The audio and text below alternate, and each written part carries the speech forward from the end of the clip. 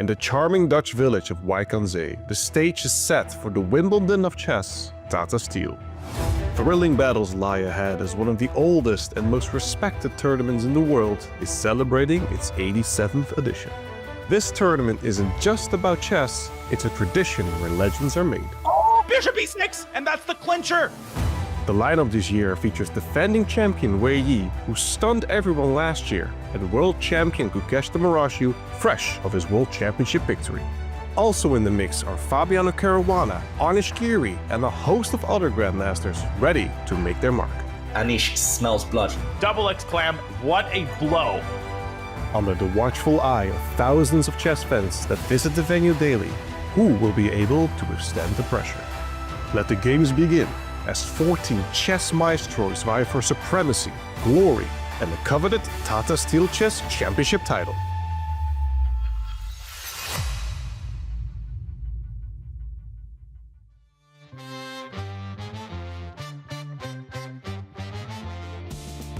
Welcome to day 4 of Tata Steel Chess, and once again we are casting our eyes on the Dutch coastal village of Wijk Aan Zee. And that village, it transforms into the global epicenter of chess. Now, as we enjoy these beautiful scenes, let's zoom in to the place where history is made. Is of course the Tata Steel Chess Tournament Hall. The boards have been set, the players, they are ready to play some spectacular games of chess. And talking about ready, well, I am certainly ready. I am your host, International Master Ivanka Hauska, and as always, I am absolutely beyond excited to be commentating all the action alongside the beyond brilliant our International Master, Tanya Sajdov. Now, Tanya, yesterday, 5 draws, 2 victories. What did you make of the play? First, I'm going to say that was an incredible open by you, Ivanka, just setting the scene. Wijk is beautiful. The players are ready. Fans are ready. Chat is ready. And we are so ready, right? Yesterday, we had 2 decisive games. The other ones ended peacefully, but also equally exciting. I'm looking forward to the action as Tata Steel heats up and we enter sort of the mid phase of the tournament. Yes, and there you see the standings. Nodirbek Abdusattorov, Praggnanandhaa, they have pulled away from the pack, and it's now a party of 2 at the top, but they're closely being followed by some big names of chess. Now, well, that is the standings. So let's take a look at today's exciting matchups. And there is going to be fireworks aplenty in this game between Arjun Erigaisi and Vladimir Fedoseev. And then, of course, battle of old rivals, Fabiano Caruana, Anish Giri. And we're going to see World Championship prep from Gukesh as he is black against Sorani. It's a clash of styles as Winston takes on Jordan. We've got tournament leader Nodirbek Abdusattorov against defending champion Wei Yi. And then a clash of generations, it's Hari Krishna versus Varmadam. We've also got an in-form Praggnanandhaa taking on the Masters debutant, Mendonça. Yovi, we had 2 decisive games yesterday. How many are you expecting today? Today, I think it's a super exciting combination of pairings. You know, so many superb matchups. You know, some that really just catch the eye is one of the tournament leaders, Nodirbek Abdusattorov against Wei Yi. Because that one, I mean, we can all remember last year, these two played in the semi-finals as they were in a tie for first place. I suspect fire on the board, that one. What about you, Tanya? I think you nailed it. I think just their brand of chess promises to be an exciting round. We've also got the world champion taking on Serrana. I think for Gukesh, he mentioned in his interview yesterday, he misevaluated his position against Fabi. I think he's going to try to create more chances. On paper, a huge favorite in this match. He'll try to get the point there. And then we've got the clash of titans, right? We've got Fabi versus Anish. We have that, of course, is a battle between old rivals. These two have played each other hundreds and hundreds of times. But of course, all eyes will be in the champion of Tata Steel last year, whereas he's playing against the person who came second, Nodirbek Abdusattorov. And here you can see this is their previous head-to-head. So this is just, as mentioned, this is just the classical their classical scores. So they're also, Nodirbek, just to correct myself, didn't come second, he came third. But they played each other in the semi-finals, and there we see Tanya. It is in the score in favor of Wei. Absolutely, and it was such a phenomenal tiebreak in 2024. It was a four-way tie, and eventually Wei came on top, and tied for second was Nodirbek, not only in 2024 but 23 as well, where he finished runners-up. And Nodirbek said it right. He said it in his interview that he's looking to better that, and there's only one place that can better that. He's done it well so far, but once again, this tournament is such a long haul event with 13 rounds to go. The players are just getting started. For Wei, he's shown incredible class this past year, really climbing up the rankings. He's now become a mainstay in the world top 10. Looking good, looking confident there. Yeah, he's an exciting player to watch as well. I mean, yesterday he had the most exciting game I've ever seen. It was a firecracker of a game as he had the white pieces against Vincent Keimer. There were just explosions all over the board, eventually ended in a draw. And then he's facing Nodirbek. Now, Nodirbek, he is a confident, very positional, but also a superb player. I'm expecting that Nodirbek, he means business. He wants to take down Wei, and I can't wait to see what happens here. And Tanya, the vibe again, we mention it all the time. Tata Steel Chess has something special. Absolutely. It's such a celebration of the game, right? And there we can see it. So many fans who are inspired by the players right in front of them. They get to watch them live. There's an open going on. We've got the challengers section. We've got the masters, the best in the world fighting it out.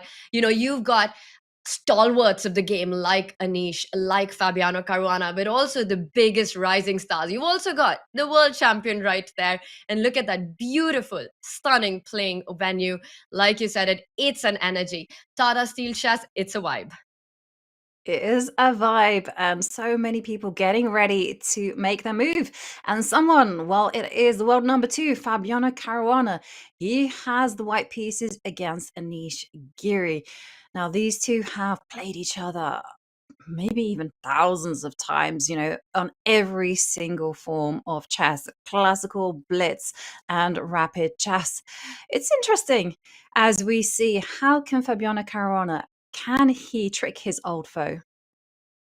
And Ivanka, that's going to be so much about the form that the players come in, right? Because Fabi, 2024 was a great year for him. It saw him really get back to that world number 2 spot. He had some big tournament victories. Meanwhile, for Anish, it has been a challenging year, the past one that's just gone by. He's dipped in the world rankings, and he's really looking to bounce back to have it way better. And Tata Steel is one tournament that Anish Giri shines in.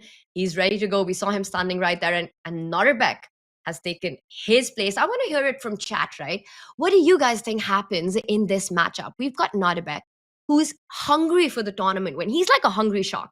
We've seen him with that killer instinct, but he's playing against the defending champion, Wei, who's been so good coming into this tournament, once again showing why he was started as this prodigious talent, being the first and the youngest player at 15 to break the 2700 barrier. Chat, who takes this one?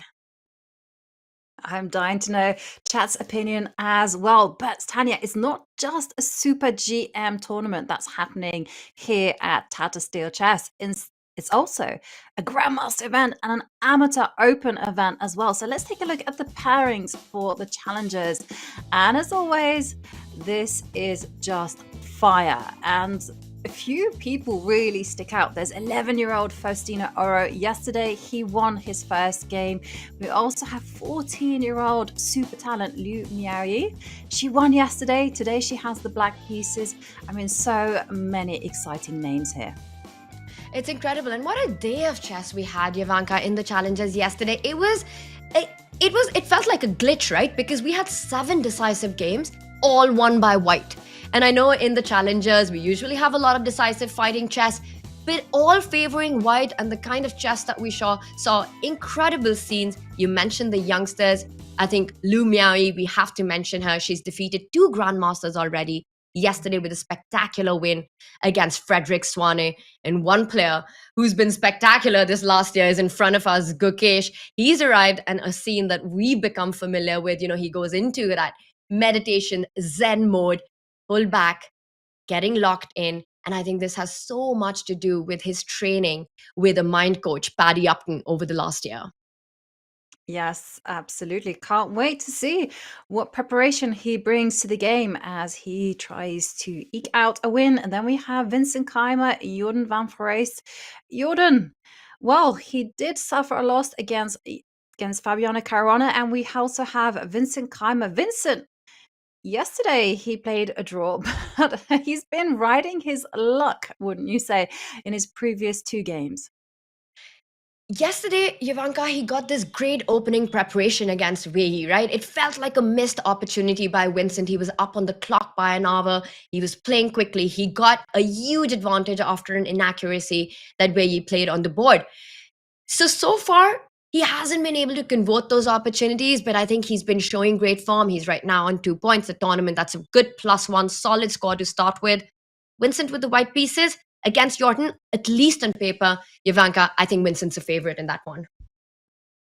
Yes, I will see, but don't underestimate Jordan because he was the 2021 Tata Steel champion. And of course, these 2 people, these 2 names, they need no introduction. And they are getting ready. Fabiano, world number 2. Anish Giri has been a mainstay in the world's best players for such a long time.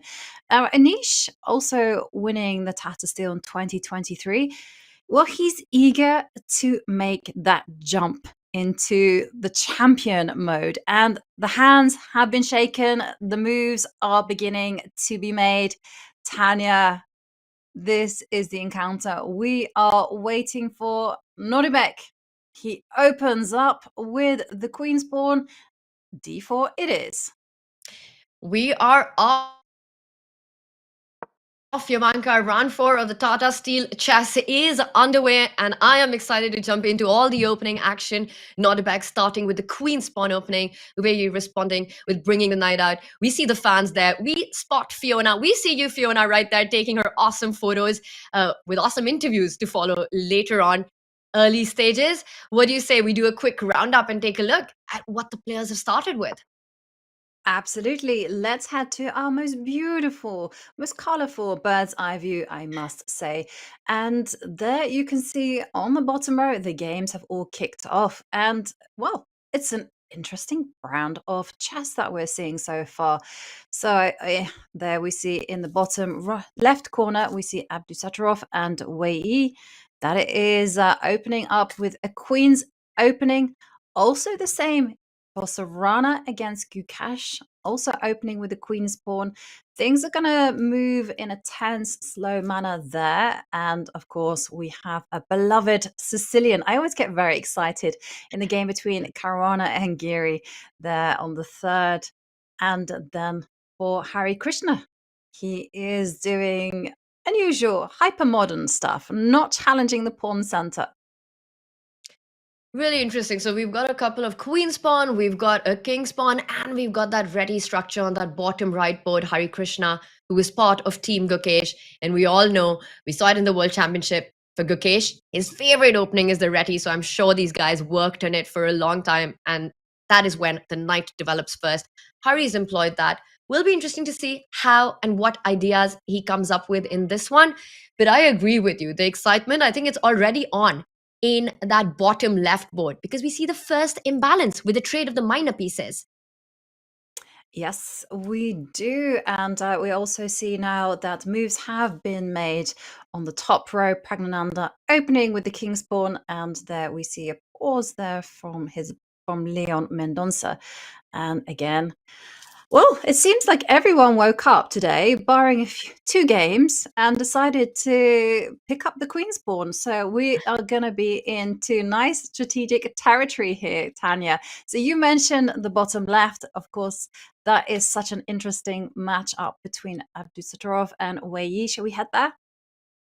We should do that. And I also want to just point out one of the games that you alluded to, Fabi versus Anish. It started with a Sicilian. We will jump into that action as well, because I just spotted that it was a fascinating Rossolimo.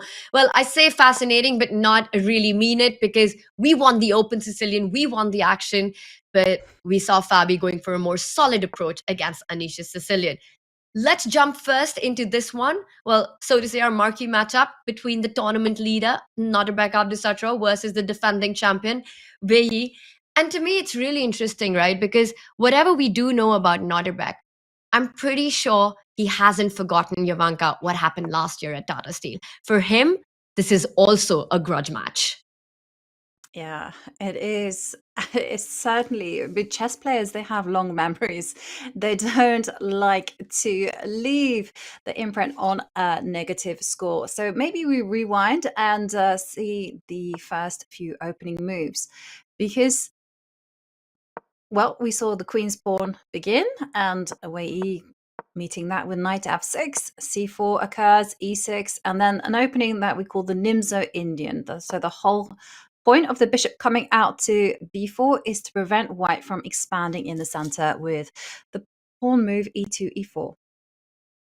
Absolutely. And once the bishop arrives here, that's when we call it the Nimzo Indian, and we see Nodirbek immediately asking questions. And this isn't the most popular move, a3, but it's also a very challenging one because it's not standard theory. It also depends on how much black has prepared, how comfortable you are after a3, where he uses this opportunity. He gives up the bishop pair, but in return also spoils white's pawn formation. And this is an interesting moment because this last move now, f3, is where it goes into the Samish variation of the Nimzo Indian. The idea of f3 is to expand in the center. You've destroyed your pawn formation, but you want to get a lot of play in the center, eyeing eventually black's king side. Yes. And it's a really sharp variation, Tanya. You know, I know it was very popular with the Indian youngsters a while back, and they were getting really dangerous positions. And the reason why it is so tricky is because White's plan is to ignore the pawn on c4 and instead just play against the black king. And there we see the knight coming out to a5. So one of the traditional plans of the Nimzo Indian is just simply to harass the pawn on c4. You want to attack it with the bishop on a6, and you also just want to complete your development and have a very flexible pawn structure, d6 and e6. And you're going to break with c5 at the right time. And what white does with this particular pawn structure taking the control of the center is often just to ignore this pawn on c4. It just kind of say it's forgotten and focus on kingside play. Really nicely broken down, and it really becomes a sort of a battle where you can divide the board in half, right? For black, you focus on the queen side, trying to quickly get to that pawn weakness that you pointed out. For white, it's about developing an attack and an initiative against the black king. At the right time, you want to strike with e5. You decide where you want to bring your knight. It often finds its way over to the king side, either via e2 or even sometimes at the edge of the board. So this one already promises to be an exciting battle with the bishop lined up to come out again. And I'm already looking forward to how this middle game develops, because once again, it's going to be about giving up material to build an attack.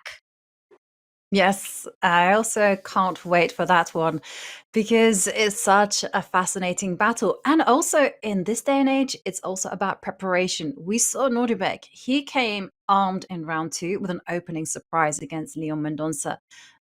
This is a razor sharp position, and I wonder what Nodirbek has up his sleeves. So we await this one with a lot of anticipation. Maybe we go back to our bird's eye view.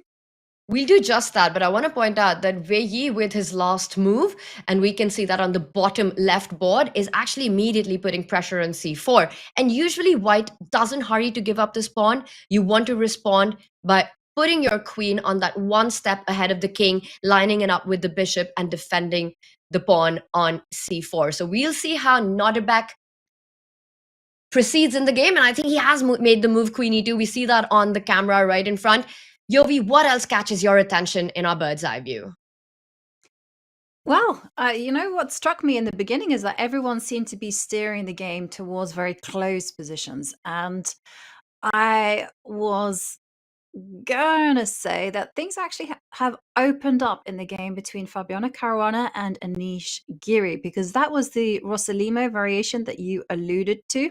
It's there, it's the game in orange. It's the second one from the right on the bottom.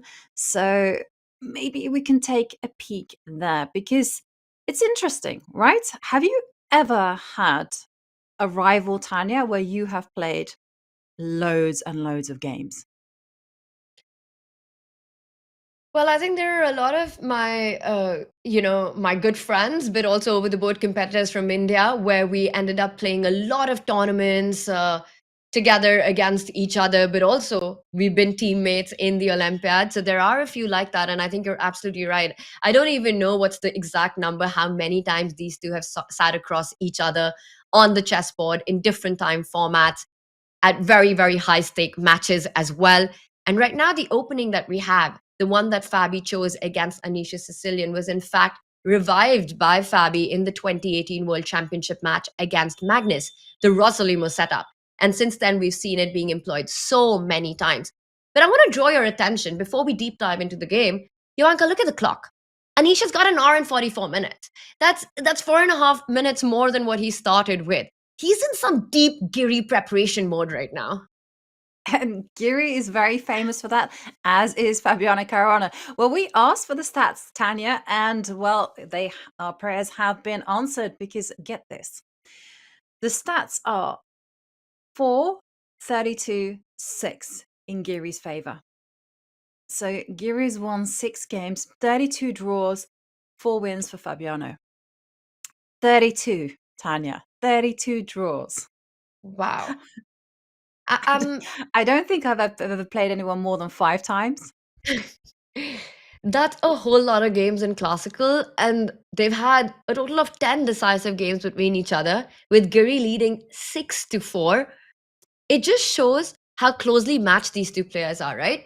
And I think, Jovanka, that has so much to do with the fact that these two are also considered the absolute best prepared chess players on the planet.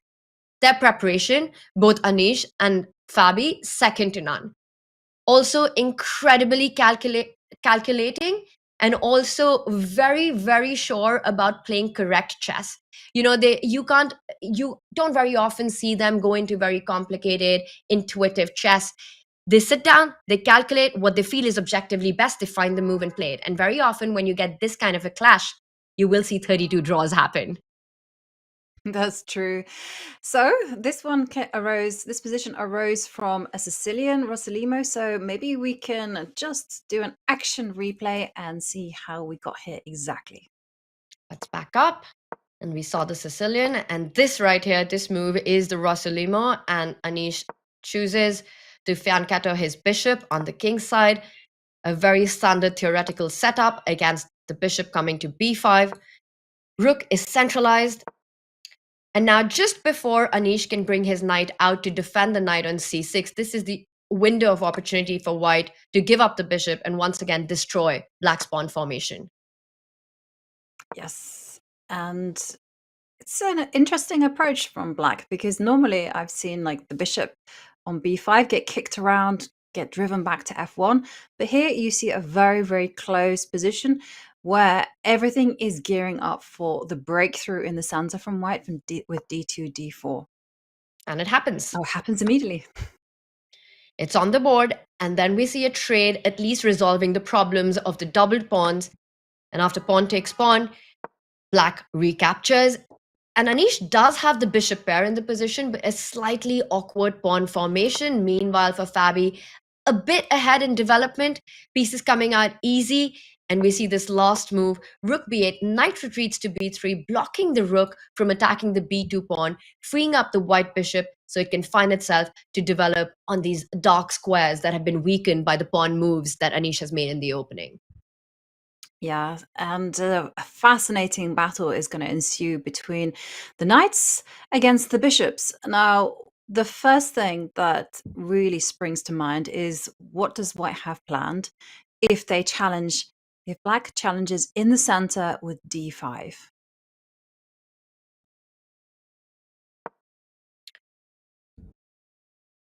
Yeah, I think that's a great move because you really want to solve the problem of that backward d pawn. Uh, it requires a lot of calculation. You have to be sure because you're also creating a long-term weakness. And I think perhaps what Anish did not like in this position is that white gets the bishop to a really nice square. Becomes a bit awkward to find a good spot for the rook where it feels safe. If it was to come to b6, you have to watch for threats of knight to a4. Rook b7 is not a happy square. At some point, the other white knight can get to it via a5 or c5, which means that the black rook will essentially be forced to plant itself back on that a8 original square. Anish did not want to allow that. d5 is on his mind, Yavanka, but he starts with queen to c7. So taking away that bishop f4 square from Fabi. Okay, so Anish making his intentions very clear. d5 is going to happen in the next move. So what White wants to do is play the role of spoiler, right? And say, no, that's not going to happen on my watch. And I just checked the theory, Tanya, and the theory is saying that, okay, queen to c7 is not the most popular move in this particular variation. And White's response has been 8 games, bishop to g5. So no d5 for you without some kind of consequences. You're going to take away the defender of that d5 pawn. You just don't seem to have enough pieces that can make d5 a viable break right now. And bishop g5 is such a natural follow-up as well to that last move, knight b3, now that the rook doesn't attack the pawn. f4 square is taken. I think Fabi's going to go for it. What you're saying, bishop to g5, even if queen c7 has taken him by surprise, and there it is. And our computer helps us out. The engine says the best move is not to push the pawn 2 steps ahead, but make a small move d6, connect the queen to the black knight. And then you have that little center. And this is, again, one of those fascinating battles because White has the clear target, right? A pawn on d6, it's backward. It's not going to advance very easily because of the pressure in the center. So White is going to be following that through with moves like queen to d2. You can go centralizing the rooks. You also can try to trade off Black's trump, which is the bishop pair. So you can maybe even prepare some bishop to h6 ideas. So it is a fascinating battle. Black, on the other hand, says, hey, I have a great piece play. The bishop on g7, such a wonderful piece. The bishop on c8 also can move any direction it wants, really. But I'm thinking bishop to e6. That's the one that springs to mind. You can also go to a6 as well, or bishop b7. It's Black is, in terms of piece activity, is spoiled for choice. And he's got to balance that with the pawn weaknesses that we've got, right? All the plans that you pointed out. One of the ideas, yes, after queen d2 would be to trade off the dark squared bishop, the German glory in Black's position, the fianchettoed piece on g7. But also, White is all prepped up to put a lot of pressure on these 2 pawns. Queen d2, rook d1, bishop can slide back to f4, start asking questions in the position. How are you defending this pawn? I completely agree with you. The black bishop here, you're putting counter pressure on those white knights. And already, given the pawn formation, the imbalance between the minor pieces, this as well promises to be an exciting middle game. It's a very interesting tussle so far between 2 very old friends and very old rivals. And there we see Tata Steel Chess. It is the beginning of round 4. The opening moves have been made. The scene has been set. And we are going to go on a short break. And when we come back, of course, we are going to delve into the remainder of the games and also those middle game complications. So see you then.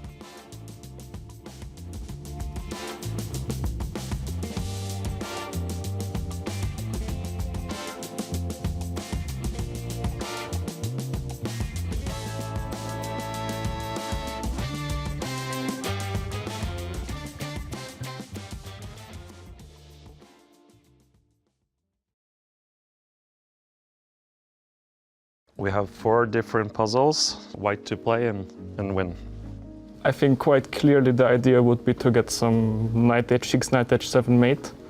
We need to get the rook out of the way, so I would assume we go for rook takes g6 first move. I mean hg, queen h7, king h7, knight g5, knight h6, knight h7 is direct mate. fg, queen h7, I guess only king f8 is possible, but then, I don't know. I guess queen h8, queen g8, queen h6, king f7, knight g5 also works. So. Yeah, amazing. Wow. Can you just show us the moves? Yes, so I will take on g6. Let's say fg. So okay, this is quite... there should be even many ways to mate, but I guess this is the main motive.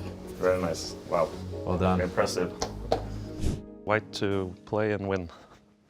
Quite obviously we have back rank issues. The first thing that came to my mind was some queen g3, king a8, queen e3, but I see there's a queen g6 option, which could be problematic, but maybe then I have rook d2. So I think that could be a try. King c8 is the only issue. If I go bishop a7, queen c2, queen b8, king d7, queen b7, queen c7, rook, really quite long lines. I mean, rook d1, I think about king e6, and then I don't really see a clear follow-up. Maybe if I go, but I feel like it's too far. Usually if I have to go that far, solutions are wrong. Yeah, this one is quite difficult.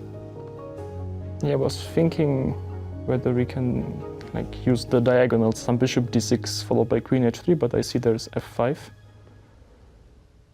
I mean, I'm talking about queen g3, king c8, bishop d6, queen c2, queen h3, f5, so I cannot really see any follow-up there. Ah, okay. So we go queen g4 check, queen g4, bishop a7, and then king d7, rook d2, and rook c1, I guess. Very good. Yeah, this is the typical mistake of not considering unusual moves, yes.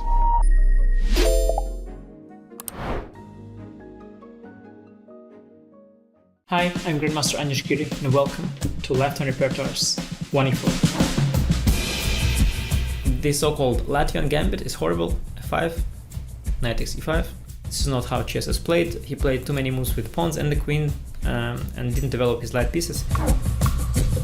And if knight e4, this is a very important trick to remember. Many people fall for it, actually. Knight to b5, brilliant idea. ab and queen g7, and after rook f8, bishop h6, queen c5, and f3, and surprisingly, queen f2 is almost checkmate, but it's not. If your opponent wants to be solid, we go for aggressive for the kill. If your opponent wants us to go for the kill, we play simple chess. And just use the fact that we have more space in the center, clear-cut plans, and nothing to worry about.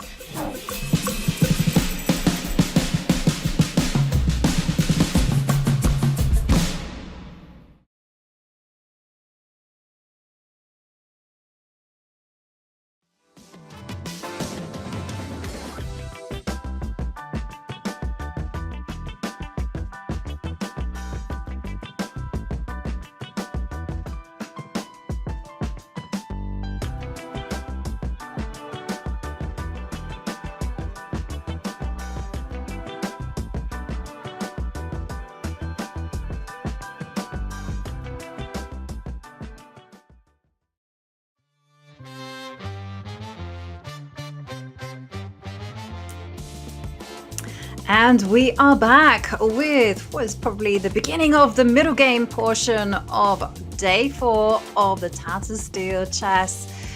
The openings, they have been played. The players, they have certainly set the scene, and now we are just eagerly enjoying what the players have in store for us. It's a question of preparation. It's a question of mindset. It's also who is in form, who is ready to play their best chess.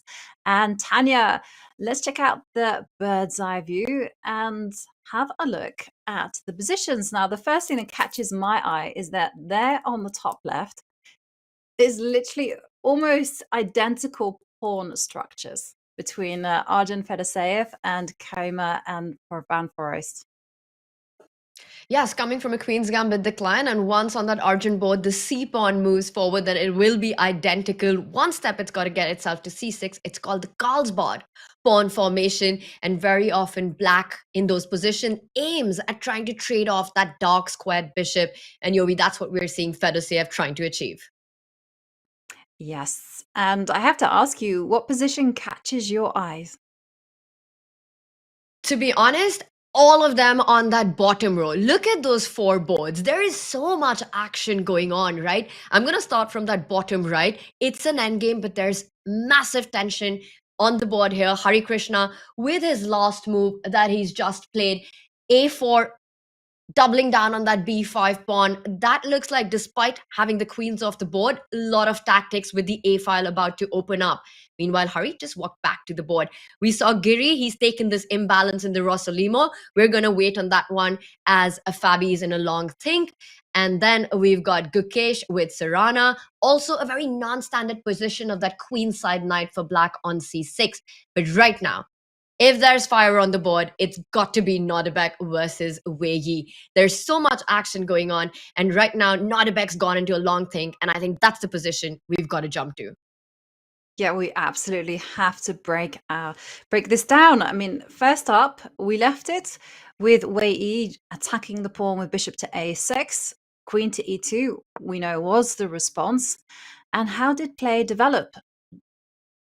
Play developed as it usually does by Wei Yi going c5, an idea that you mentioned earlier. This is standard way in which black reacts, trying to open up files to get to white's pawns.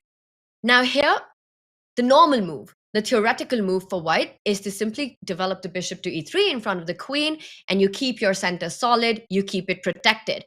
But this is where things get really fun, because Nodirbek, he is a fun player. He instead develops the knight to the edge of the board. He doesn't care about the pawns in the center. And I was checking in my database, bishop to e3 has been played over 60 times in this position, which already is not a main theoretical line, and only 7 games with this move, knight to h3. And the reason for that is, Ivanka, it already gets completely wild because you're offering material on move number 10, where Yi goes on to snap up the pawn in the center. And here, he responded with rook c8. He had the opportunity to make the move knight to b3, which not only hits the rook, but it's a double attack on a very important central pawn. And things get absolutely crazy. I have no doubt, and I think Wei Yi didn't either, that this was part of Nodirbek's preparation and part of his plan. The reaction that white has to that is you push the pawn to e5, forcing the knight back to g8. On h5, it would be trapped there long term. It's very tough to keep the knight alive there. The best move here would be to retreat with the knight to g8, and white, in fact, sacrifices that central pawn. But look at the way white on tempo is pushing each of the pieces back. You hit the knight, and then you place the queen, defending the pawn on e5, attacking a g7 pawn, and notice how difficult it is for black to actually defend this pawn. Things would get murky, balance is maintained, but it's very scary as black to get into this position if you're not prepared. Knowing Nodirbek's speed, Wei Yi decided not to go for any of this, and after pawn takes pawn, he doubles down on the other pawn. Instead of going for the pawn on d4, he's attacking the pawn on c4, and this is our live board. It's Nodirbek's move right now. He's been thinking for, I think, about 8 to 10 minutes. And the arrow tells us the best move, even here, is to push the e-pawn. Yeah, things have to get quickly into motion for Nodirbek here. And Tanya, I'm going to ask you about the clock times.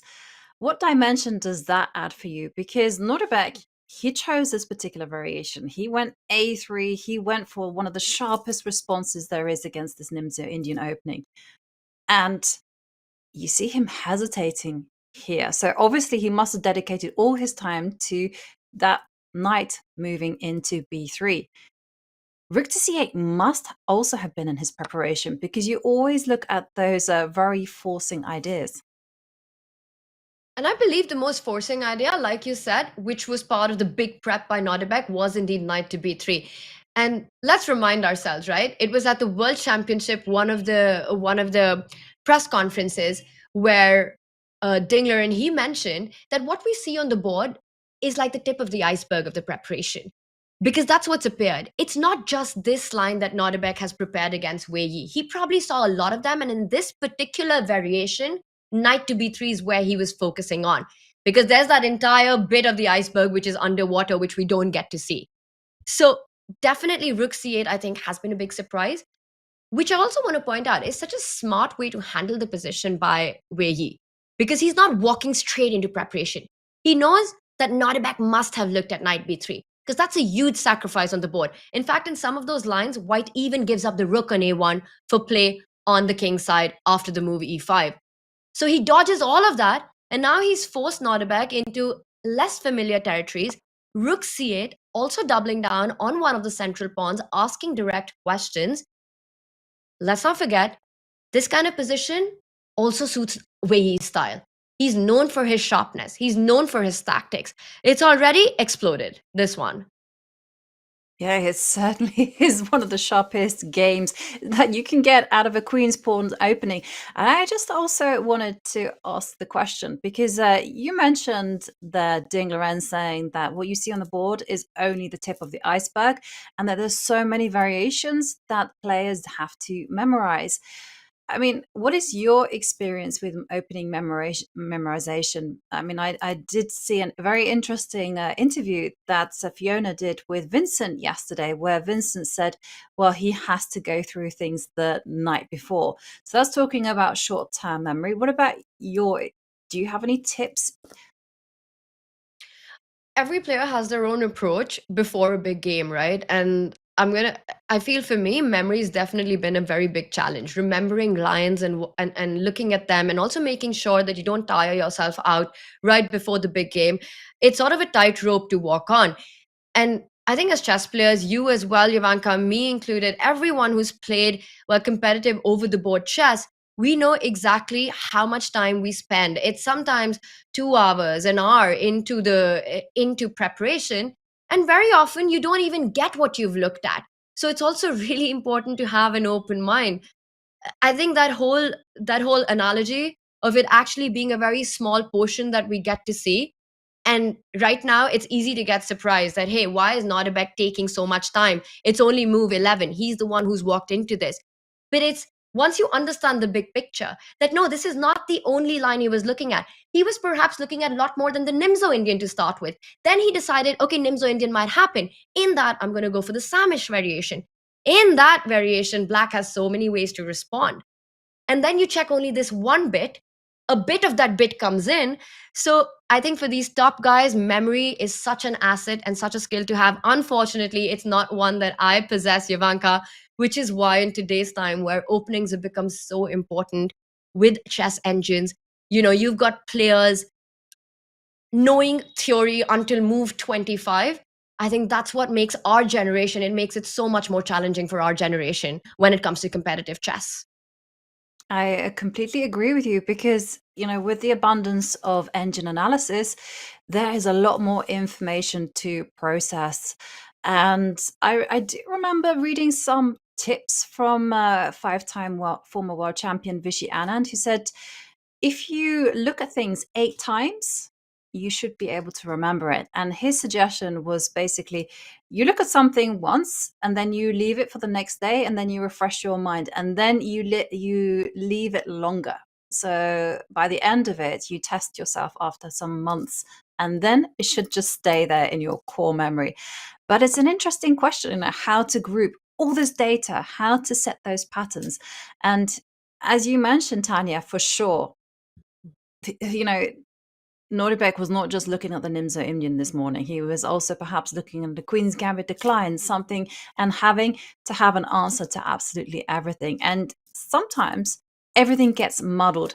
But we do see him reach for the e5 pawn. It was the move, as Tanya indicated, that he had prepared against knight to b3. And now black has to retreat the knight back. Otherwise, as Tanya's indicated, a knight on h5, well, it's offside. It's offside, and with all squares defended, it can be trapped very soon. So you've got to reroute that knight, and he does it instantly. It's eyeing that e7 square. Really interesting point made by you, Jovanka, what you mentioned about repetition, beauty in repetition. And I think that's really the way to memorize openings. You said 8 times was the magic number. I think that's where I messed up, because I stopped at around 5 times. But definitely important to go through these ideas, and right before the game as well. You know what's always fascinated me about the top guys? When we interview them afterwards, the opening that actually comes in their game, they mention they saw it not the morning before, but sometimes 2 to 3 years ago, sometimes a year ago. And they still manage to sort of remember and play it out. That's what happened in yesterday's game with Praggnanandhaa against Arjun. He said c5 is not what he was expecting by Arjun. It's a line that he had looked at about a year ago, and he went into that endgame with all those plans that he hadn't checked that morning. Right. And whilst you were speaking, Tanya, we also saw a move being played by Nodirbek. Now, again, I checked the opening database. There'd only ever been one move, one game in this particular position, and White had chosen bishop to d2. And here he's actually just relocated the knight to f2. So he has designs of transferring a knight to e4 and sitting pretty on that terrible looking d6 square. That knight isn't going to stop on e4. It's definitely moving ahead. And what was this square called? You were telling us, right, Ivanka? These four squares? Yeah, it's a if a beast. knight lands, if a knight lands on those four squares, and again, you have to always assess, your active potentials if it gets to c6 and f6. But it's called a beast. And if a knight is there on the 5th row, it is an octo knight. So I have different categories. Love it. And I think that knight mode. would be in beast mode if it did get there. And did you notice the speed with which Nodirbek made this move? Because that just shows that he's ready. He knows what his response will be. For example, knight b3 would be the first move that comes to our mind, right? Once again, with a double attack against the central pawn and the rook. And it appears that Nodirbek has something in mind after knight b3. He doesn't mind giving away that rook. And I wonder, Ivanka, if he just continues on beast mode. He says, I don't care about the rook. I'm coming for the king. And perhaps his idea is to jump in with knight e4. He's attacking the d6 square as well. You sacrifice a rook, but is Black's king feeling safe at all on e7? It's not good, to live life like that with a king on e7 and a knight on d6. I mean, it looks really scary. For starters, you can always pick up the rook on c8, but it does appear that there should be some really dangerous opportunities. So, like, I'm thinking a4, and put the bishop on a3, and the Black king looks incredibly vulnerable. Ooh, I love that idea. no, I wouldn't want to be playing this. There's also moving the queen into the action, transferring her over to the g5 square. It also looks very, very scary. Maybe bishop d2. I mean, there's so many scary possibilities. This is something, and we see the evaluation bar confirm that this is something that Peggy has to avoid. He can't get greedy in this position. He has to find a way to finish his development. And knight b3, in fact, would be a grave mistake here. Wow. Yes. And, well, the thing is, though, you are playing Nodirbek. So I think a lot of us would smell a rat and go, no, there's no way I'm grabbing that rook. Instead, just focus on development, get the knight to e7 and castle the king to safety. And oh, hang on a second, Tanya. That also is not good, because what happens if you castle? I started thinking about it, and I was thinking maybe there might even be some sacrifices. The pawn on e5 is just cutting the board in half. Well, you could get tactical, or you could just argue that positionally, this is an incredible situation for White to be in, with the knight on d6 that can't be challenged, as the bishop and the knight both control the f5 square. With the white bishop landing on g5 next, one move away from short castle, you can see the makings of a killer attack. So Black, in fact, has to make sure Wei has to stop Nodirbek's knight from becoming a beast on d6. It's really the only way to play. The hand move knight e7 or the greedy knight b3 lands Black in huge trouble here.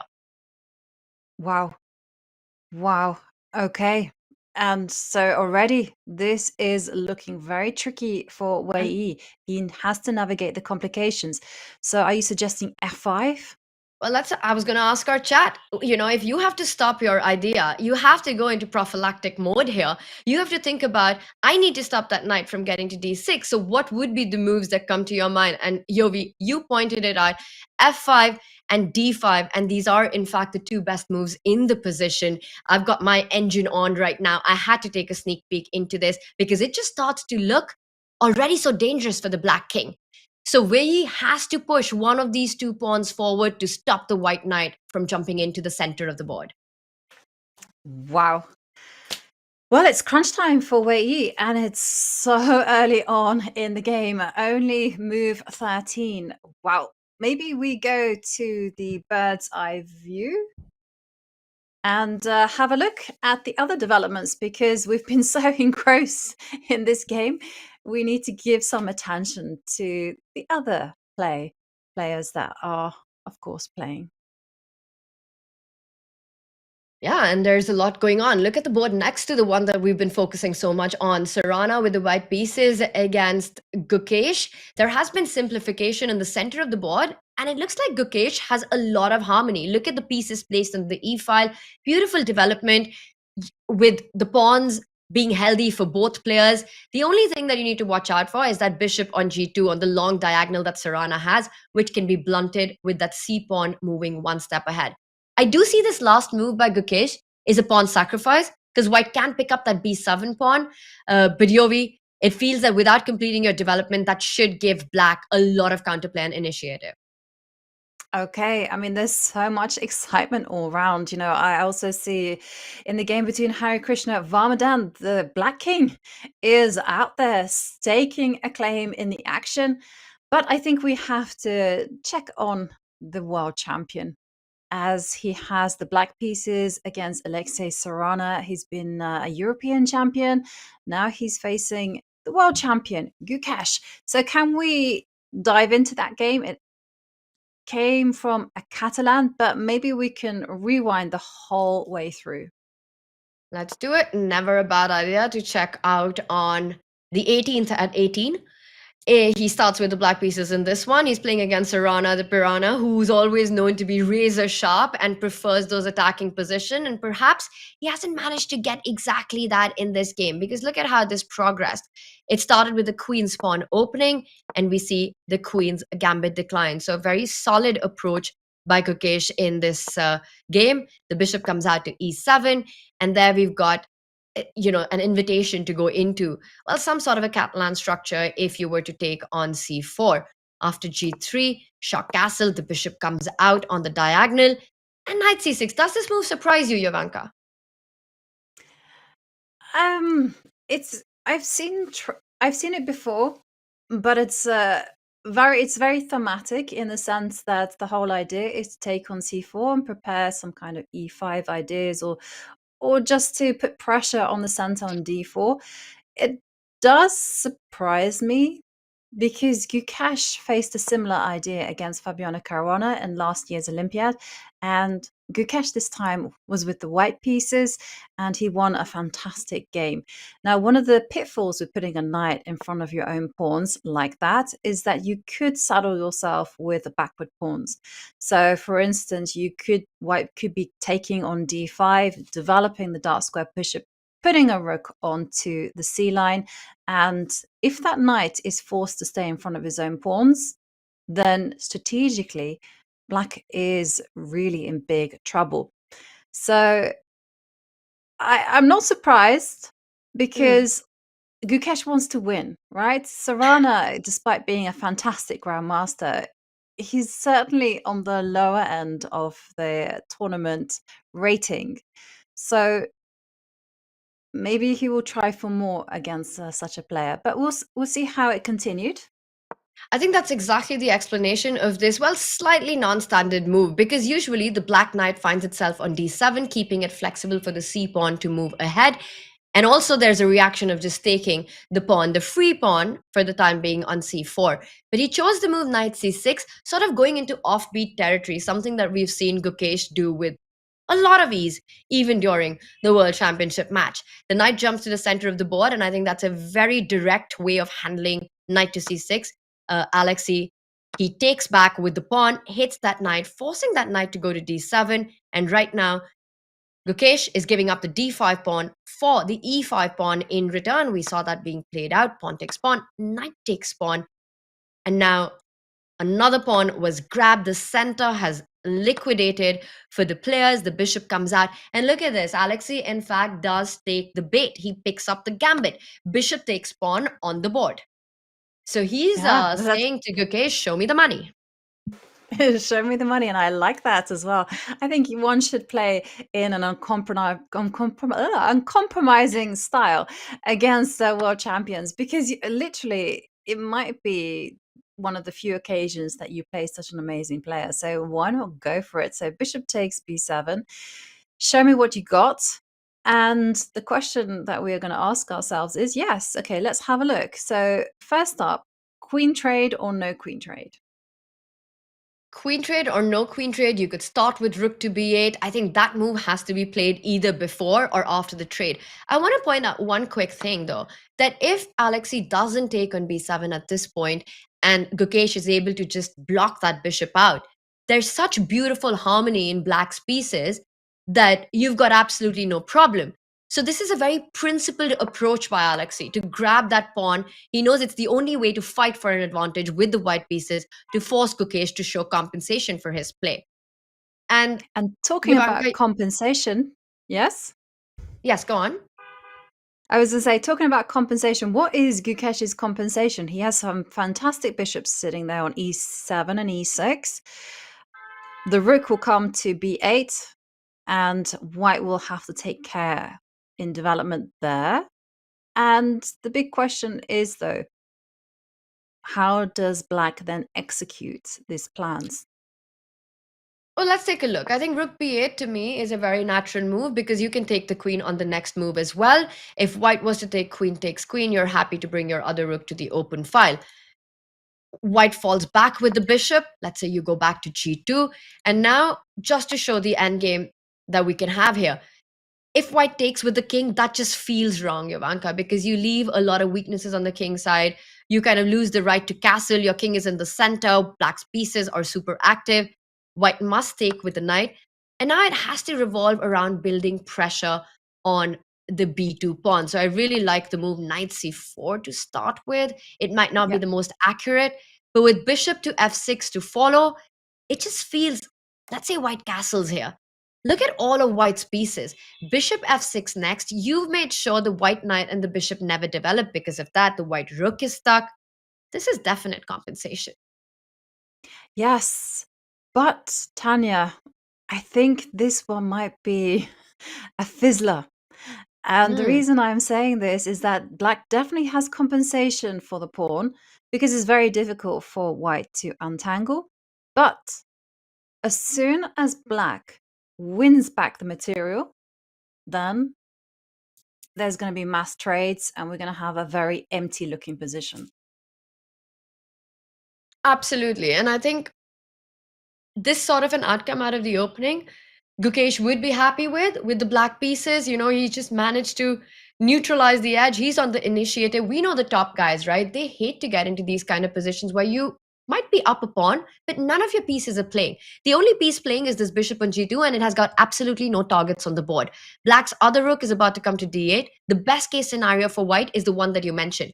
Give back the pawn, complete development, and handshakes and draw. And that's never the idea for these players playing with the white pieces. No, that's not great. Also, you kind of made a really good point there that black can just sit on that extra space and activity and doesn't have to cash in the chips just yet. So, wow, we will see the approach that Gukesh takes. I do really like his position, and it's a very, very interesting and very principled response to the way that Caruana has played. So, going back to our bird's eye view, wow, so many positions catch my eye, Tanya. I mean, it's all a bit, some positions look a bit quirky, others look very classical, I've got to say. And I'm looking at the top row. That looks like lots of tried and tested openings there, very standard, very classical. But it's at the bottom row where things just look somewhat unusual.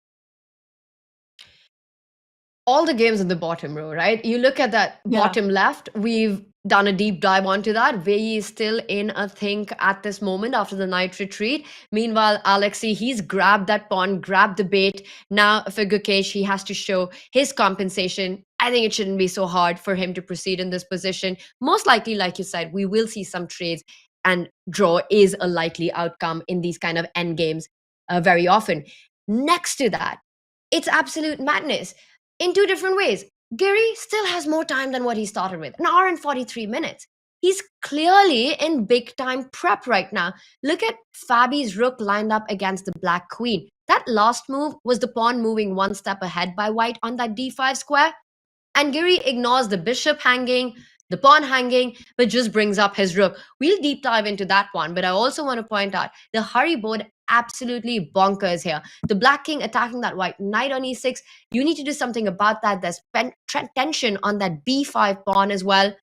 We will look at that, but Ivanka, I really want to jump into the Anish board.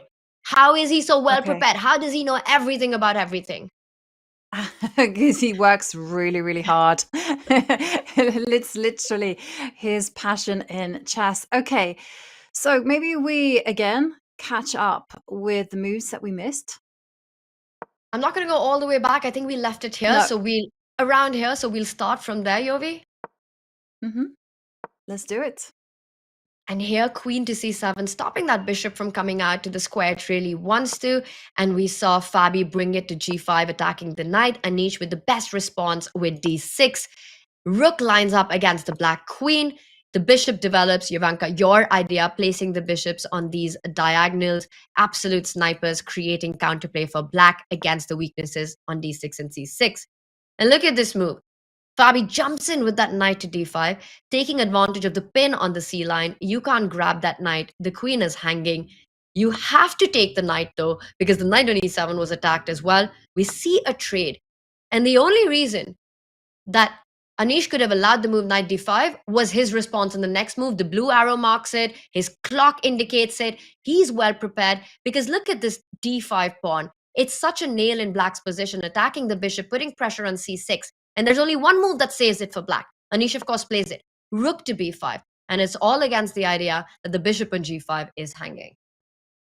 Yes. Okay. Well, rook to b5 is the kind of move that actively asks, the question, why don't you take the bishop? You have choices. You can take the pawn on c6 or you can take the bishop. Now, let's have a look at grabbing the big one. Let's have a look at what happens next.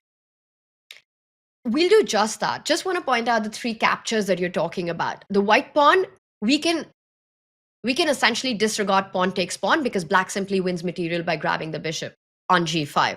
So the choice is between rook takes pawn, hitting the queen, and pawn takes bishop. Let's first start with rook takes pawn because it's really instructive, the idea that Anish has set up. He wants to move the queen. And I'm uncertain which of these two squares he's going to choose. The idea is to stay connected to the white rook so that white can't pick up the bishop on e6. Either via queen d7 you approach that or queen b7. Let's put it on the d7 square for now. You're attacking the white rook. You're also attacking the white pawn. And notice how it's impossible for Fabi in this position to defend that key central d5 pawn. b2 is hanging as well. You can't take on e6 because black will grab the rook. And this works out in black's favor. The trades of the pawns, winning c6, losing d5 is good news for Anish. Your move, Ivanka, might very well be the only way to respond because Anish otherwise is simply going to grab that pawn on d5. Also quickly to point out, you can't do that just yet. Bishop takes pawn would have resulted in queen takes bishop. Once again, tactics galore. Pawn takes queen and you lose the queen and the dust settles, you're up a piece. After rook to b5, pawn takes bishop is the line you wanted to look at. Rook to bishop has to be the move here. And what does white want? How do you continue the pressure here? Yeah, I mean, what does white want? This is exactly the question. And the thing that worries me about this position for Fabi is that if you continue opening up the position with e takes f7, you have to look at the whole black army and you understand that this bishop that you see there on g7, it's a much better minor piece than the knight there on b3. The knight on b3, it doesn't have any outposts to jump to. It doesn't have any targets to attack. And black's army is just so active. So that is not entirely attractive, even though the evaluation bar is entirely in the middle. I think we could kind of rewind and see, is that the only move? I mean, it's something to have in the pocket, but is there anything else that kind of at least keeps the position close or introduces the knight, which is offside on b3, into the game? Completely agree with you on the evaluation of that line. With it's an open position, bishop's long range pieces, we can see the power that it has, immense piece activity. The other very tempting option would be to push the e pawn. But I think in this particular case, it's not a strength, but a weakness. Because how are you defending this pawn next? Black just goes rook to e8. I'm about to grab this pawn. Yes, you can double down on the e file, but then suddenly the other rook intercepts and it's too many pieces. The e7 pawn would fall immediately. So e7 as well doesn't work for white, which means that perhaps you have to leave the pawn where it is. Mm-hmm. And how are you responding? try So to get Jovanka, some you were tempo talking about the moves. knight. Yes, so I mean, in an ideal world, you want to go knight to d4, but there's something that grandmasters hate doing, it. They hate pinning themselves. So after knight to d4, you would have to calculate what happens after rook to d5. Do not play this one offhand. So how does the knight save itself? Is it e7? I mean, the engine is saying it's absolutely fine. Yeah, and I'm surprised because knight d4, I rejected that move simply because of rook d5, and I stopped calculating at that point. You see this pin, and you're just like, no, I don't want to go there. Unless you know what you're doing here. The fact that the bar stays where it is, there's clearly a good idea that white has in this position. I don't believe it can be pawn takes pawn because once again, after queen takes pawn, black's a happy camper on the f file as well as the d pin. E7 as well, Jovanka, the rook just slides over to e8. I don't believe that could really help you. And the only other No. move that's there, rook Maybe you have e4. rook takes c6. I think we have Or to rook look into that e4. because I just want to point out a move like rook e4, rook c4, black just keeps putting pressure on the d4 knight, right? You just keep, doubling down, tripling down on that pinned piece. So the other move that Yeah. you're pointing out of forcing capture on c6, at least it keeps the game going and you're hitting that queen. What happens if you just move the queen away? Because the knight is still attacked. Well, then you have complications galore, right? Because white's knight on d4 isn't the best piece, let's be honest about that. But you do have this pawn on e6, so can you step forward e7? E7, have to go rook to e8. There is one defensive resource if black places the queen on b7, right? Queen to b3, because the queen is undefended here. So it's a multi-purpose move. You're trading queens as well as sidestepping the pin here. So perhaps that keeps. Wow. Look at this, Jovanka, crazy line. Actually, let me ask chat here. As black, how do you continue here?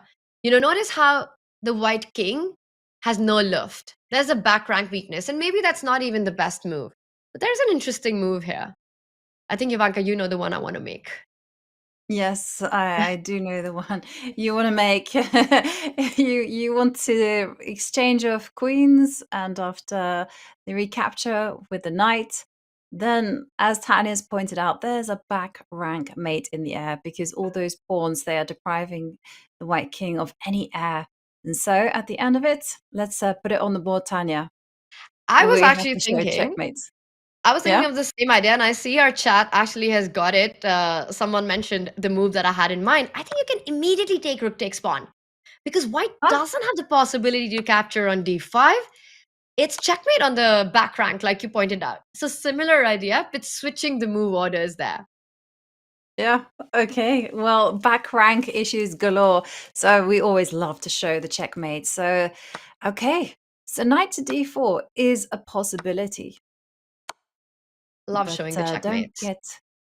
don't get greedy and ignore the safety of your king. So d5 and the line that we were looking at, pawn takes bishop. He hasn't yet made a move, by the way. So he's still thinking after rook b5. One thing's clear. Anish has won the opening battle in this one, right? He's got so much time on the clock.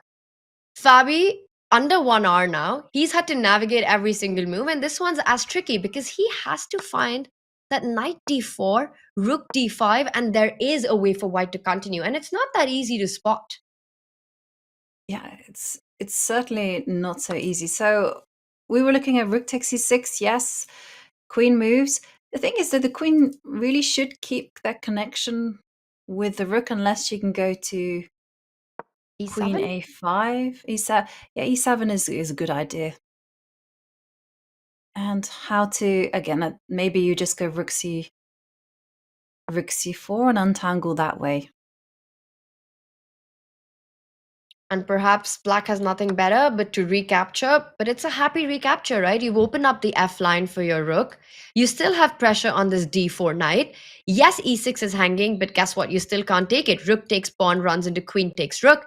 You recapture. Once again, there's a checkmate on the back rank. I would evaluate this position as Anish being really happy. He's got so much piece activity to compensate for his pawn weaknesses and the bishop that you highlighted earlier. Yeah. No, I mean, definitely. That's why we see Anish walking around. He's in preparation. He also has a lot more time on the clock. He's got more time than he started with, Tanya. And this one, we're going to leave to Fabiano to actually figure out. But let's go to the bird's eye view because you mentioned chaos in the game adjacent to it on our bird's eye view. And I've had my eye on that game for a long time. And again, I want you to have a look at the clock times. So let's pull up the game between Hari Krishna and Max Varmadam there in the bottom right. Wow. Chaos is the word for this. I mean, I'm just looking at that last move that Max has played. He's just dropped back the bishop to b7. We have to back up because it's so difficult to take in what's happening. The white knight is hanging. Black decided not to recapture the pawn on the previous move. The knight on d5 also under pressure. Jovanka, should we do a quick backup here and see how we got here? Yeah, I mean, we have to see exactly how this chaos was initiated because, I mean, this came from one of the most innocuous looking openings around. So, okay. Then the queens came off. He recaptures, and like you said, it's the closed Catalan opening. Again, supposed to be really solid, but the position that we have is anything but solid. Black has an extra pawn, but to keep that extra pawn, he's kind of opened up. Max has opened up Hari Krishna's bishop on the long diagonal. And so many tactics because of that. First, Hari strikes on the left side of the board. And unfortunately, Max doesn't have time to keep it solid with his own pawn as we see the pin along the A file. So he's got to make this awkward bishop move to a6. But looking at the clock, this has to be preparation. Bishop a6, Hari jumps in, opening up that bishop on the diagonal. The knight blocks it, a good move, the only move that Max had. Of course, he finds it, a part of the prep. White's knight jumps forward, attacking the bishop, eyeing that d6 square where, as Jovanka says, it would become a complete beast. Black's bishop has to stay connected, and look at that. That's a brilliancy. A knight sacrifice by Hari. It is a brilliancy, but it was all anticipated if you judge the clock times there by Max. And so he grabs that knight, and now it's the question goes to Hari Krishna. How are you going to justify this piece sacrifice? In comes a knight giving in a check. King moves forward, and are we going to see another one? And boom, we do. Knight to e6. Another brilliancy, another knight sacrifice. This is stunning stuff, and completely agree with you. This has to be cooked at home, right? You take this pawn, and it's all around this bishop, activating it, getting rid of the two key defenders, the two pawns on e6 and f7. If black takes this knight back, then it's completely over. You grab the bishop, you grab the knight on d5 with your bishop. There's really no good way for the black king to stay connected to the knight. There are ideas of pawn takes pawn just to show that line.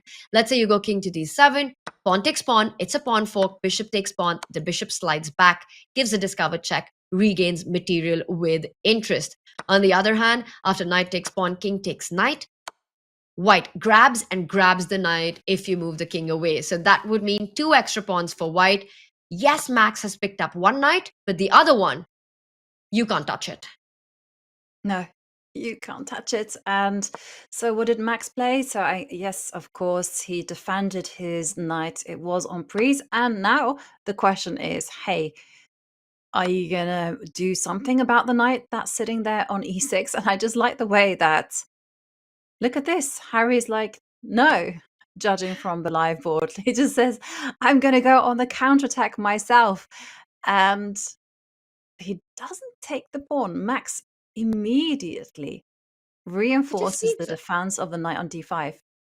And I think that's a very interesting line. There are so many tactics in this position. And just to quickly point out, bishop takes knight immediately. You think you're regaining the piece, but after all the captures, black eventually wins the knight on e6. Do the math, has an extra bishop on the board. So Hari throws in an in-betweener. Pawn takes pawn. The idea is to provoke the black bishop to an undefended square on b5, where it will come under attack. But Ivanka, the tactics don't finish there. Now bishop takes knight, knight takes bishop, rook recaptures. Yes, if black takes the knight, easy to spot that white takes the rook, better piece activity, has a healthy extra pawn, huge advantage to play for in the endgame. But look at this. Black can continue attacking so many of the pieces. You're hitting the white rook and the knight. And it all revolves around this tactic, I believe. Knight to f4. All right, the bar slides down. Not the best. There's something better, but I want to show this line in any case. Bishop takes rook.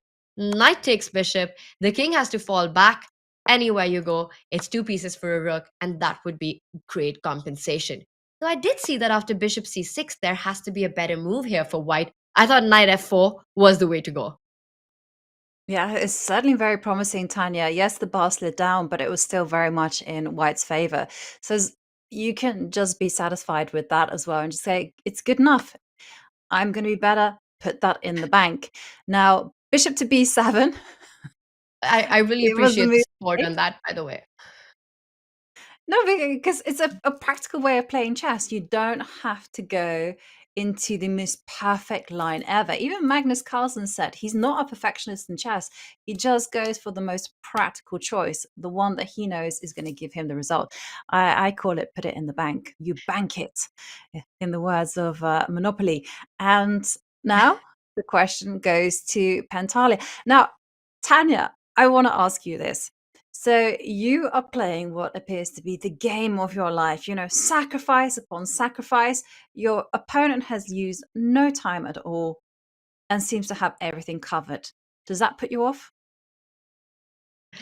The question is it the game of my life or is it the prep of my life? And I see Hari's time. A lot of it looks like it could be over the board inspiration, giving up his knight, not once but twice, because he's under an hour. Meanwhile, Max seems to know this position really incredibly well. Yes, it's a bit disappointing because you want your opponent to fall into these traps, capture the pawn on b5 in the previous move, pick up the knight, give me that advantage. But Ivanka, again, these are top class players. Max Vamadam, he knows what he's doing right now. His preparation is on point. And very often these battles don't end with a blunder very right out of the opening. So yes, disappointing. I think as a player, when you've got these great ideas and you give knight takes f7, then you pick up the pawn on e6 and your opponent plays all the accurate moves, blitzes them out. But that's chess at top level. Yes. And now comes the moment of truth. Will Max have worked out the implications of knight to d4 in his preparations, or is this the first move that is going to surprise him? Well, he's not playing instantly, Tanya. And probably the first time in the game he hasn't had an instant reaction, which means for Hari, I think to your point, he probably feels a little bit better right now because he look at the position, right? White has sacrificed the piece, but you've got two pawns in compensation and also a lot of activity. And don't forget, the black king isn't completely safe. There's a lovely pin along the long diagonal. The white pieces, the white knight about to jump to c6 with tactics. That's a big threat. The more I look at it, the more I like it. Knight c6 might be something that, in fact, Max has to deal with as a huge threat in the position to stop the connection from the bishop to the knight. It's also not the only one. I just want to point out that e4 is also in the air. E4 with the idea of then pushing that pawn one square forward when that knight moves, because the bishop on b7, well, it is a loose piece. And as we know, you've got to protect those pieces. So there is some immediate danger in the air for Max. So I'm expecting Max, now he seems to be out of his preparation, to sit down and have a think of how he's going to deal with those threats. Well, I want to show what your a idea. start already. I think I Oh, want to yeah, show okay. your idea on the board because it's a really beautiful concept that you just spotted. Let's say Black got a little careless and decided to just simply improve the position of his pieces, develop the rook. And Jovanka, as you pointed out, e4 hits the knight, but it's got a sneaky idea. The only square that you really have, well, you could go to b6 or c7. It doesn't matter because then you come in with a check on e5, forcing the Black king. Well, you can take the pawn if you want, but you lose the bishop on b7, and eventually you lose the game as well, as everything falls apart. So Max has to be careful at this moment. Yeah, he definitely has to proceed with caution. Oh, Tanya, we've had the perfect start to round 4. We've had preparation that's been moves deep. We've also had incredibly complicated positions already, and it is the perfect start. Now, I do have news for you all, of course, because talking about perfection, well, everyone's favorite weekly event, Title Tuesday, just got doubly exciting, with more and more title players joining, the likes of Hikaru, Magnus, and Jose Martinez in the weekly Blitz tournament. We've decided to double the prize pot for the first Title Tuesday that reaches 1,000 players, which means players who finish in the top 30 will earn a cash prize. Will it happen today? Well, use exclam2x in chat or visit go.chess.com/double for all the details. Yeah, this Title Tuesday could be epic. And there, as we see the playing hall, we're going to zoom out and take a break. And when we return, we are going to investigate all the goings on at Tata Steel Chess.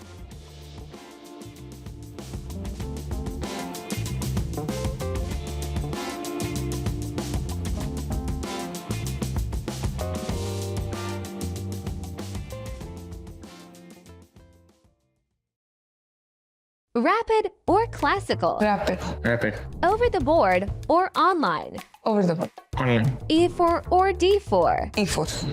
E4. Knight or bishop? Knight. Knight. Work on opening theory or endgame technique? Endgame. Both. Face the Sicilian defense or the King's Indian defense? Sicilian defense. Or King's Indian. Favorite opening as white? 1 E4. One. Yeah, 1 E4. If you can play against any historical chess player, who would it be? Michael Tal. World champions from the past, all of them, especially Fischer. What's your favorite post-game snack? Something spicy. Yeah, I usually take banana during the games, yes. but post game it's some snacks. Something spicy is what we prefer. Coffee or tea? Tea. Not both. If I have to drink, I'll drink it. One of them. Doso or idli? Dosa. Yeah, those. Favorite cricket player? Dhoni. It changes. Right now it's Virat Kohli. Favorite witty chess player? Anish. Anish. Better player growing up, Pragg or Vaishali?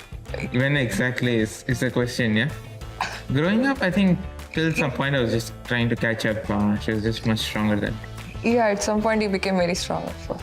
Messi or Ronaldo? Ronaldo. Federer or Nadal? Federer. Favorite sports athlete of all time? Mary Kom, I've been following her a lot. It keeps changing, but right now, as I said, Virat Kohli. Cab or auto rickshaw? Cab. Auto. Veg or non-veg? I prefer veg. Yeah, if I have to take 1 foot of all my life, I think it would be veg.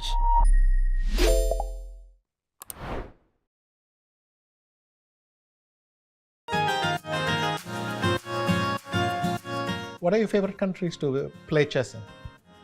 For chess, for me, any country is fine. You don't mind that much? Yeah, I don't mind. But as a person, I like Luxembourg very much. Spain. Because I have the best memories there. So. No, not that, but What is general that? They throw him into the swimming pool. Ah. after general like have Punishment good for winning. results. Okay. You have any favorite countries to play with? Greece is one of my You like favorite. Greece? Yeah, Okay. I won my World Youth, made my second GM now. Like I've that good result and also love the place. Good. And Pragg, what's your favorite country to play? Like I said, room like country doesn't matter. Just the playing venues matters. Yeah. With The hotel and the venue. Yeah, with the nice correct one. room temperature. What is your best game and the most memorable one and the weakest one? Best game is not easy because I'm always torn between the Iranian game in Wijk Aan Zee and my game with Lothier. Weakest, it's hard to beat losing in 6 moves, right? So my game with Zapata in Beal, my game with Caruana in Wijk Aan Zee 2020 is definitely one of the most awful ones. How exactly And then did it some go? other. How exactly did it go? I'm not going to relive it with you now. Oh, sorry. You can look it up.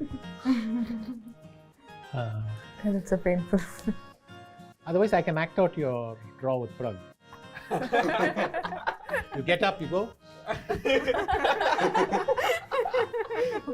All on video, boy.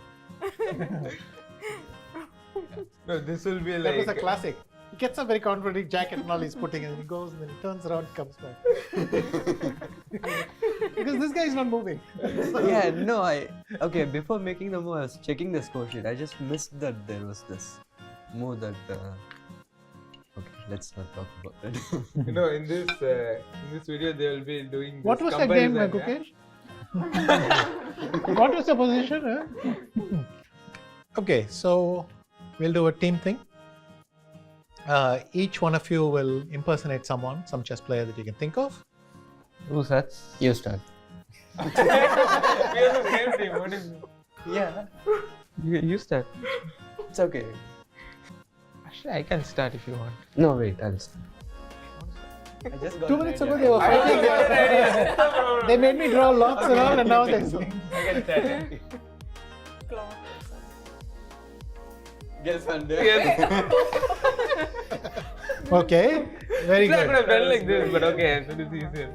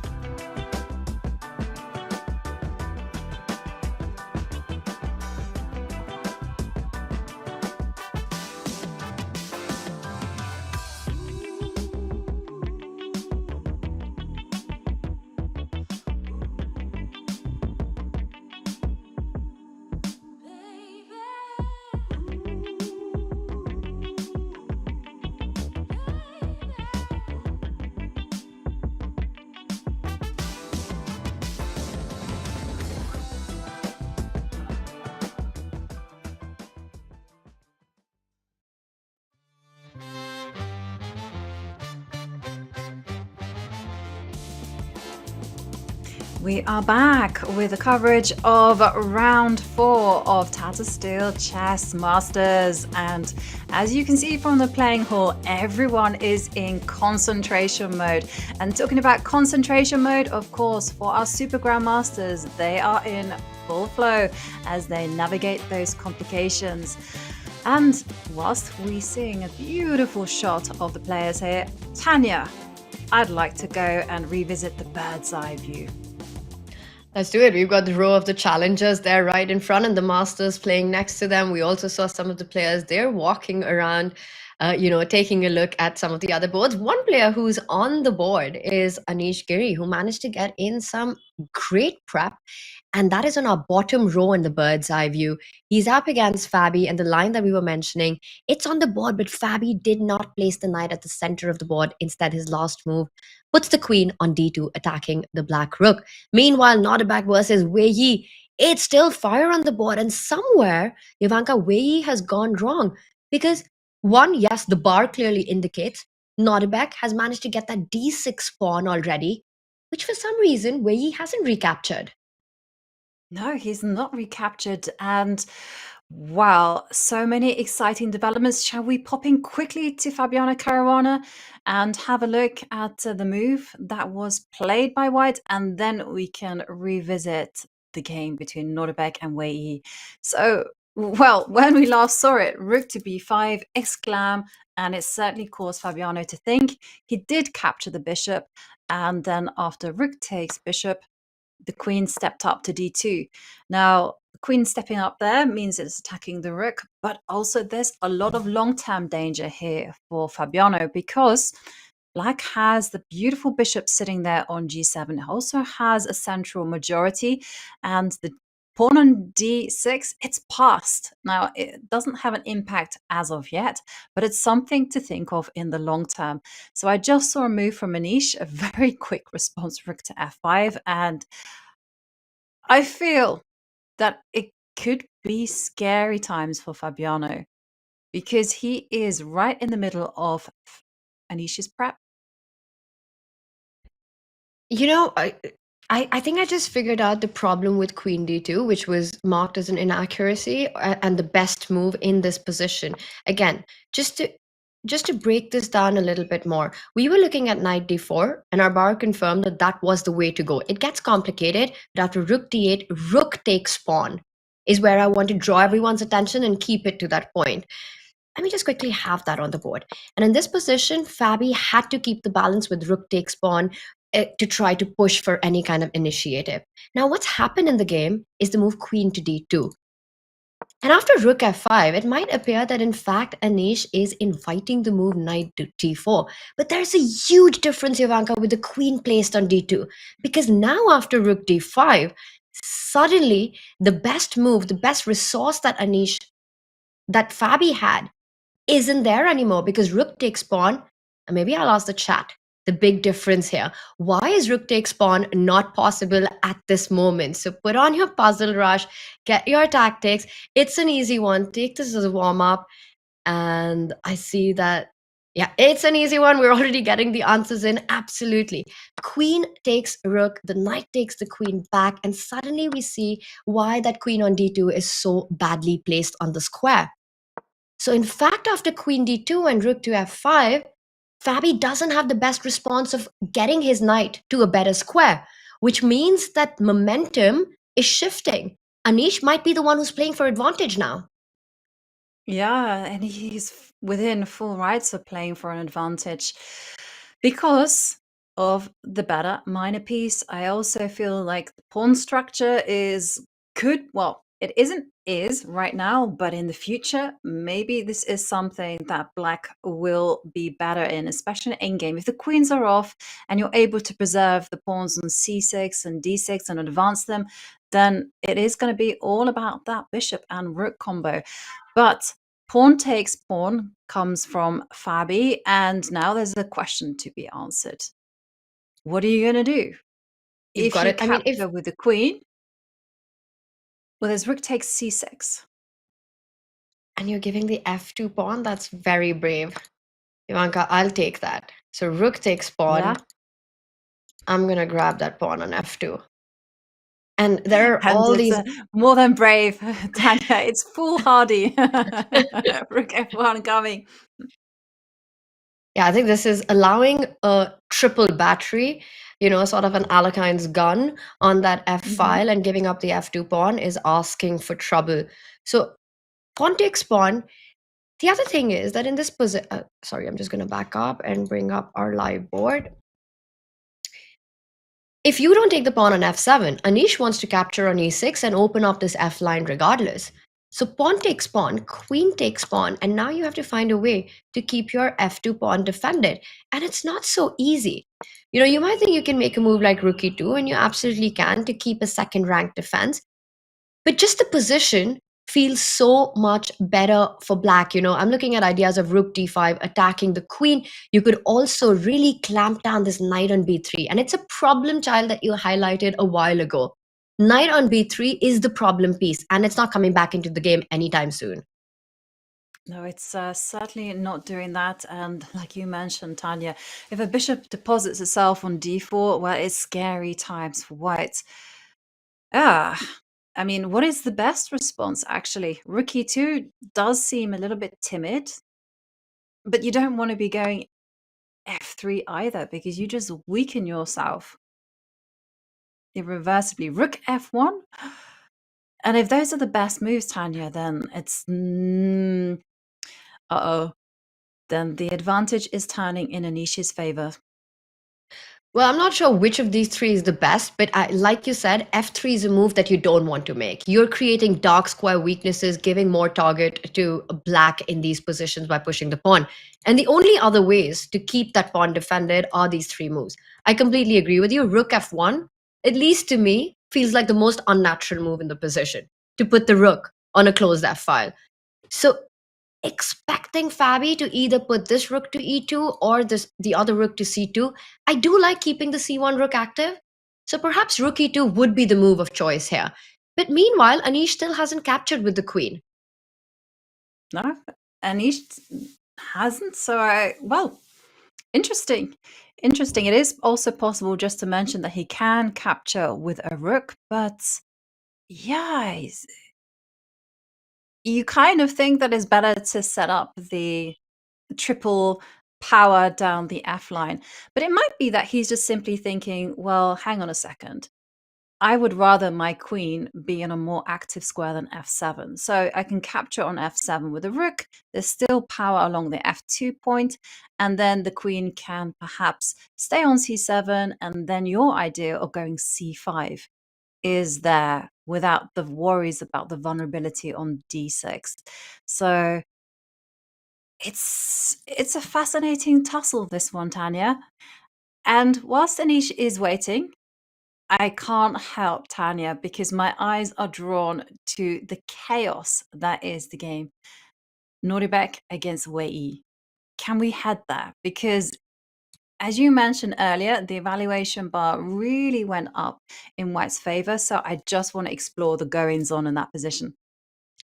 Let's do it. As Anish thinks how to recapture that pawn on f7, it's a pleasant choice to make, like we were discussing. We'll get back to this one, but Nodirbek, Wei. And I'm so glad you called on it, because look at our screen. That is a blunder that was just played by Nodirbek. The most obvious natural looking move, bishop to f4, defending that d6 pawn, and the bar just drops down. The bar completely drops down for Nodirbek. I'm going to back up a little bit. We left it last when there was already absolute chaos on the board. e5 was played, knight went back to g8. We saw this knight rerouting itself, and this is where we thought that indeed black had to stop that knight from arriving to the center of the board. Wei did it. And Ivanka, I was wondering, why was queen takes pawn not taken here? Because at first it looks like maybe white has some tactics with c5. And this is what I thought was the problem in the position. Not the best, but not the absolute worst as well. Well, if you move the queen, it's easy to spot that the bishop is hanging. And if you take on d3, it gets pretty wild, right? Because there's queen takes bishop, pawn takes pawn, and then you've got ideas of queen coming into b5, knight e4. I really like knight e4. Queen takes pawn, you trade. It's a far down line, but there are tactics everywhere here. So perhaps because of this reason, he decided to instead develop his piece, knight to f6. And look at this. This position is clearly better for Nodirbek if he finds the best move, which is c5. Wow. And that's actually not an obvious spot at all, because you're not thinking in terms of putting your pawn somewhere where it can be taken. Although, in fairness, that c4 pawn has had a target on its back since the opening. But instinctively, you're just thinking, no, I'm not going to play that. I'm going to develop a piece. What could be so wrong about that one? Tanya, what is so bad about black's position? You can just simply capture the bishop. After c5, I think the point is that that pawn, in fact, cannot be taken anymore. So you've got to take the bishop on d3 because the bishop on a6 was hanging. White recaptures again its ideas around queen b5 check. Pawn takes pawn, the queen lands in with an in-betweener here. That's a check on the board. And when you recapture again on the next move, let's say, well, you could go back knight d7, but white will continue pursuing this knight on a5, forcing it at some point. Let's show that line. Knight d7, bishop d2, the knight's attacked, knight c6, and now probably you've got more option, but pawn takes pawn just feels like the simplest way to keep the advantage going. And it might look a little scary, the knight jumping in, knight c2 is a fork, rook takes pawn, but a simple retreat with the queen. You've got actually quite a few options where you're attacking the black knight on d4 as well as defending the c2 square, and these are monstrous pawns. If you call the knight on d6 a beast, a pawn on d6 is an absolute monster. It absolutely is. No, I mean, we're always taught in chess that all pawns are not equal. I mean, the best type of pawn is a protected pass pawn, and then the second one is a pass pawn, and then it kind of continues to a pawn with company, and then pawns that are all alone. They're not very good. And there we see bishop to f4. It is very natural move. I can understand the appeal of it, but give it a double question mark, a blunder, as you say. And there we can see on our computer screens that bishop takes c4 is the response. Now, let's have a look at that, because there are two ways of capturing on c4. And there's also another attack on b3 that's in the air. Can we look at knight to b3 first? How bad is this for black? And you can see the evaluation bar goes whoop. It's really complicated, right, this position, because you're going in for the d4 pawn. Very often here, white can simply give that pawn up. And I really like the move rook to d1, placing it on the d file, because really your crowning jewel in the position is the d6 pawn. That's what you want to keep alive here. And after knight takes pawn, you step away with the queen. Probably a lot of options, but to me, a very natural move here would be queen to e3. And this is what I hate about the engine, right? You play a move that feels like, okay, this has to be the way, and it's an inaccuracy. Still keeps an advantage simply because white's pawn on d6. As long as this is alive, white can play for a fighting advantage. You know, you're pushing for the win here in these kind of positions as long as d6 is alive. We can imagine threats of d7 eventually once white shot castles. Knight to b3, rook d1, you've lost control of the c4 pawn. You pick up d4, you open up the d line. So I think that's dangerous territory for black. Yeah, totally agree with that. That's a beautiful assessment there. So let's go back, and we saw that the computer was recommending bishop takes c4, and he does it. It's a very natural move. He does it. Yeah, he does it, and he's saying like no pins whatsoever, and instead he's offering a trade of bishop. So if white goes bishop takes bishop, let's just say, I would see that castles was the move played. Now castle's a very natural move. Bishop takes bishop would be an inaccuracy again, because knight takes bishop, and you've literally helped black achieve their objective, which is to win the weak d6 pawn. So yeah, you don't want to be making trades just for the sake of them. So instead, castles, and we still have mess on the board, Tanya. This is the most random position.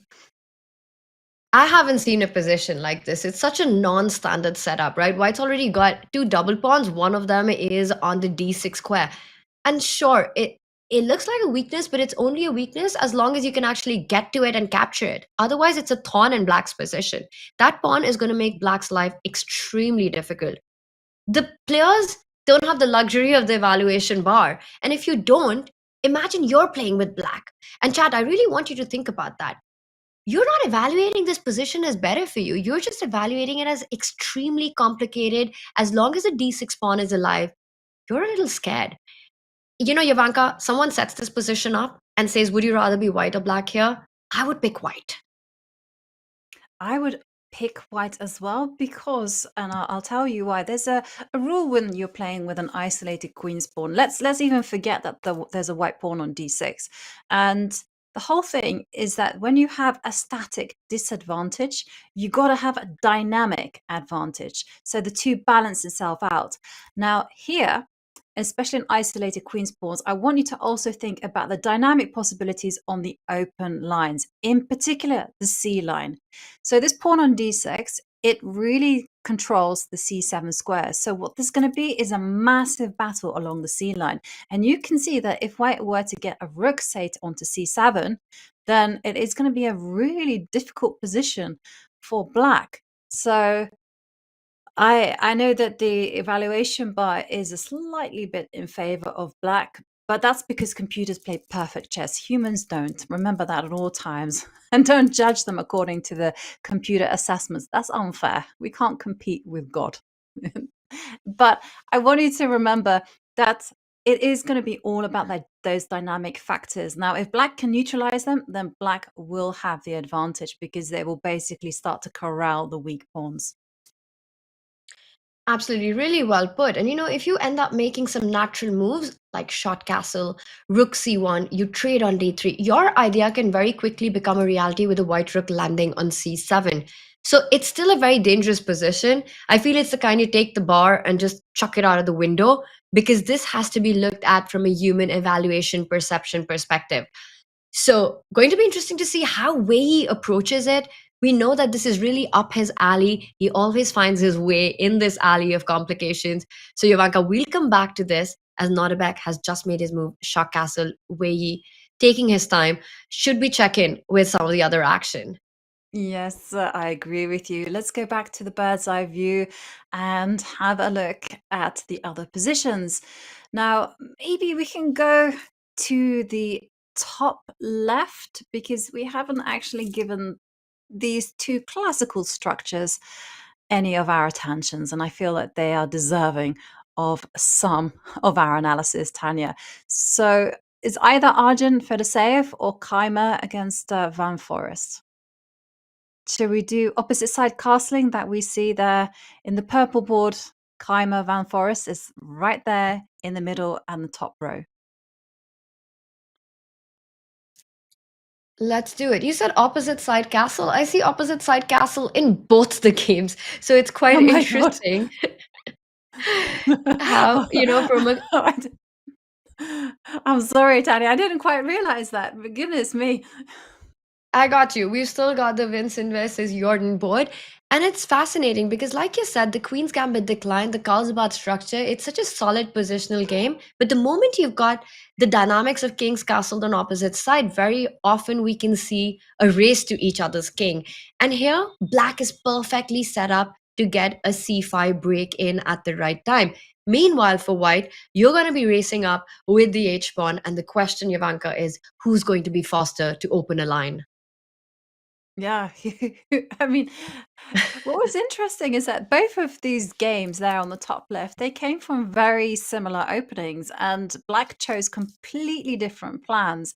And yeah, it is as simple as you say, Tanya. It's a race. Who opens the line first? And normally in these positions of opposite side castling, it's the side that has the initiative that will tend to win, unfortunately. It really feels like they're black and white positions, right?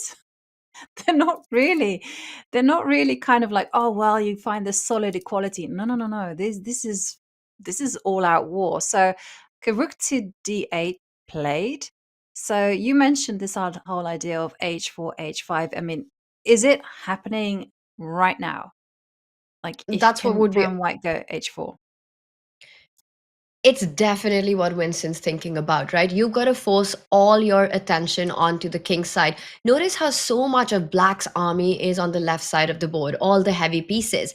I will point out, so I have played these positions with white plenty of times in the Queen's Gambit decline, where you castle opposite sides. Very often, once black gets to move c5, and let's just have that on the board, the reaction is actually a positional one, where you trade the pawns on c5 and suddenly you start playing against the isolated queen's pawn.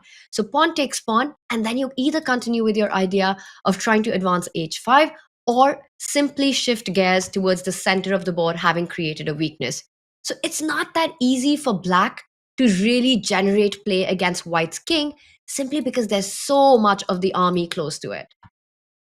Yeah, okay, that's an instructive point as well, because it's super instructive that, say, after black plays knight takes pawn, say in the analysis position, there's actually no way to get into and attack the queen side rather.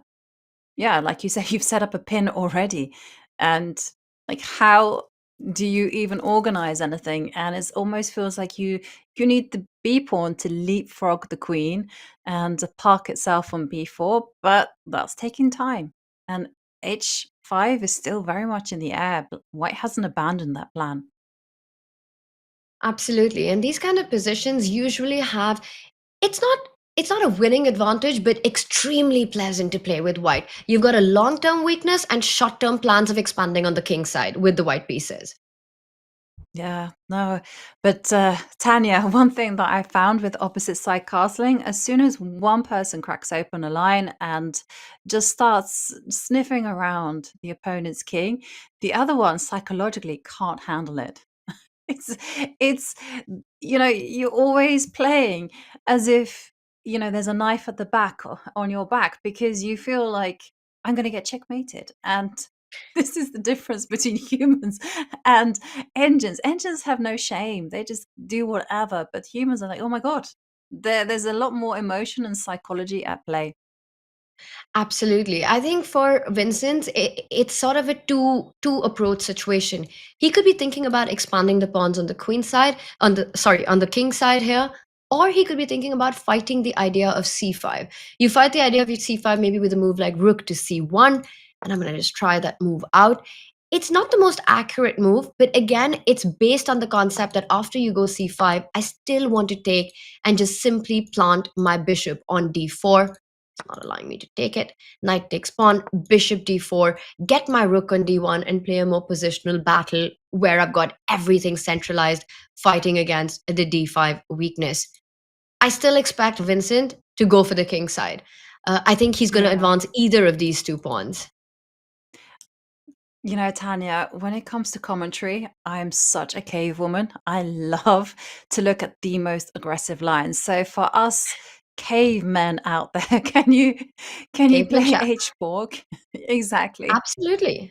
It was the first move we looked at, and I absolutely love this move. So it comes with a direct threat, like you said. You want to go h5 and terrify your opponent. It's like sort of like that hanging sword. You just don't know when it's going to come at you. Yeah.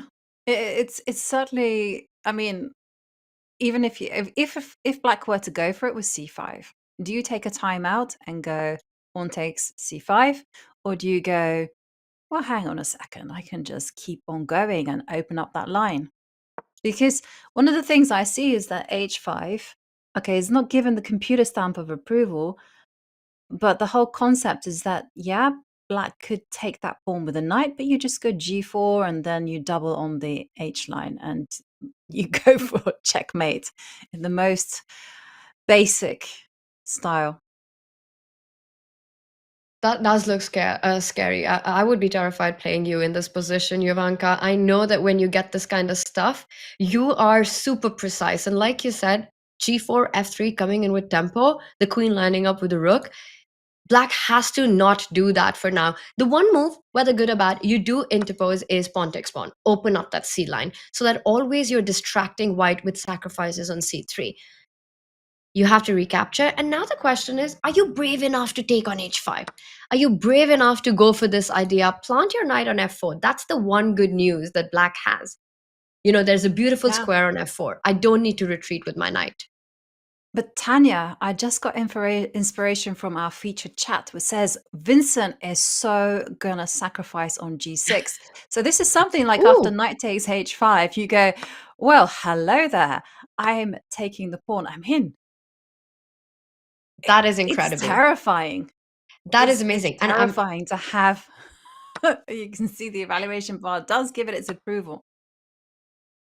This is awesome stuff. And I'm going to say, I did not even consider this move. I was only thinking about g4, get the queen on the h file. But our chat is super sharp. And the point is that if you take rook takes knight, this should be bad, right? The queen and the rook takes knight looks like the natural move here. And immediately the bar shoots up. You're down a piece, but it's black's king that's under fire. Rook h1 coming in, rook h8 ideas. I'm with chat on this. Bishop takes pawn could very Terrifying well time. be what Vincent does. Yeah, totally agree. Terrifying times there if Vincent decides to lift up the h4 pawn. But I was going to say also, I do like this kind of really flexible approach that you were advocating, that you can still go h4 and you can still meet c5 by taking some time out, stopping the counterplay on the queen side, and then just continuing on the king side. So Vincent, I think he's doing well against Jordan van Forest, despite the evaluation saying it's only a slightly bit better for white. It's two different approaches, right? It depends on which one you want to have as the white pieces. And again, let's throw it to chat because this is so stylistic. If you go h5, you're going in for the kill immediately. But if you take the pawn on c5, then you're bringing in more strategic positional aspects. So you're also playing on tactics, but you're also keeping the idea of long-term advantage of playing against d5. And I wonder if you've got more attacking players or more positional players in our chat, Jovanka. Yeah, that's an interesting question because we already saw we had a tactician there and bishop e2. That was not on anyone's radar. No. But okay, it has purpose, right? I mean, the plan is very clear. He wants to go h4, h5. Let's go. And again, after c5, now the rook has opened up as well. I think this last move makes me feel that Vincent is in the mood for a more strategic battle.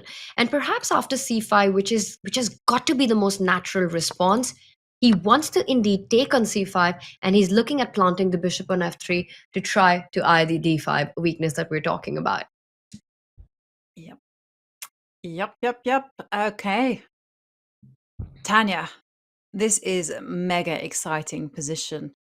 Shall we quickly go over to Arjun Fedoseev and see that opposite side castling? Because again, it came from very similar structure. And we also have a very sharp position on our board. What do we think of this version? Yeah, this is no holds back chess already, right? Because he's gone for it on the king side. I mean, yes, you've got the short side castle, but black still doesn't have any open lines, any access to white's king. And this is vintage classic Arjun position. Even if Fedoseev defends this, it's the kind of chess that Arjun enjoys to play, and he'll find his tricks. Let's remember, yesterday, the queens got traded off so early on against Pragg. Arjun never managed to get his tricks in. He never managed to set up any counterplay. This one's a completely different battle. No, it is a completely different battle. And Tanya, we should probably highlight like how this pawn structure, I keep banging on about it, how it kind of came about. Because in the opening, and there we also see knight, this time a knight arriving to e2. He's trying to reroute the knight, but again, based on tactics, he's saying pawn takes pawn. I do an in-betweener with knight d4, attacking the bishop. What do you make of this? Well, it does give the opportunity for black to go c5. And there's a difference between this particular version than the other one we saw. Here, black is able to get mobile with their pawns. There is also, knowing the computer is probably saying, no, you can see it's actually, oh wow, it's a howler basically. So c5 would lose on the spot. And it's all around, you can't take bishop takes pawn because d5 is hanging, and rook takes pawn, I believe, Jovanka, knight g3, and push that f5 pawn. Tactics everywhere, get rid of that bishop, d5 falls, center falls, game falls for Fedoseev. Yeah. Totally. Okay, so you can't even think about c5. So then the question is, okay, there we see the blue arrow is indicating to us that the answer is pawn takes g4. Now, that was what I was going to ask because, of course, as we say, the proof of the pudding is in the eating. Do you have that expression, Tanya, in India? We don't use it as often, but we've heard it. We've got some Indian version of it, I think, in Hindi. Pawn takes pawn, marked by a blue arrow. It's really the only move that Fedoseev has. He must find it. Otherwise, he simply was. For Arjun, the idea is he's, of course, threatening to take on f5 at the right time if you push the c-pawn for counterplay. Otherwise, he's just going to go rook g1, defend the g-pawn, and line up against the king, not allowing any counterplay. Remember, for Fedoseev, counterplay relies on the move c5. Knight e2 stops that because it puts pressure on the f5 square once you go knight to g3. If Fedoseev finds pawn takes pawn, we see the bar. It could mean trouble for Arjun one more time. And Jovanka, Wijk has been an absolute nightmare. he won the challenges with 10.5 out of 13, but he's been winless since then. He made it to the Masters in 23, where he had not a single win. He lost 5 games. This event, he's lost 2 games. So in total, he's lost out of 16, 7 games at the Tata Steel Masters. He's really looking to break that spell. Yeah, he needs to break that spell because otherwise he'll feel like he's jinxed and Vike will never see him again. Yeah, us chess players, we are superstitious, I'll let you know. But pawn takes g4. Okay, let's deep dive because pawn takes g4 because do you want to flick a knight to d4? I believe that has to be the idea because pawn takes pawn, bishop takes pawn. I don't understand why you put the knight on e2. So knowing Arjun, knowing how tricky he is, it has to be this in-between move that he has in mind, hitting the bishop. Now, if the bishop was to fall back to f7, we can see the e-pawn moves forward. The bishop really can't move from here. So you've got to defend it.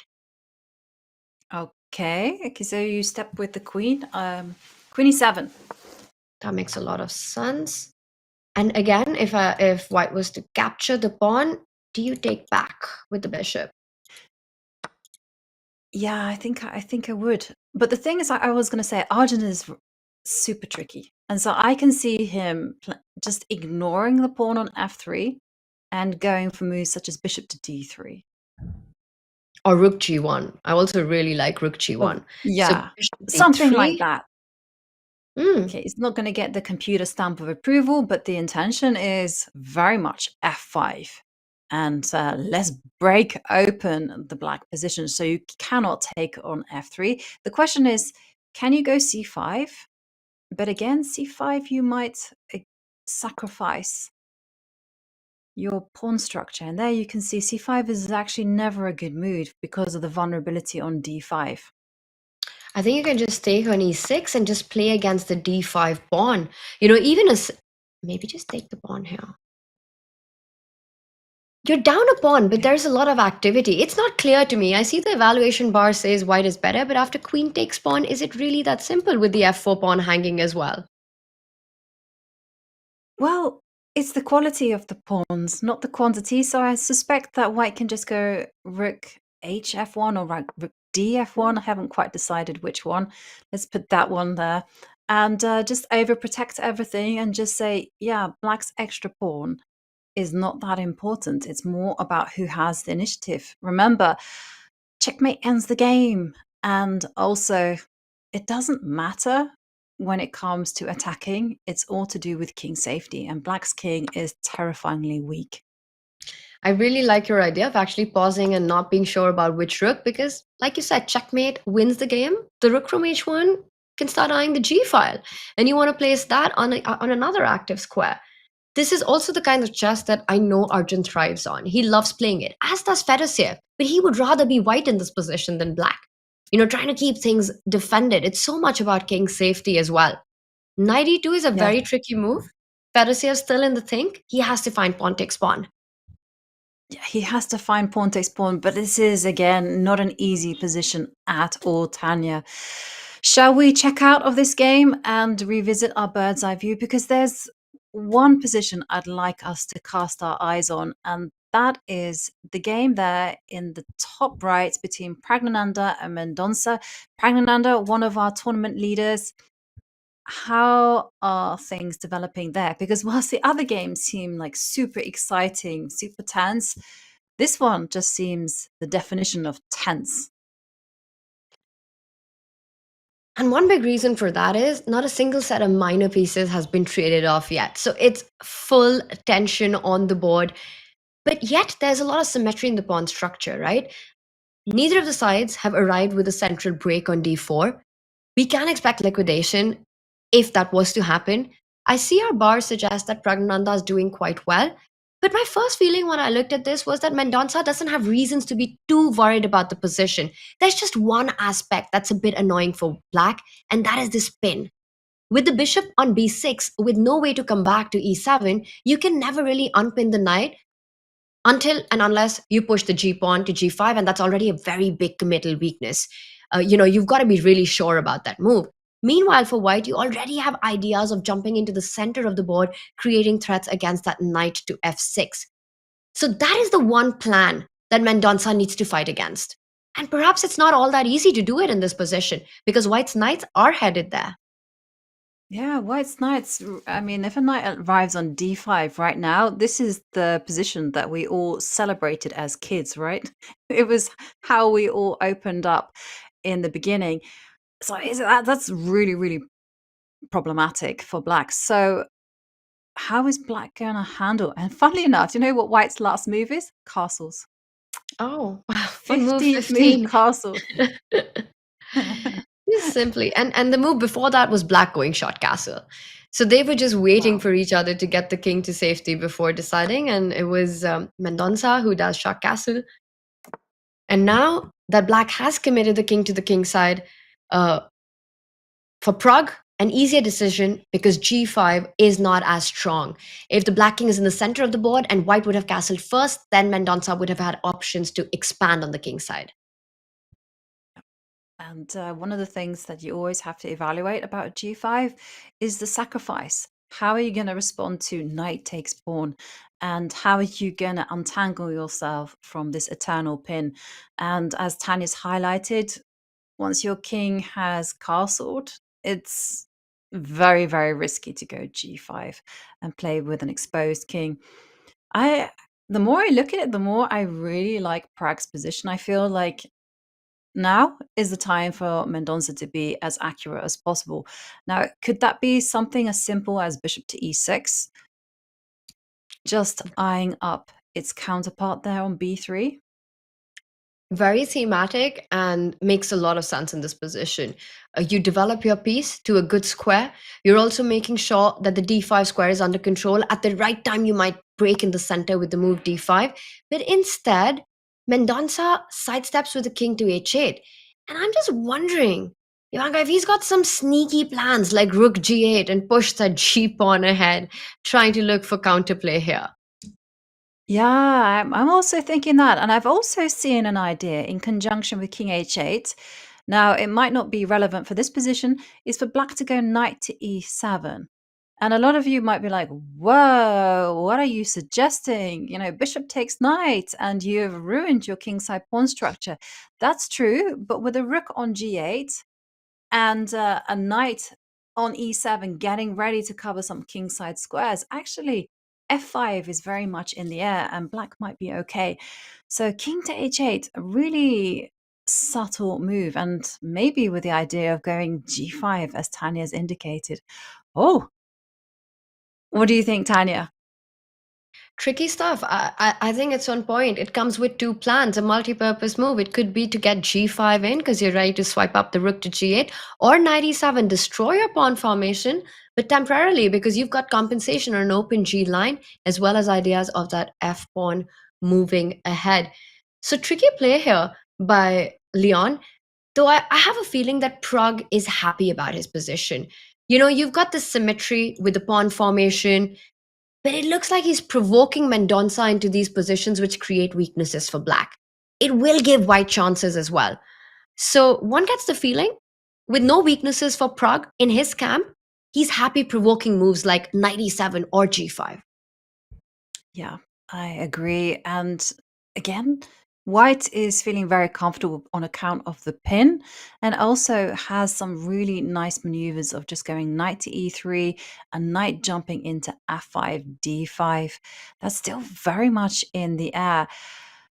It is advantage Pragg, I would say, but maybe we let Pragg just stew on this particular position, and maybe we can go back to the bird's eye view, because I can see that there are developments in some of the other games. Now, we've kind of branded the bottom row as the quirky row, Tanya, with all sorts of weird and wonderful stuff happening. It's funny. It's funny because now that we see how the games are developed, I think the action might be very soon shifting to the top row. Because look at the positions we've got, right? Top right, top left, we've got opposite side castling. By the way, Fedosiev has grabbed that g4 pawn, so he's taking the challenge head on. Meanwhile, on the other board, Vincent, Jordan as well. We see opposite side castle. Winston decided to fall back with the bishop, but at some point we can expect it to explode with either c5 or h4, h5. And then we just checked in with Pragg, ideas of white's knight jumping in, black spoiling pawn structure for counterplay. All these three games are really boiling up, to that point where suddenly we've got action coming head on. Yeah, I completely agree. There's a lot of action in the top three, but there is perhaps some stuff happening on the bottom row. And my primary question to you, Tanya, is that I see the vacuum cleaner has come out in Sarana against Gukesh. And is this just simply going to fizzle out into a draw? Or is Gukesh going to press? Gukesh is renowned for playing on, never agreeing a draw, except yesterday. When he was up against Fabi. And he did explain why he did that. But I agree with you. And this is the idea we were talking about, right? Where white returns the pawn, but by doing that, you finish your development problems and you kind of neutralize the initiative that Gukesh would have. Sarana's gone for that approach. And at least for now, the position seems like it's in the balance. We can check in with this, but a quick update on the board next to that as well, right? Because we see that Anish Giri has in fact set up the Alakine battery on the F line, 3 major pieces. He's playing against Fabi's knight on b3, which is currently being dominated by that pawn on c5, the bishop on g7. It's not much, but it's something to play for. Tying down Fabi's army to defend that f2 tender square, not allowing him to take on d6. Anish is putting the pressure on. Yeah, he's putting the pressure on for sure. And I also say that there wasn't a big update, but there was an update in the game between Hari Krishna against Max Varmadam. Max Varmadam, after a very long think, he had a massive time advantage over Hari Krishna. He did retreat the king just to get it out of harm's way. So an interesting imbalance there with Max Varmadam having the extra piece and Hari Krishna having those pawns as compensation. So where should we go? I'm kind of curious about the Sarana Gukesh game because that one could finish any time now, right? If the players decide that there's no life left. Well, let's check in with that one really quickly, like you're saying, because if action has to happen, it's still a bit ahead of us right now. Sarana has done what a lot of top players do, give back material to make sure you don't remain under pressure or undeveloped. Now, this last move by Gukesh, and I'm just wondering why I'm going to back up just a move here, Yavanka, because after rook c1, I see that the e2 pawn was indeed hanging. And for some reason, Gukesh decided not to go pawn hunting. I think there's a lot of pressure against the knight on c4. So say, for instance, white will play knight to g5. I was torn between knight c5 or knight g5. Let's go with knight g5. I didn't want the knight to interfere with the power of the rook, so I thought knight to g5. And now there's a big threat on the board of knight takes bishop and just picking up the knight on c4. So if you move the knight, then you allow the white rook to come into c2. So To you can c7. capture the bishop. So yes. Knight e6. So let's say you take it back. It's so tough. I want to keep my rook active. Let's take it with the pawn. And now rook takes c7. Rook takes pawn. And even this position is just not clear for me. But Gukesh apparently didn't like this much and decided not to give this activity to white. Instead, he's made the move f6, and Sarana now says, you're not getting that pawn anymore. So he's played e3. Yeah, and quickly just checking the material because sometimes counting is the most difficult thing to do as a commentator. Yeah, material is level. Yeah, e3, f6. So this is definitely a sign from Gukesh that he doesn't want to liquidate further. Instead, he just wants to keep the tension on the board. F6 is a really nice move actually to do that because the knight on c5, it can be met with a bishop just retreating to f7. And the knight on c4 is definitely a strong piece that you want to maintain on that square. Yeah, I think you've just explained the point of Gukesh's last move, that it comes with the idea of finding a safety net for that bishop on e6, which is also not only defending the knight on c4, but in some cases extraying through it and attacking the a2 pawn. So this one's going to be a bit of a grind. To your question, Ivanka, is Gukesh going to play this on, or will they find a way to repeat moves? You're the prophet. I'm going to ask you, any one of these players feeling ambitious about their chances here? Well, this is the thing. How ambitious can you be as black? Because there is still a weak pawn on c7 that is vulnerable, right? If Gukesh were to make a random move here, then there is bishop to f1, destabilizing the knight. And, well, questions, they will need to be answered about how you're going to defend the knight on c4. So do you just accept that the position ultimately is a draw and then move on to the next game? Well, that is going to be the question for Gukesh as he just thinks about whether he should take risks or whether he should just accept that the position is level and he is satisfied with that result. And this is the perfect note for us to keep you all in a cliffhanger, because we are going to go on a short break, and when we return, we are going to, of course, dive into all of the games and enjoy all of the analysis.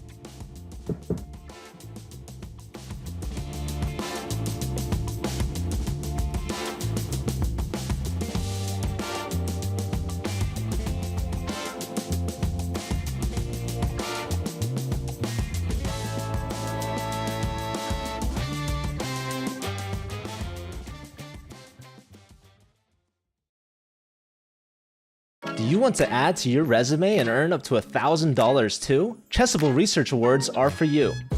Head to chessable.com/research_awards and apply today. The application is 10 questions long, and some questions are easy, like what is your name and what is your email address? Application questions also ask you to tell Chessable about a chess-themed research project that you want to begin, or about chess-themed research you're already doing. Past winners' topics include detecting chess cheaters and scuba diving in chess. Applications are due by May 15th, and winners will be announced on June 15th. If you win, you will work with a faculty member on your research, then submit a blog post about what you accomplished. So what are you waiting for? Start your application today.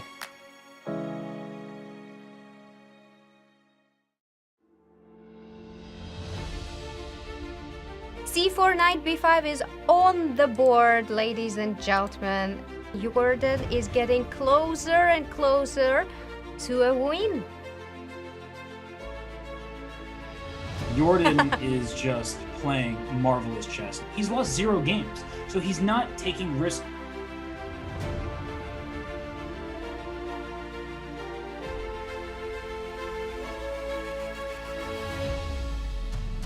Jordan van Foreest with impressive, amazing performance, amazing games, wins the last round. We are in for tie breaks, people. We have tie break between 2 Dutchmen, Anish Giri and Jordan van Foreest.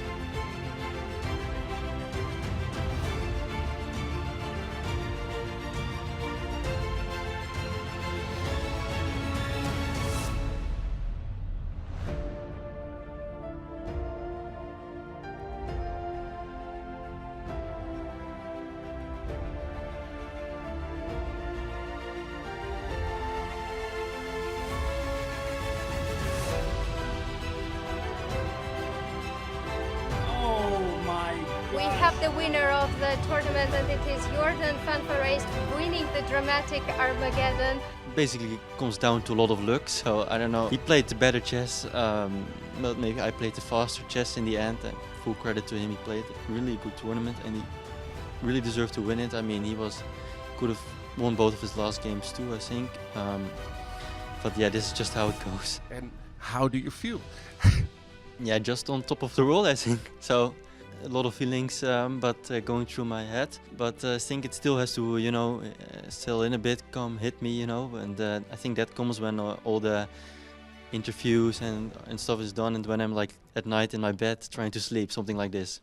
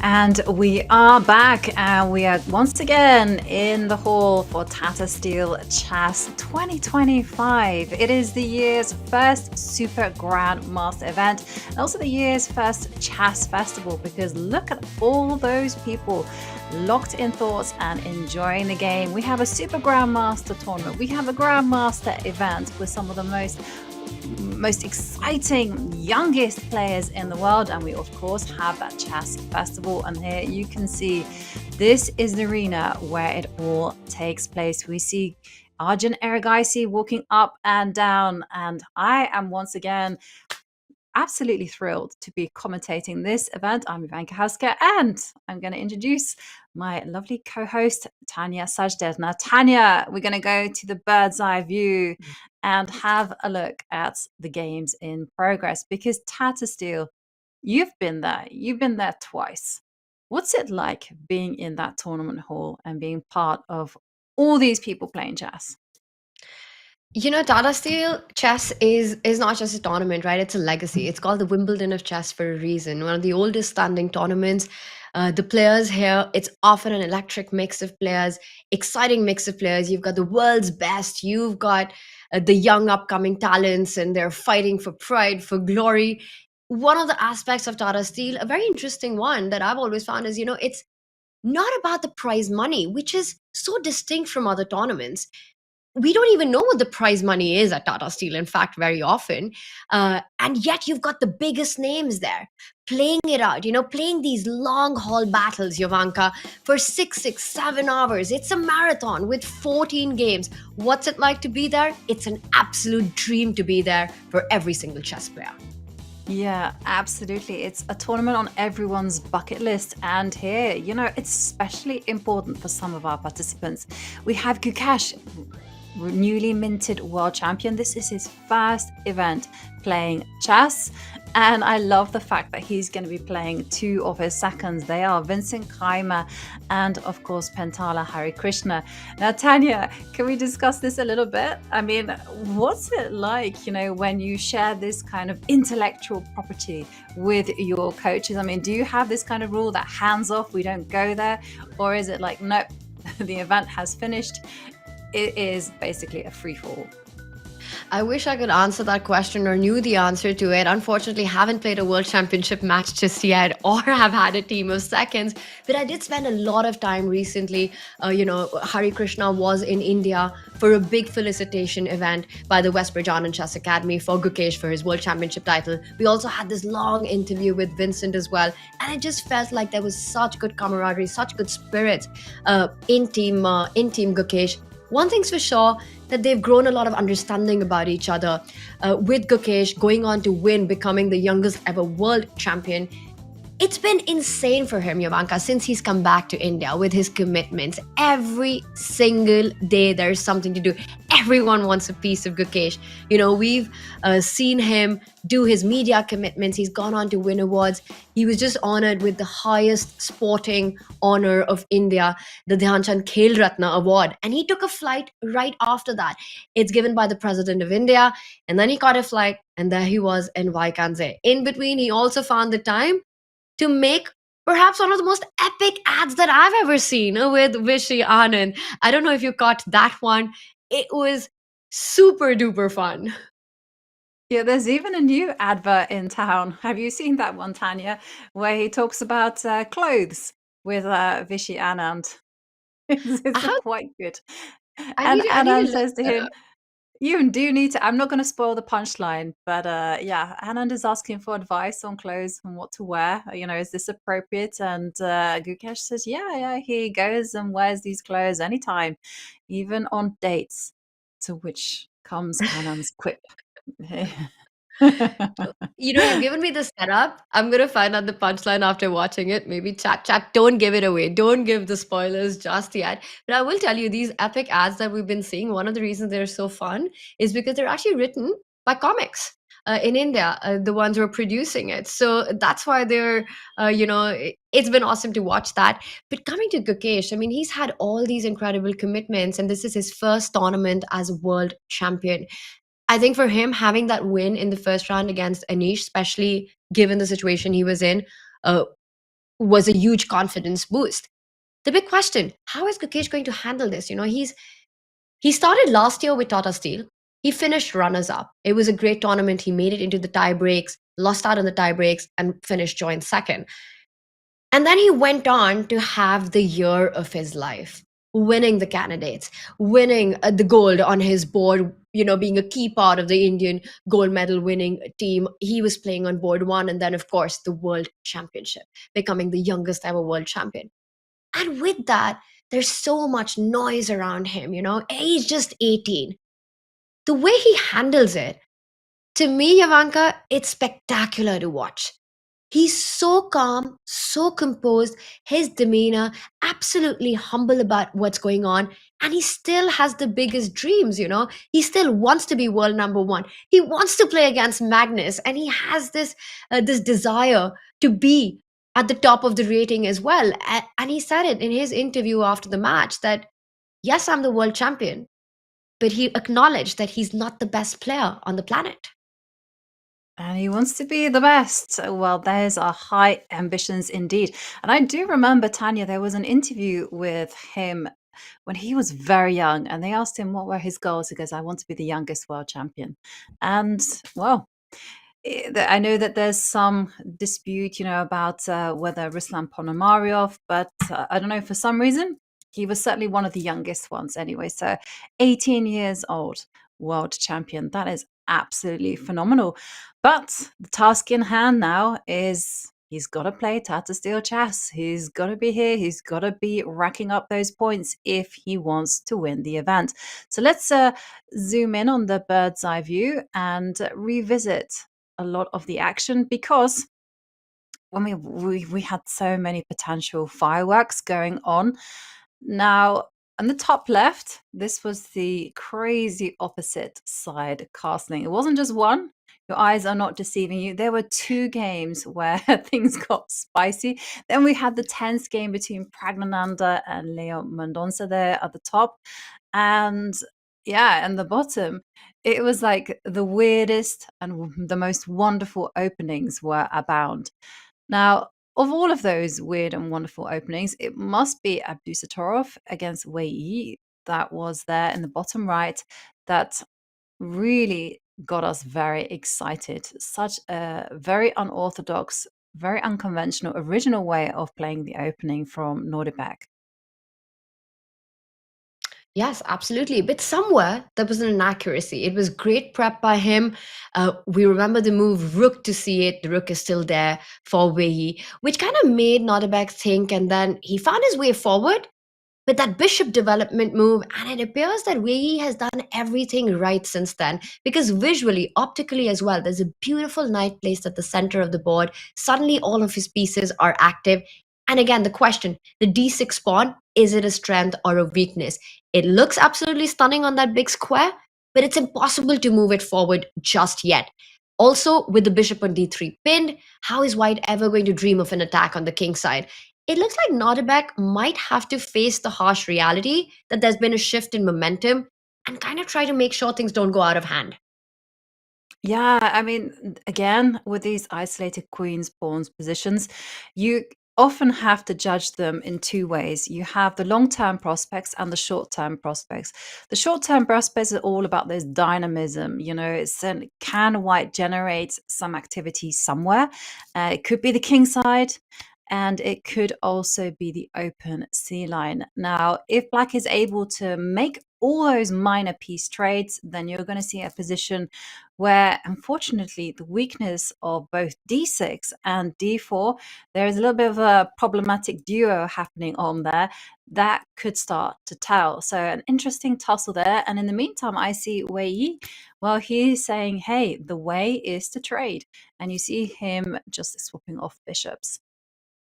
Shall we have a look at the position in more depth, or should we go to some other? Let's do it. Let's do it. But I also, what catches my attention is the Hari board. We'll probably jump to that after. It's one where Hari Krishna sacrificed the knight. He's playing for the compensation in an endgame. But let's quickly jump in, as you said, to the Nodirbek board. We've broken down so many positional aspects to it. So perhaps take a look at more concrete lines of what is actually going on here. Now, one thing that Wei Yi has to keep in mind, well, actually two, the knight on a5 is still offside. He needs to get that back into the game really soon, but also the clock situation. Ivanka, Wei Yi's under 30 minutes. We're on move 18. How much of a factor do you think that's going to be? It's going to be a big factor, actually, because the position is still incredibly complicated. Let's not just gloss over that. There's so many things happening. Yes, and the knight is sitting pretty on d5, but the knight on a5 is misplaced. The rooks are connected. Also, the knight on f2 is just waiting to get into the game. And if that one makes an appearance, you know, I can see that there are some big squares for it, namely e5. It's going to be difficult. It's going to be very, very difficult for Wei Yi if he doesn't find a way to neutralize white's potential. So the first question, though, that we have to answer with the white pieces is how to recapture the bishop. And I was in two minds here. I couldn't decide. Take with the queen, that was my first initial impression, or kind of take with the knight because the knight on f2 isn't doing that much. I think your intuition is spot on. Now, knight takes bishop would be the move that you really want to make, getting that knight to that beautiful e5 square. But I'm afraid there have to be some tactics here because the d4 pawn looks extremely vulnerable. That black knight, which was offside, suddenly becomes the MVP, the most valued piece in the position for black, jumping in on b3. I'm attacking the white rook, more importantly, the central pawn on d4. Yes, you can capture struggling to make that move. Rook takes rook, queen takes rook, and it's not very easy, Jovanka, for white to continue defending this pawn on d4. If you fall back with your bishop to f2, suddenly the d6 pawn becomes vulnerable, rook d8, too many weaknesses to keep together. And white just seems overloaded. Meanwhile, the black knights, absolute stallions. Yeah, the black knights are working their ways in. Yes, so instead, you've given me a very good reason why you should not capture on d3 with the knight. So instead, keep the queen dynamic and take with that piece, and the knight on a5 still wants to get into the game.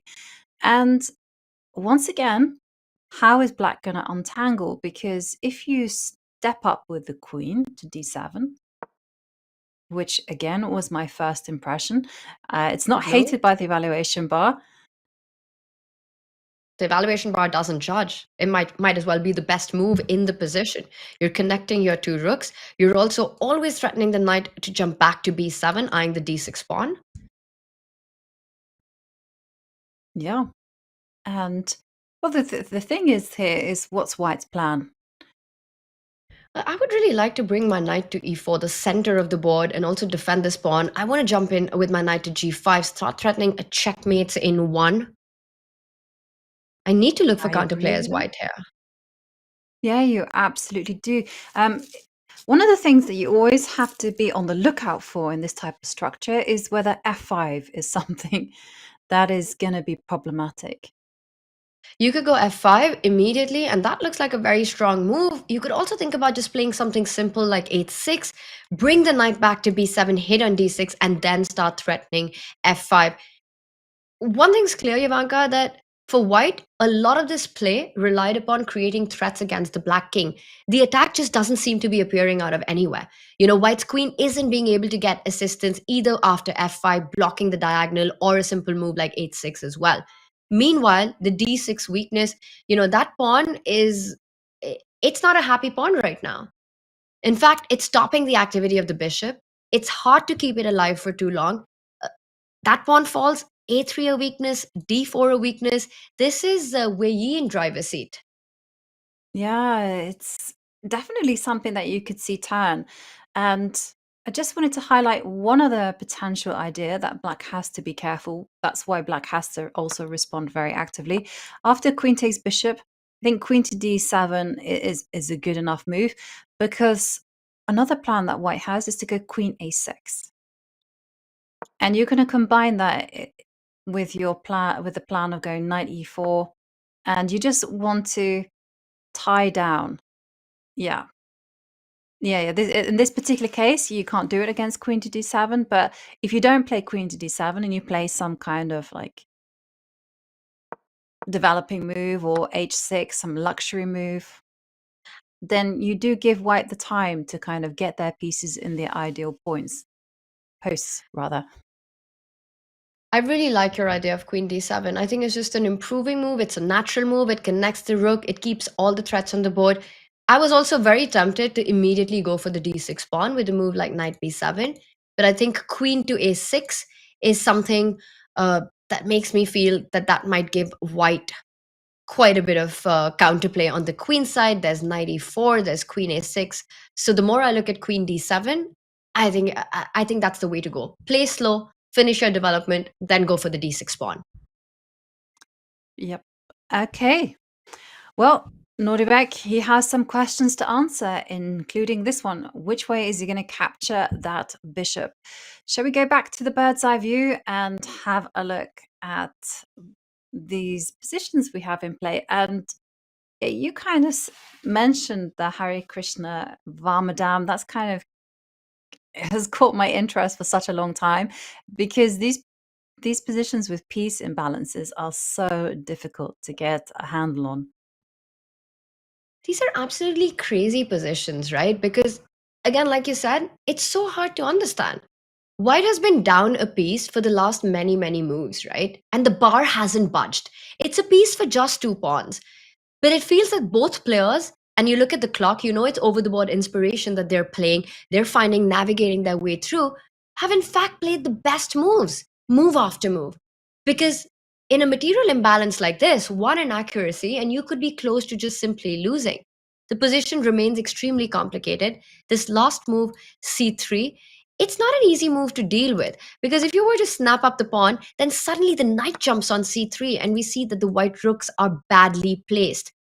So black has created some threats. This pawn could go one step ahead with c2. The rook is kind of awkwardly placed, not really clear where it's going.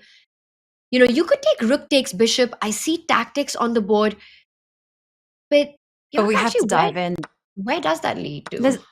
Yeah, exactly. Where does that road lead to? And maybe it just all lead to Rome, the draw. And so bishop takes b7 now. Now what? c2. We have c takes b2. C takes b2 maybe. Pawn takes pawn. No, that's a mistake. And what's the material balance here? Bishop takes pawn has to be the move. So black is up in exchange, but white has got 2 extra pawns. So if you do the math, that's 5 points for white, 5 points for black. But the piece activity with the bishop pair is massive. Also, the knight on b4, there's no way home. It's kind of crossed enemy lines. All the squares are well guarded. d5 also will be taken away with either the knight jumping away or the move e4. So you've got to be... This could be big trouble for black. I don't believe c takes b2, because we saw the bar say that black is doing fine here, so there has to be something else. Okay, so again, you have to run through those forcing moves. So rook to b8, that's one that's Tanya's highlighting. There's also c2 in the air. What about Wow, I thought rook b8 should be the move because you hit the bishop. What can be more natural than defending your rook, hitting your opponent's piece? But the problem with this move is that white simply captures and the knight on b4 is hanging. So you're not forced to defend your bishop. So Ivanka, I think you were about to suggest c2, and maybe that's the idea that Max is relying on. Rook takes bishop, knight takes rook, bishop takes bishop, and c2. And well, this position is just completely wild. So then you'd have to go rook to d2 because it's terrifying to have a pawn so close to promotion square. So at least try and win it. Rook d2 makes a lot of no. sense. No, but I have a bad feeling about this because the evaluation bar said, no, don't do stuff like that. It's just an extremely complex position, and it's really interesting how Max has managed to really muddy the waters with that last move c3. He's chosen the perfect time. The rook on a4 is misplaced because of the upcoming fork on c3 with the rook on d1. Okay, so we saw rook takes bishop is pretty wild. There is another forcing move, which is e4. Interesting. And again, you feel that trepidation, right? When the evaluation bar creeps up, but then maybe readjusts itself. Okay, well, how is Max keeping the balance here? Because the bishop on b4 is being attacked. And the knight on d5 is attacked. I don't think this is going to be a balance, right? Because black has an extra piece and you have to keep that alive. The problem with e4 could be, Ivanka, that you're forcing more pieces off the board. As black, that's the dream. You've got these extra material. You want to trade off the pressure as much as you can. And if he's able to get this kind of an imbalance, with the bishop pair, extra piece for 2 pawns, this is something to play for. This is not going to be easy for Hari Krishna to defend.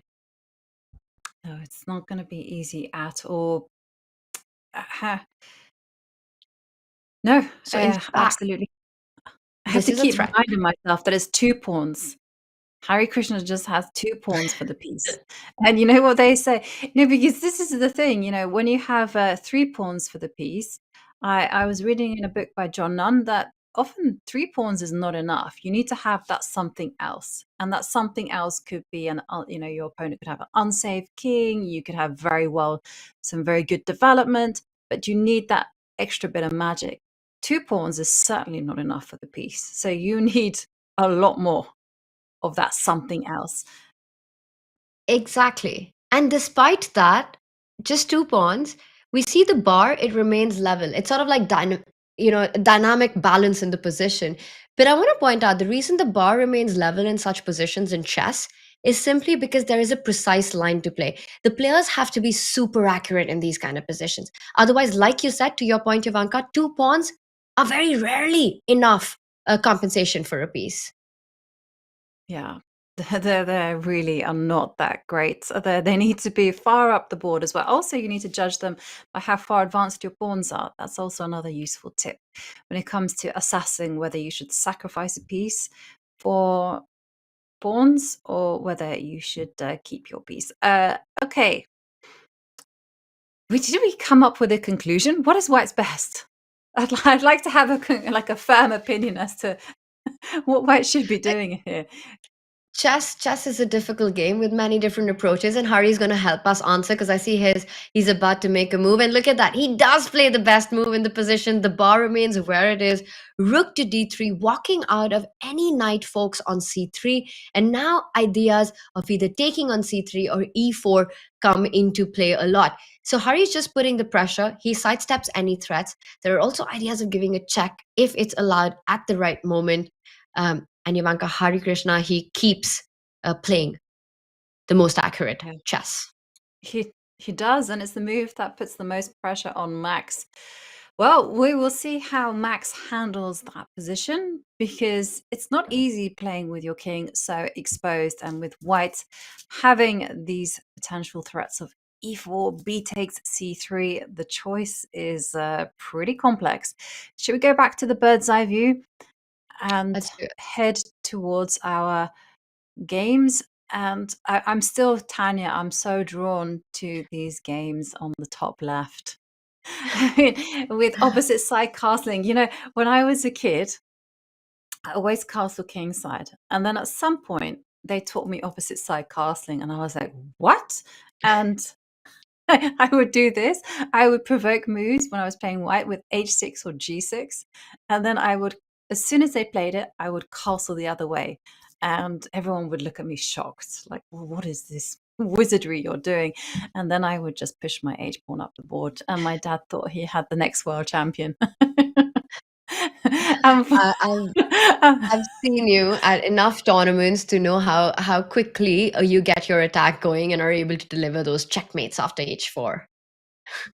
Oh, that's very kind of you, Tanya, because I kind of consider myself more of a positional player these days. And you won't see me doing opposite side casting that much unless I'm 100% sure I'm good. It's sort of feels like the young player chess, right? And the two opposite side castlings that you were talking about, very two different positions. Because on the Arjun Fedosiev board, we see it's wild, right? Arjun's sacrificed a pawn already. The G line is open. It's going to be about getting to each other's king or getting that central pawn moving for the initiative. Meanwhile, Vincent's board, it's gone for the idea we were discussing, where it's more positional, more strategic. White has created that weakness on the d file, the isolated queen's pawn, and it's going to be a long grind. Look at what Wei has done. We were looking at queen d7 as an option, but we also quickly checked that knight b7. It was a move that I had in mind, but I was afraid of this knight coming to e4, the queen landing on a6, and I loved your idea of queen d7. But Wei has gone for a more direct, he's gone for that idea of knight b7, trying to get to that d6 pawn. On the Sarana Gukesh board, things look and remain level.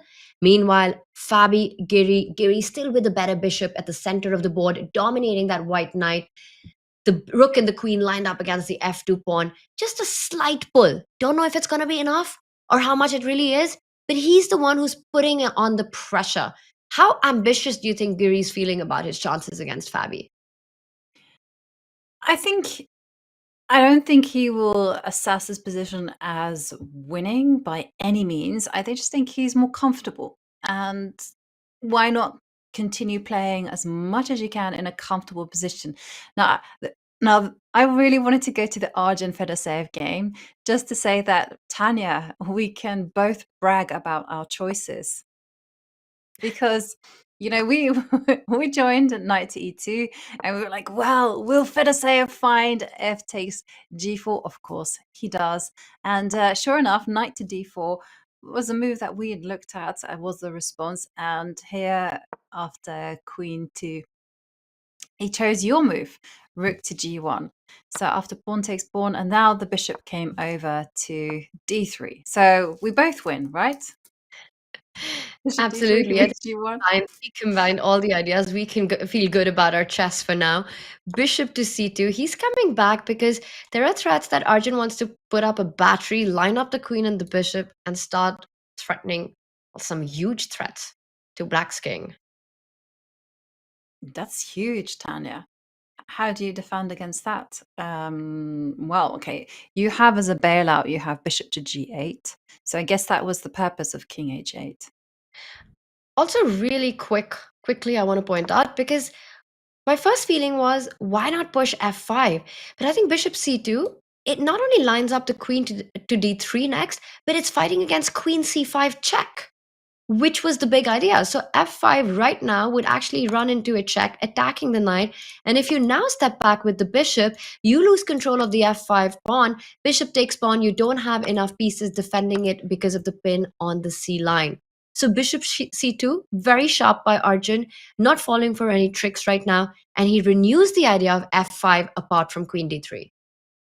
Okay, and f5 is a serious issue. So we've got to do something about that if you're playing black. So you can either step back with your bishop, just move it out of harm's way, or you can just say, I am not afraid of anything. And you go c5, but c5 again will always lose a pawn. And we have a move, c5. The question's been answered for us, Tanya. He's gone for it, and in a complicated position, inaccuracies happen. And that's what chess is about, right? Creating these opportunities for your opponent to go wrong. And I've seen Arjun do that time and time again, even if objectively the position's fine and sometimes for his opponent, and sometimes even worse for Arjun, practically very difficult positions to play out. And c5 does hit the knight on d4. Now Arjun's got to make a choice. Does he threaten the checkmate in one, which, as you pointed out, can be stopped with the bishop falling back? Or is he going to simply re-grab the pawn on f3? He does it, knight takes pawn on the board. And Ivanka, I wanted to ask you, because, all of last year, we saw Arjun have these incredible performances in open tournaments because of this exact brand of chess, this style of play, where he creates complications which are objectively a lot of times not good for him, but practically very difficult for the opponent to respond to. Now, in open events, when you're playing against players who are rated below you, that style can win you a lot of points in tournaments, and it did. It saw Arjun skyrocket to that 2800 plus rating, coming into Wijk Aan Zee as world number 4. But when you're playing a tournament like Tata Steel, where every round you're going to be playing against a top class, world class chess player, do you think sometimes that could be a challenge for Arjun to find that balance where he can also play solid chess? Yeah, I mean, we've seen it actually. We both saw that his losses against Hari Krishna and Praggnanandhaa came in those solid chess, and it was because his opponents had definitely neutralized any potential attacks right from the word go. So if your brand is just simply to be a firecracker and play aggressive chess, take risks, if people try to lock it down, then they're saying, we don't trust your positional abilities. And we did see that Arjun got ground down by Praggnanandhaa, also Pentala. And it's like poker, right? You don't want to be revealed as a certain type of player, someone who always plays aggressively or someone who always bluffs, because then people will figure it out exactly what type of position to steer into. And this is exactly the same, you got to be a universal player. And there we saw some really quick responses. But something, Tanya, we saw the evaluation bar shoot up. Knight to b6. Yes, it defends the d5 pawn. Yes, the knight is headed to c4, but stuff is happening on the king side, and that bishop on c2, it is a sniper pointing at h7, and I love the engine's recommendation. Get the big guys in. Ivanka, it's the only move. Arjun must find this to get an advantage in this position. Everything else, and Fedosiev is doing fine. 2 inaccuracies back to back by black, right? c5, allowing Arjun to recapture the knight, which also could be headed to the king side. And now knight b6, taking away a defender from the king side. Rook to g5. I'm still trying to figure out in my head why it's so strong. I believe it is because it reinforces the idea of f5 to get that pawn moving ahead. Also, a doubling up on the lines with rook g1. This is a big moment for Arjun. If he finds rook to g5, he would be close to getting his first win at the Tata Steel Masters. Totally. And I tell you something else about rook to g5. It's such a phenomenal move, is that actually it's also threatening this battery, of rook to h5, queen to d3. Everything is pointing at h7. Yuck.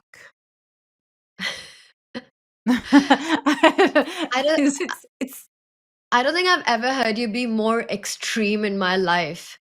If you've said yuck, that must be really bad. It's just it's just worrying, Tanya. There's no defenders for the king. There might be 2 pawns in front of it, but it's very funny because I once read a description. I don't know how accurate it is, but let's run with it for the time being. They said that there's 2 types of defense. You have your protectors and you have your defenders. Your defenders are actively doing something, so they're minor pieces, whereas the protectors, they just stand in the way and block the lines. So they don't do anything and can easily be removed. That's why we see lots of sacrifices. I was like, Now I don't know whether this distinction actually means something of worth, but take a look at Black's king. It's only defended by 2 pawns. And 3 is the golden number that we're taught for attackers. And you're going to count, there's a rook coming to beat g5. There's a bishop on c2. If the queen steps up to d3, or as Tanya has indicated, f5 is coming, or the other rook, rook dg1. It's too much. It's every single toy to the nursery for white, right? Everything is directed towards the king. Now, rook g5, the moment the arrow points it, you can't unsee it. But the problem as a player happens because there are so many choices. When this position came up first, I thought knight g5 is what I would be looking at. I want to attack the bishop. I'm hitting the pawn on h7. The knight looks beautiful there. And I think these moves are also on Arjun's radar. He's thinking about it as well. You know, you're looking at knight g5, you're looking at rook g5. He needs to find this. He needs to find the precise way forward. Rook g5 would be big trouble for black. I just heard fireworks outside as well. And I think if he finds rook g5, it's going to be fireworks on the board. Yeah, I completely agree with you. And yeah, you reminded me, when the computer illuminates the way, yeah, we often get clouded by that. But yeah, my first instinct as well playing this position was knight to g5. And then I suddenly thought that we also shouldn't eliminate bishop takes h7.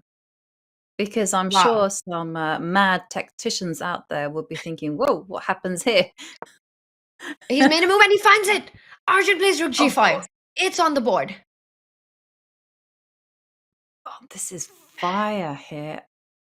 Rook to g5, introducing all of the pieces into the attack. And look at that. Look at that. It's Nodirbek who's watching over the shoulder. He's looking at the game. The game has just become so fascinating that we see a little bit of a traffic jam. I think that's Hari Krishna as well. He's looking at the board. Both of them know that this is Arjun's territory. This is going to be tough for the big fish to swim out of. Yeah. And Tanya, to kind of piggyback on your earlier point, have you also noticed in tournaments that the crowd instinctively will smell the blood?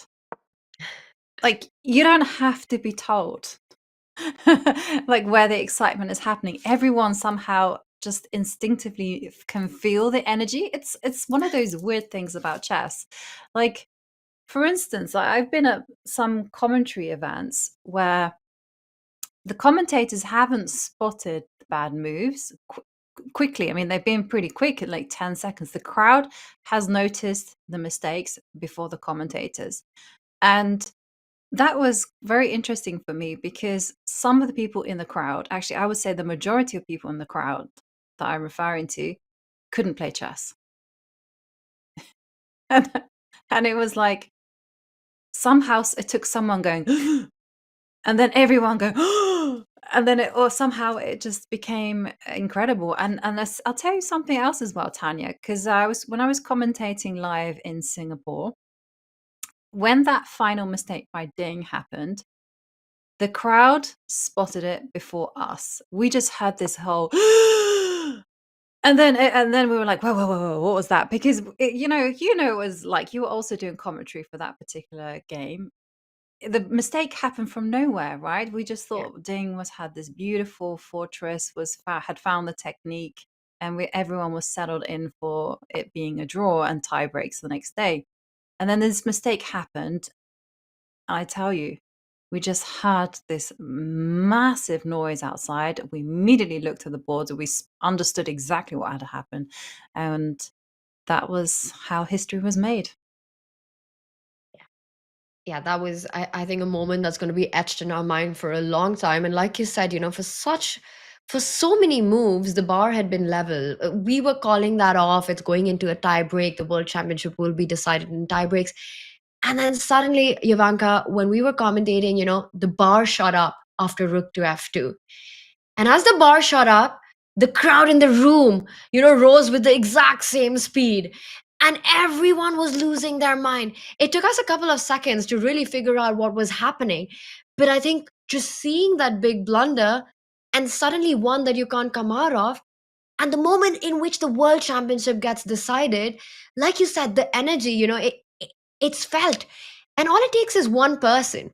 For example, what we just saw here. For instance, Nodirbek walks up He's not moving. He's standing there for a couple of minutes. Hari Krishna watches him. He's like, hey, something interesting is probably going on there. My position looks equal. Let me go take a look. Hari joins in. Anyone walking by, we've seen this happen at tournaments, and before you know it, there is a whole crowd.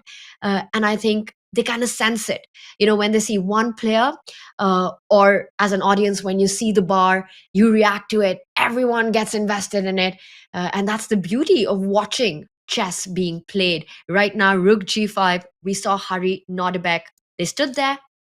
They felt the pressure that Fedoseev in. Look at Fedoseev. He's feeling the pressure. Suddenly, there are so many threats against the king that he has to deal with. The computer doesn't give it a winning advantage. I'm checking right now, and it's around 1.3, 1.4. And he's about to make a move. But from a human perspective, this looks a lot worse. He's attacked the queen. The engine points out, just don't back down. Put the queen on the square it was intended, destined to be in. Front of the bishop, threatening that tender spot on h7. Arjun will play queen to d3. Yeah.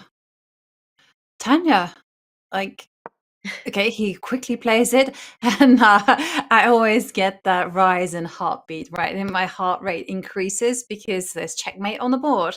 So obviously Fedoseev will see it, but if Fedoseev doesn't defend, queen takes h7. That's going to be a no-brainer. And how do you defend against this? If you go bishop to g8, rook h5. Well, there are only two ways, right? Bishop g8 or g6. There are no other moves in the position. And okay, Bishop so g8. Bishop g8, and for me it was like rook h5. Rook takes h7 is next on the agenda. So g6, you just take the pawn. Yeah, and you're completely and winning. I was wondering, I would think that, but I was just wondering whether there's any salvation in rook takes f4. But okay, he goes g6. We don't He goes g6. worry about this. Rook knight. h5. Ivanka, your move. Too strong to deal with. And he's played g6. And we've got help at hand. It's a bit too quick, Tanya. That's my only complaint. Because it's nice to get to the conclusion yourself, right? Because there's so many options. Unsolicited There was like advice. rook dg1, knight to h4, and the computer's like, yeah. Okay, we have the answer, and so does Arjun. He finds it immediately. Knight to h4. Well, the plan is very clear. He wants to do a demolition job on the g6 square. Knight takes pawn will be game over if it's allowed. And how do you stop it? Because this knight also controls the f5 square. Let's just demonstrate that. If you take rook takes pawn, it's just done. Those two pawns that were guarding the king, no more. Pawn takes knight. You simply grab back with your queen. And this has got to be checkmate. If this is not mate, nothing is. And you can't stop this in a whirl. It's a matter of a few moves. Even if you go rook h4, you could trade it off. Let's not forget, there's one more rook joining the party really soon, and Black's king is in a kill zone. Knight h4. Ivanka, we were talking about computer pointing it out way too soon for you. It just felt like, hey, wait, we know, Mr. Computer, you're super strong. You don't miss these ideas, but let us figure it out. But did you also notice it took 5 seconds for Arjun to figure this out? Totally. And it also unveiled the hidden point of rook, not a hidden point, but the point behind rook to g5, that now knight to h4 was definitely going to be on the agenda. Consequences to playing g6. But it's okay. Let's have a look at a more kind of tougher defense from Black. I mean, can you grit your teeth and just go rook to g8? Well, the problem is, right, White just keeps bringing more and more pieces to the attack. And I was thinking about this move. And maybe, again, there are stronger ideas. Maybe knight takes pawn is something that you can think about. But even just playing simple chess, just bring another piece into the attack. Black has managed to create absolutely no threats against the White king. There's a lone black knight. Meanwhile, there are ideas of even the queen launching itself and then a knight takes pawn. It almost looks like Black can't stop this storm against the king. Yeah. You're boxed up, no counterplay at all. And Ivanka, this is a big moment for Arjun because he's had such a tough time at this tournament. And all he needs is that one win to get his confidence back. Yeah, and normally a win can actually trigger off a chain of events as well, because chess players, they are all to do with the flow of the game, with trends. You know, the mood very much can dictate the result. Knight to h4. What is the best defense then for black? Right, I'm gonna Bishop. take a peek at the engine, and yeah, it's really bad. Every move is really bad for black at this point. The top computer line, and this tells us just how bad the position is bishop to f5. Just giving up a key pawn voluntarily, and white can simply take, rook takes knight, rook takes rook, pawn recaptures, and amongst other things, you can just capture queen to d5. Computer says b3 here, but I don't see the point. Queen takes pawn is the move that I would play after knight e3. You've always got queen d6. Even this endgame with the e pawn is good, but I get it. The computer wants to go for checkmate, so there's probably something better along the way. Yeah. Wow. If that's the best, it's a sorry state of affairs. I have no words of advice. And did you see Arjun? He's gotten up from his chair. He's walking around. And the problem is that all of white's pieces are against the black king. It just feels so helpless to defend all these weaknesses. G6 is a big tender spot. By now, Fedosiev had to create chances, had to create his own threats against the white king, which he hasn't been able to. Maybe queen f7. What about queen f7 with the idea to create a threat on f4? Is that a move? It is a move, but you still have. I like that move. It's a little bit more complicated than the others. You know, bishop f5 felt too easy for white. Yeah. Okay, so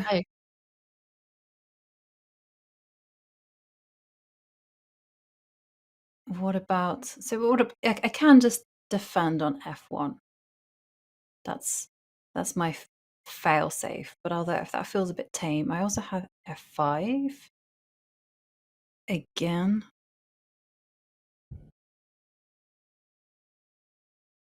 But you know, to your point, I agree. Queen f1, queen f7 at least creates a threat, right? Bishop f5 just feels like a slow resign. Like you're just delaying the inevitable. You've given up already, but you're not ready to go back and have your dinner just yet. But in your mind, you're already lost. At least queen f7, there's a threat on the board. At least. Because queen takes. Just gonna. But then if you go rook f1, just to not have to calculate. Rook f1, I think it makes a lot of sense because it just keeps all the pressure. But I want to see the direct idea of f5 because, wow. And look at that. White needs to be careful because f5 just felt like it should be so strong. But apparently black is doing absolutely fine after f5. You probably just recapture the pawn and say that now there's no weakness on g6. If you take on f5, there are mass trades. And suddenly the attack, it's poof, it's gone. Rook g8 coming in. Yep. And there you see, f5, not live. Okay, so what about rook f1? I mean, I like that move. I think it was your first instinct to just simply defend the pawn. The move hasn't yet happened. Fedosiev's still in deep thought. He could be thinking for a long time, but this is big trouble right now. Rook f1, Yamanka, is just such a top-class move. You defend f4, keep all the threats on the board. g6 still extremely tender. You've got ideas of queen g3, knight takes pawn, queen h4 check coming in. Yeah, so we see Fedosiev here in huge trouble. His kingside just completely crippled there, and white has the makings of a very deadly attack. Well. Pawns are the soul of chess, and pawns in space. No, I have some news for you, because chess.com, they don't do boring merch. Pawns on shirts, they don't do boring merch at chess.com. Upgrade your closet and your home with t-shirts, mouse pads, clocks, and so much more. Visit go.chess.com/merch or use !merch in chat to shop. And there we see some very cool stuff there and some extremely cool stuff happening in round 4 of Tata Steel Chess. We are going to go on a quick break, but when we return, of course, we are going to follow every move of those games that are captivating our attention. So see you then.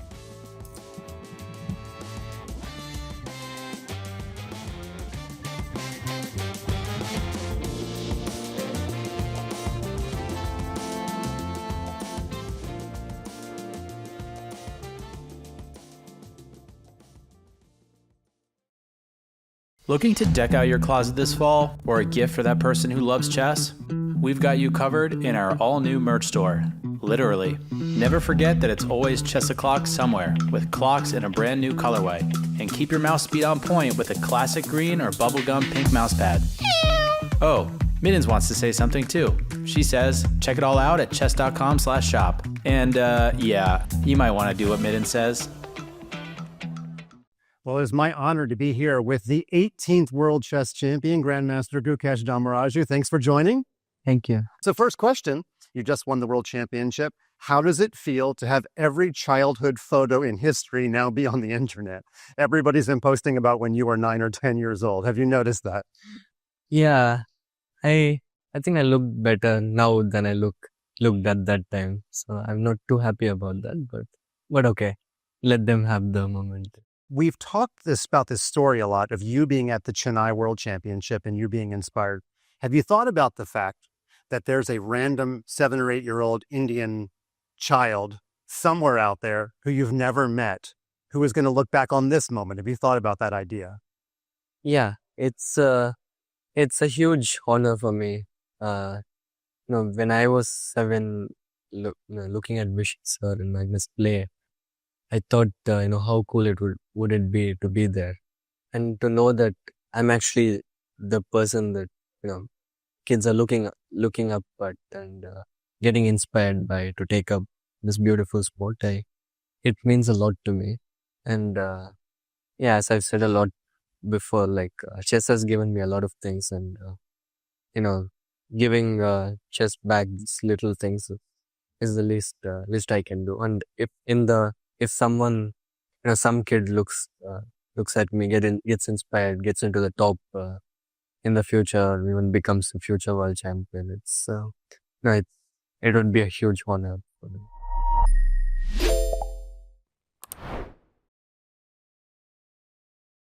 Do you think I was a good second? The smile. You had your ups and downs. I think it's a second. Yes or no? Oh gosh. There were definite highlights. Like the talk, about the Rocky, and it was good. He didn't. You didn't think I was a good second, eh? No, but there were massive highlights as well. Guys, is there a napkin? I need to remove the knife which is stuck here, It's paining a bit. Do you think you underpaid me when I was just second?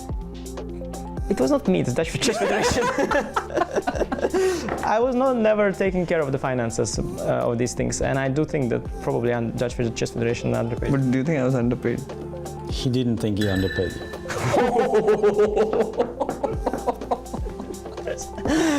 Oh my gosh. This is good stuff. Do you ever regret that I missed out on playing Wijk Aan Zee because I was helping you as a second? No. I had this invitation and then... It didn't bother me the slightest bit. You didn't get the invitation because it was connected in some way, It was some relation, but I don't remember the exact I was never placed under shall I invite visit or... Yeah, not like that, but... No. I forgot about it. Okay, it was for you more impactful than for me. I didn't really remember. Did you feel that he was trying to evade that answer? Or the question to the answer? No, I don't think he was trying to evade it.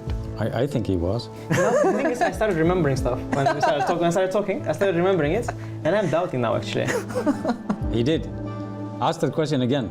Do you regret that I missed out on playing Wijk Aan Zee? No, I don't regret that. Lie. So you do feel guilty? No, I don't feel guilty about it at all. He doesn't? No. Oh gosh.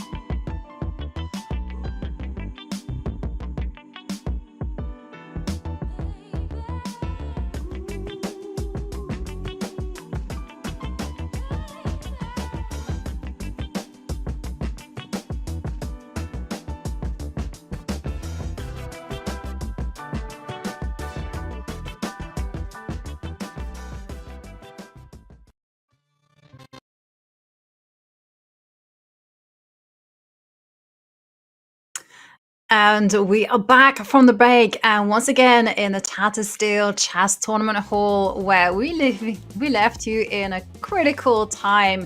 Play is getting exciting as we reach those crunch moments where the players have to defend. They have to play in the most accurate manner. And there we see our players. They are locked in thought, and they are ready to meet the challenges that await them. And of course, Tanya, we gotta go to the bird's eye view, and we gotta check out the progress that has been made in the positions. But because I see, Tanya, I just want to draw your attention to a few things. Let's track the evaluation bars. Let's do it. So, by the way, just really quickly, Fedosiev did go for the Queen f7 idea, and the bar is loving Arjun's attack right now. A lot of pressure on the big fish. Can he find a way to defend this? So, that one, advantage Arjun. Vincent versus Jordan Van Voorst in complete balance. We see the position, it's 5 pawns apiece. Both players have got the same minor pieces. So this one looks like likely headed to a draw. Next to that, extreme complications. Pragg is playing against Mendonça. He's managed to get a central break in. Mendonça did get the g5 idea going, but that means there are weaknesses on the king side, giving Pragg targets right there. Control of the center, potential for a kingside weakness for black gives Pragg advantage in that one. Abdusattorov Wei remains right now just slightly better for Wei. He's got that F pawn clamping down. Jovanka, the bishop on F2 is just a defender to that D4 pawn. So I think we can say if anyone will push, it's Wei. If he can plant that knight to the center of the board on that D5 square, he'll create some big chances. Caruana versus Gukesh. Gukesh has managed to grind down a little bit of pressure. As we see, it's his rooks that have landed on the first rank. The bar says Gukesh has got something to play for. Then we've got Fabi versus Giri. The bar hasn't edged a single inch since we left it last. Same dynamics in the position. Bishop versus knight. It's Giri's bishop. That's the stronger piece. In Hari versus Vamadam. Look at that. Hari's down a piece, but he's the one with the big advantage. He certainly is. You can see the evaluation bar is saying that Hari Krishna is tracking it. So we are going to keep a very close eye on both Arjun Erigaisi and Hari Krishna Vamadam because, well, if the evaluation bar is anything to go by, it means that there is going to be plenty of drama. Let's have a quick check-in on this one and if there are any developments in the Arjun Erigaisi game, which was brewing very nicely, we will, of course, dash over there. So, Tanya, I gotta ask you the question. How did the evaluation change so much? Where do you want to go to next? Sorry, I missed that. Hari Krishna Vamadam. Because there... Let's spend a few minutes here because we left it with c3. If we just can rewind to 2 or 3 moves. Yeah, we left it at this point, and as you can see, everything looks even. Very complicated. Rook to d3 happened, and then what next? A5 was played, an accurate move. We see he's defending that bishop in b4 once again. What black really wants to do is trade pieces. So en passant, a streamer's favorite move is not the best idea here because then you capture with the rook and you're aiming for those trades, trying to neutralize the pressure of the piece activity that Hari has so that Vamadam's extra piece can do the talking. Here, Hari decided to take the pawn on c3. And now the most natural move played by Vamadam. Bishop takes pawn, and this turns out to be a big mistake, but only if Hari Krishna can find the move being pointed out by the blue arrow. Knight c6 was an idea that we had looked at a while ago, Jovanka, trying to disconnect the bishop from defending that d5 knight, creating threats. Now is the moment to strike with that knight. Wow. Okay, so knight c6, a disruptive move, and you know what? I can just see on the live board, Hari doesn't find it. He gives a check to the king. Wow, Hari missed knight to c6. He gives a check and Vamadam is back in the game. But he's only back as long as he can make what to me looks like the most unnatural move in the position, putting the king back to the square that it starts the game with. King to e8. Jovanka, how likely are you to make that kind of a move, knowing the white knight can jump to e6, attacking g7, and also disconnecting your own rook? I think it would be a lot more tempting to do what Vamadam did, put the king on g6, and sure enough, there And that's a it is huge on the blunder. board. It is a huge, huge mistake there. And I'm with you. You know, I would have played king g6 as well, as does Max. As you say, this is the most natural move. But I think the problem is, once the knight gets out of the way, suddenly we're looking at checkmating ideas against the black king. Yeah, the king is very vulnerable, especially if, as you mentioned, the rook goes out of the way. And now the knight comes into c6. The disruptive move has been played. And wow, the black king in tremendous trouble. Now, Tanya, like, we have to keep an eye on this one and take a pause here because I can just see things are heating up in the game between Arjun Erigaisi. Because there it looked like Fedorsev. Yep, sorry, Tanya. We are going to go to that game, but I just want to point out, I think this is close to game over for Max.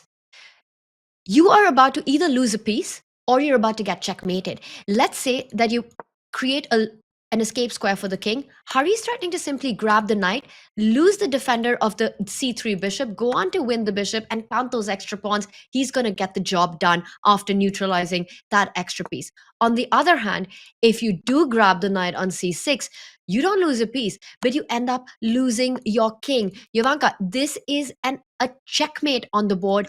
Rook takes knight, you gain material with huge interest. The rook does back and forth. Black's king is stuck. It's showing this advantage. It's a checkmating advantage. We could be looking at Hurry getting the victory in right now. Wow, and that would be an important victory, of course, for Hari Krishna, who did lose against Praggnanandhaa earlier on.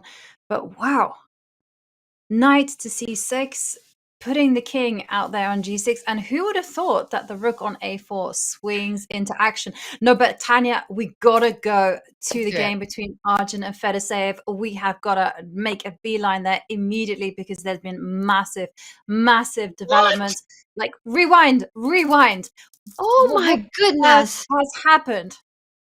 What on earth? We had written this off. Queen f7 was played, attacking the f4 pawn. Your move, rook f1, the best move on the board. Arjun plays it. Rook g8. Arjun completely in control. He brings the queen to the attack as well. Everything played to perfection. Bishop f5. A slight inaccuracy there. It was more accurate to take with the knight, apparently. And now after pawn takes bishop, suddenly the g file is diluted and a blunder. Tanya, the rooks get forked at the end. Oh No. This is absolute heartbreak there for Arjun.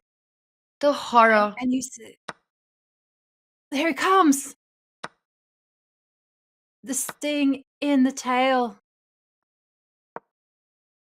And it's Fedoseev who gets up and leaves the table. We were thinking that we are looking at a resignation from Fedoseev in the next few moves. And it might be Arjun now who will have to give up because he's about to be down a piece. The pawns are not enough compensation. And I'm going to do a quick action replay of this huge miss that happened with Arjun having 16 minutes on the clock. Just one moment of carelessness. He forgot his own tactics, opening up the G line. The queen lined up against the black rook, and Fedoseev finds it.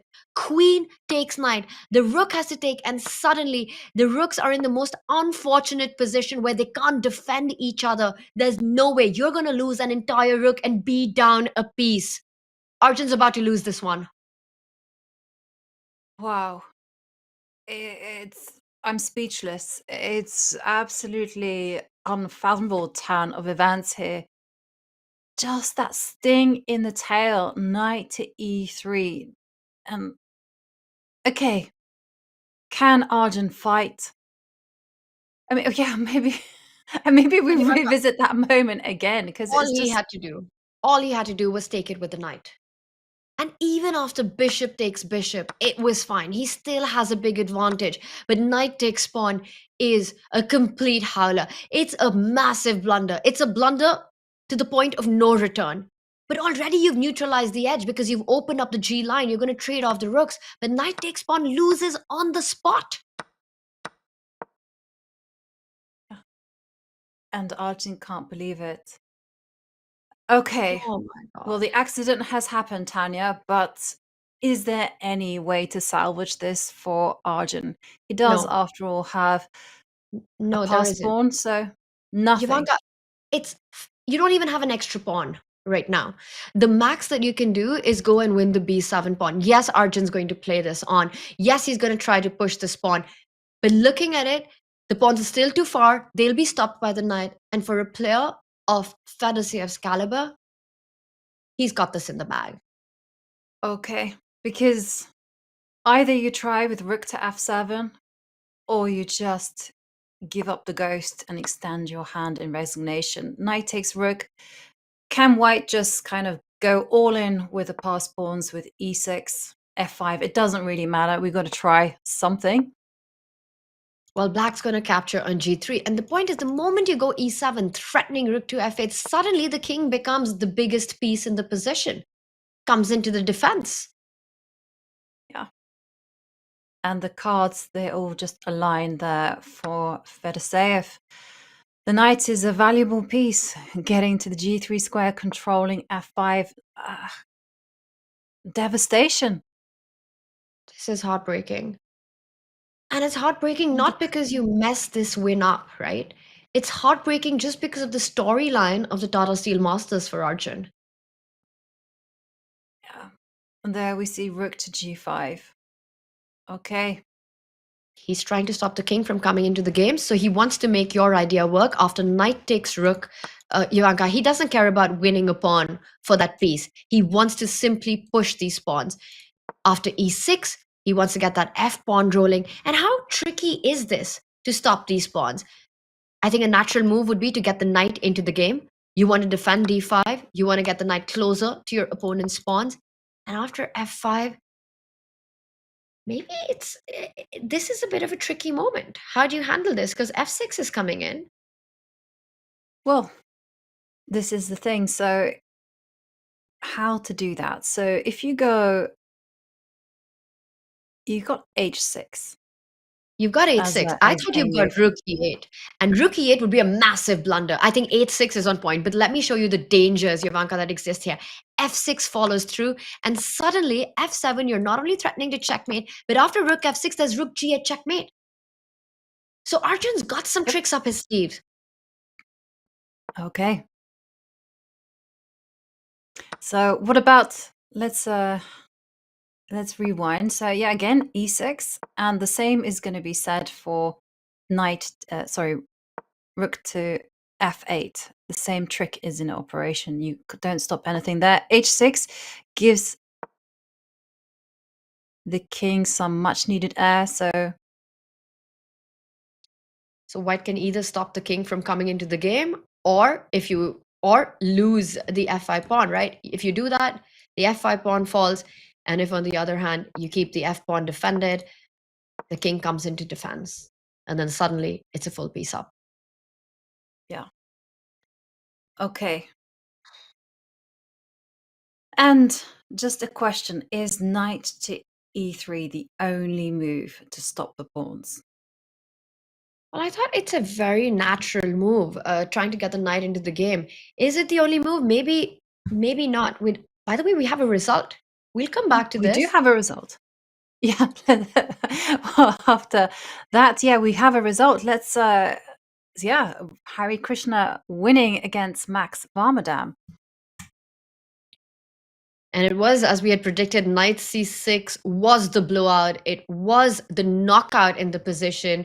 And after that, there was nothing to be done. And Max resigned on the next move. But coming back to this huge turnaround that we've just witnessed, Jovanka, knight e3, is that the only move in the position? I'm not sure. But I feel it's the move that you really want to make right now. You really want to get your knight back. You're defending d5. You're putting pressure on f5. Maybe you could perhaps also put your rook on e8, because to me, that's also a very natural move. Let's see what happens. Rook e8. And suddenly, f5. Suddenly f5. It's the only move, by the way. You don't get greedy with d5. You have to keep the e6 pawn defended. And it's not so easy now, because the idea of f6, f7 is huge. It is absolutely huge. So knight to e3, the only path for black to win here. And it is definitely to do with stopping the f5 pawn. Knight to e3, keep an eye on the f5 square. You've got to use this idea in combination with h6. All right, so I've had a quick peek onto our Silicon friend right now. Knight to e3 is not the only path to victory. It's a very strong move. Okay. It keeps everything defended. But your other idea, he could also start with h6. The main point is to get your king into the game, get it closer to the white pawns. So h6 does the job. For some reason, b6 is good enough. Knight e3 also works. So he's got some good options, but he's got to be a little precise over the next 2 to 3 moves and not fall for the trick of that f pawn getting to f7, threatening checkmate and a promotion at the same time. Yeah. And Tanya, rook to g8, does that do the business as well? Could be e7, rook to g8. g7, Whoa. yeah. And that actually loses. Oh my gosh. But e7, you've got rook e8, right? And then your king comes into the game. So it can't be e7 because you attack rook e5 and the king comes into the game. I really like it. What's wrong with this move? Well, I was wondering whether there might be some Fedosiev, he's thinking. f5. Look at him. He is thinking. And did you see that? He wasn't completely sure of what the path ahead is, but he's got to find this. He's so good at this stuff, at converting these positions. And we're all here on tenterhooks. Because Arjun, despite falling foul of that horrible trick that Fedosiev set, he's still being crafty in return. Oh, wow. There And Ivanka, is some our chat danger. is helping Yeah? us out. After rook g8, chat Is is it saying that the F5? best move for white. Yes. Yes. Yeah. You and chat are synced. F5. Oh my goodness. You're sacrificing a rook, but you're winning the game because the pawns get the job done. Rook takes rook. You push the pawn. If black falls back to defend it, f6. Look at the way the black king is boxed up. Nothing is coming to stop f7 next, and white ends up promoting to a queen. Well, that is not an easy spot, right? Especially if you're feeling if you're not anticipating that white will sacrifice a rook. So a tremendous find there by our chat. But Fedosiev. I will say one thing, Ivanka. If Fedosiev doesn't spot f5, rook g8 is the most tempting move because it feels like it's just finishing the game on the spot. You get your rook out, you bring your king out. That's true. But I feel like the most tempting move is knight to e3, just because it also protects the d5 pawn. Yes, it was the But first you have to instinct see move that I had. but you have to see that h6 idea. Yes. Because otherwise, then you're going to reject a knight to e3. I know, look at him. He's looking in that direction, Tanya. Just track the eyes. We need that technology in chess. We need the eye tracker.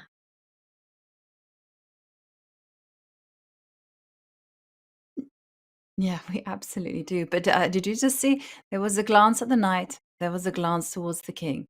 He, of course, is an amazing player, Fedosiev. He defeated Magnus Carlsen.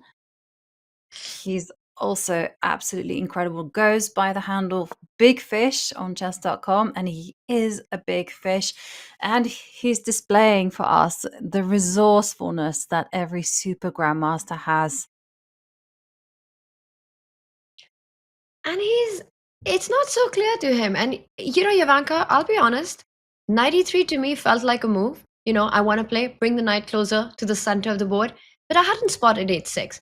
I thought f5 would be easier to deal with simply because of rook e8, and you can't advance. But rook e8, when you get it on the board, you suddenly spot the tactics of f6. And this is game over, right? f8, rook g8 checkmate. My idea of playing knight e3 was rook e8 next. Like you said, if Fedosiev has definitely spotted the problem with rook e8, f6 loses. But the big question, is he going to be able to calculate and suddenly just take a pause and make this tiny little move at the edge of the board and realize how big of a deal it is? It's a huge thing. He's looking away. What do you think? Oh. What do you think is going to happen? Are we going to see I another think he'll big find swing it. by the bar? Yeah, he's got enough. I agree with that featured chat. He's got enough time to calculate this out. And of course, he's incredible. So, he's keeping us on tenterhooks. Will he? Won't he? He has 13 minutes on the clock to sit down and figure out exactly what he needs to play. Should we stick with this, Tanya? Or should we leave everyone on a cliffhanger and check out the bird's eye view? Well, let's ask chat. You know, it's a democracy. What does chat want? Should we move on? Should we stick to C? If Fedosiev finds his way forward, we can always check back in with it. Chat, where do you want to head to next? Jovanka, what are they saying?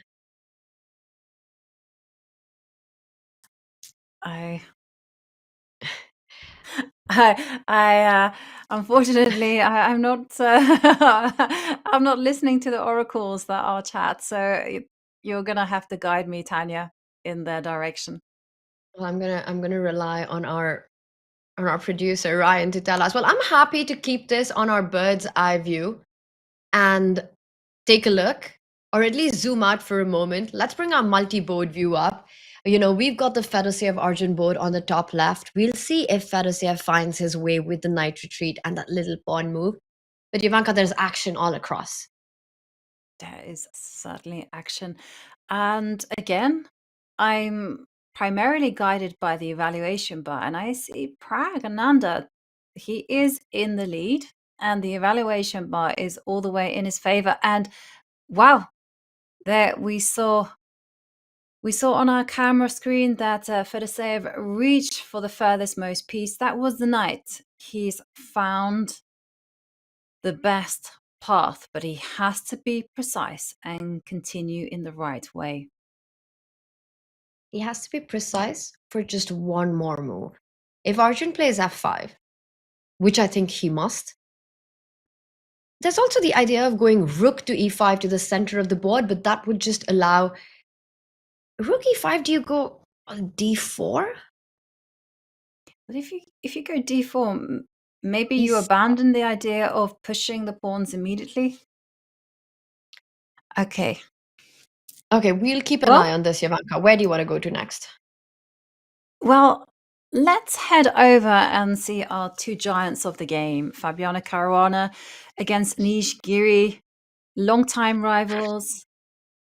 They had a very balanced game so far. It did look like it was slight advantage Anish, but it was never anything more than a slight advantage. What do we think about this position on our screens?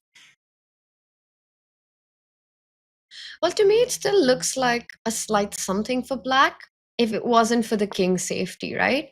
I can now understand why it's so level. Black's queen is tied down to defend the king.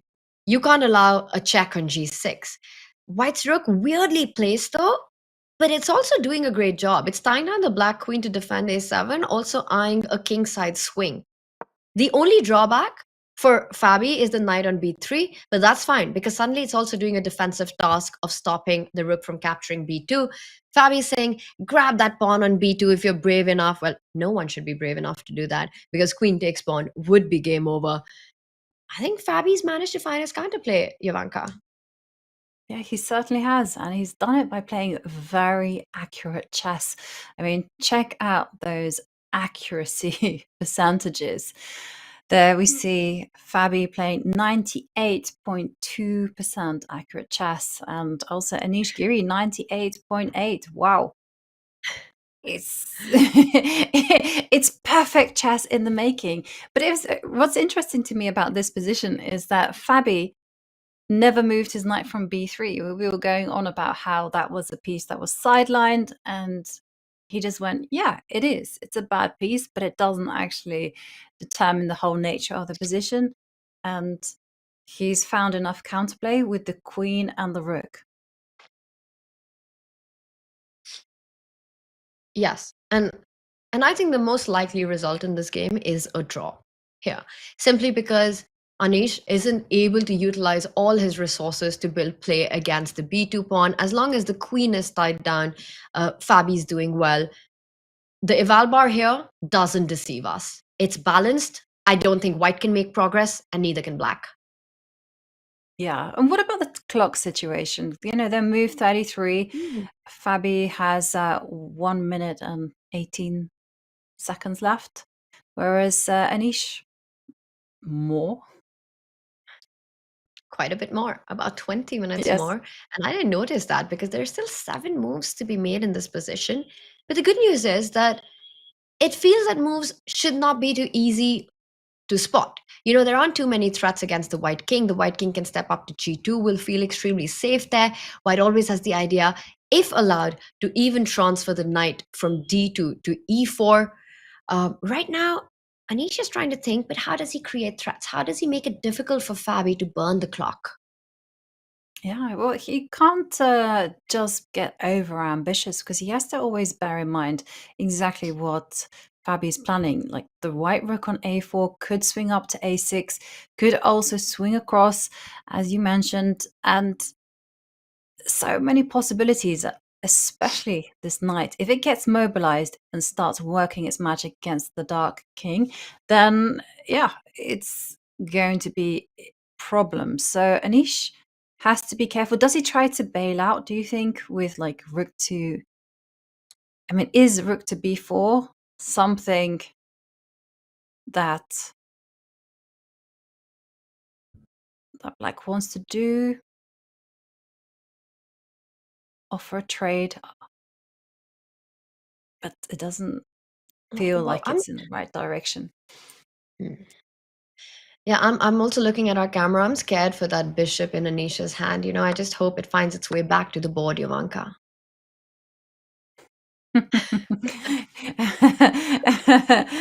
I think he stopped putting pieces in his pocket. It's called Tata Steel for a reason, you know. Very good, very good. Okay, decision time. Decision time. You're highlighting a move rook to b4.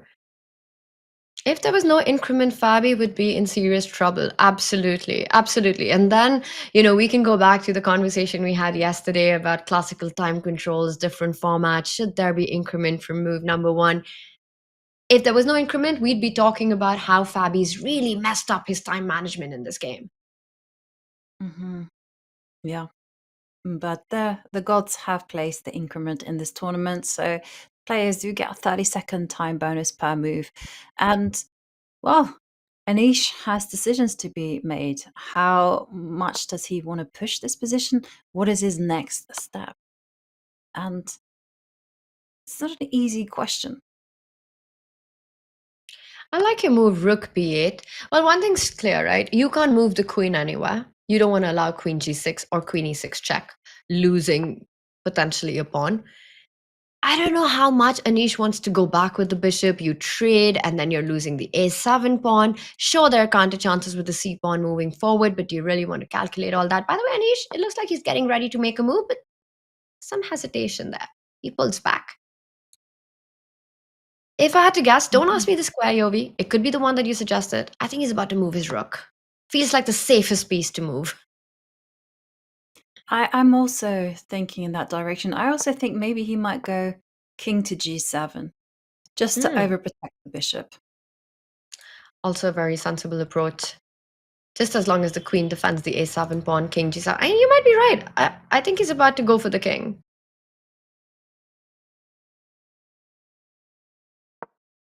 Ooh, Nope. He's going for the endgame. Okay. And in fact, maybe, Jovanka, the endgame isn't a great idea. Queen takes queen, king takes queen. If Fabi gets greedy with rook takes pawn, suddenly c4 comes into play. I'll just quickly show that line on the board. Rook takes pawn, c4, knight to d. Whoa, and c4 is not the best move. I thought this was the problem. But this just keeps things in balance, apparently. There's something stronger. Rook takes pawn.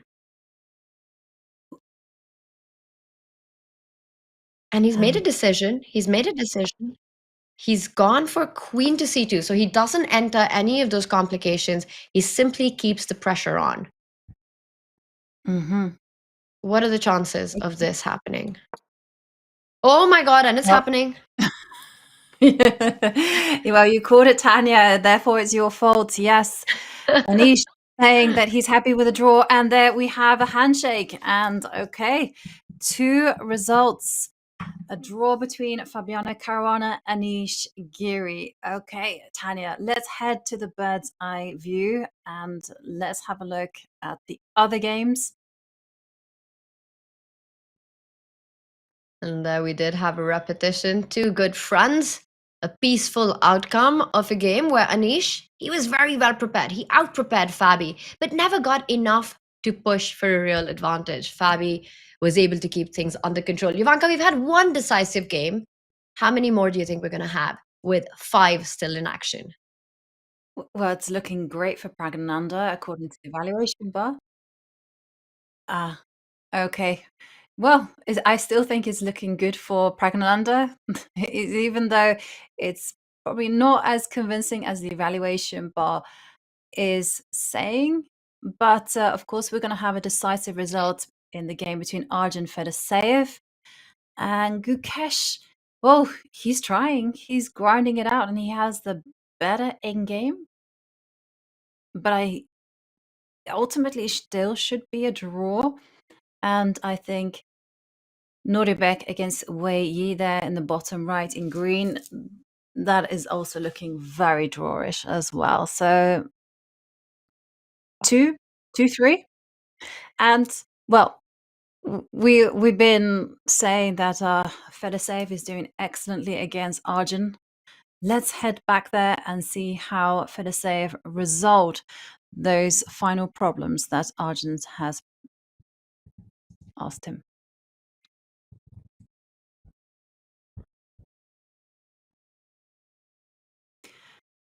So we left it. So Tanya. Yes, We sorry. left the class at this moment, and Fedoseev did find his way with knight e3. Rook came to e5 and d4. We were looking at this line really quickly, Jovanka. Simply now, if f5, there's king to g7. And it progressed with Arjun getting a pawn for a piece, but Black has managed to get the king closer to those central passed pawns, and it's really just all about that. Now, one by one, they will come under attack with all of Black's forces. King f6, you can't go g4 because knight takes pawn to follow. How are you fighting king f6? How are you keeping your hope alive? Well, you've got to hope. And I know that's not a great plan, but sometimes it's the only one you have. So, yeah, just king f6 played. I guess you just take the h pawn, sorry, and try to win the a pawn as well. And maybe, just maybe, you might be able to swap off the remainder. And if you get a rook and knight against rook, then it's a draw. That would be a draw. And the thing is, you'll be probably able to liquidate the queen side. But how are you ever on earth going to be able to get rid of the d4 pawn, right? And just one pawn with an extra piece is going to be enough to win the game. So right now, I believe Fedoseev can just continue getting greedy, grab the f5 pawn, grab the g3 pawn, grab the e6 pawn. It doesn't matter with the a and the b pawn as long as the d pawn lives on. And nothing has worked out for Arjun after he made that blunder, because suddenly the knight that was so offside is on its perfect square, because as you say, it can just jump over, pick up those pawns, and then get back in time to defend his own pawns. And we see Vincent Keimer looking over. What a turn of events, Tanya. It's still, I find it unbelievable that this actually happened. Knight takes pawn. Arjun was so close to getting his first victory in the Tata Steel Masters. And he just played one careless move. And now he has to begin again in round 5. And the thing is, right, against this field, you get these kind of opportunities far and few. And Arjun, of course, knows it. He knows it was a one-move blunder that changed, well, from close to a winning position to pretty much a dead lost position, because you lose a piece. It's not the kind of lost position where you can create chances, create a mess on the board. No, you've just lost big material against an absolute elite world-class player. There's no coming back from that. And it's so easy to go into that rabbit hole of how am I going to score a win if I'm not able to convert those kind of position. Arjun will have to show immense strength of character to make a comeback in this tournament. But I tell you, Tanya, he is incredibly strong. He works with a mind coach, and one of one of the memories actually that I remember when doing commentary was at the Qatar Masters Open in 2024.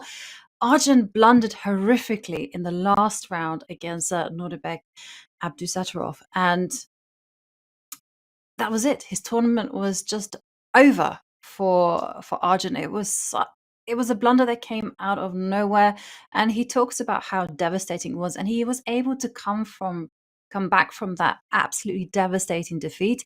And you saw 2024 was a golden year for him. He really just skyrocketed up the rankings, and part of that motivation was this moment in Qatar.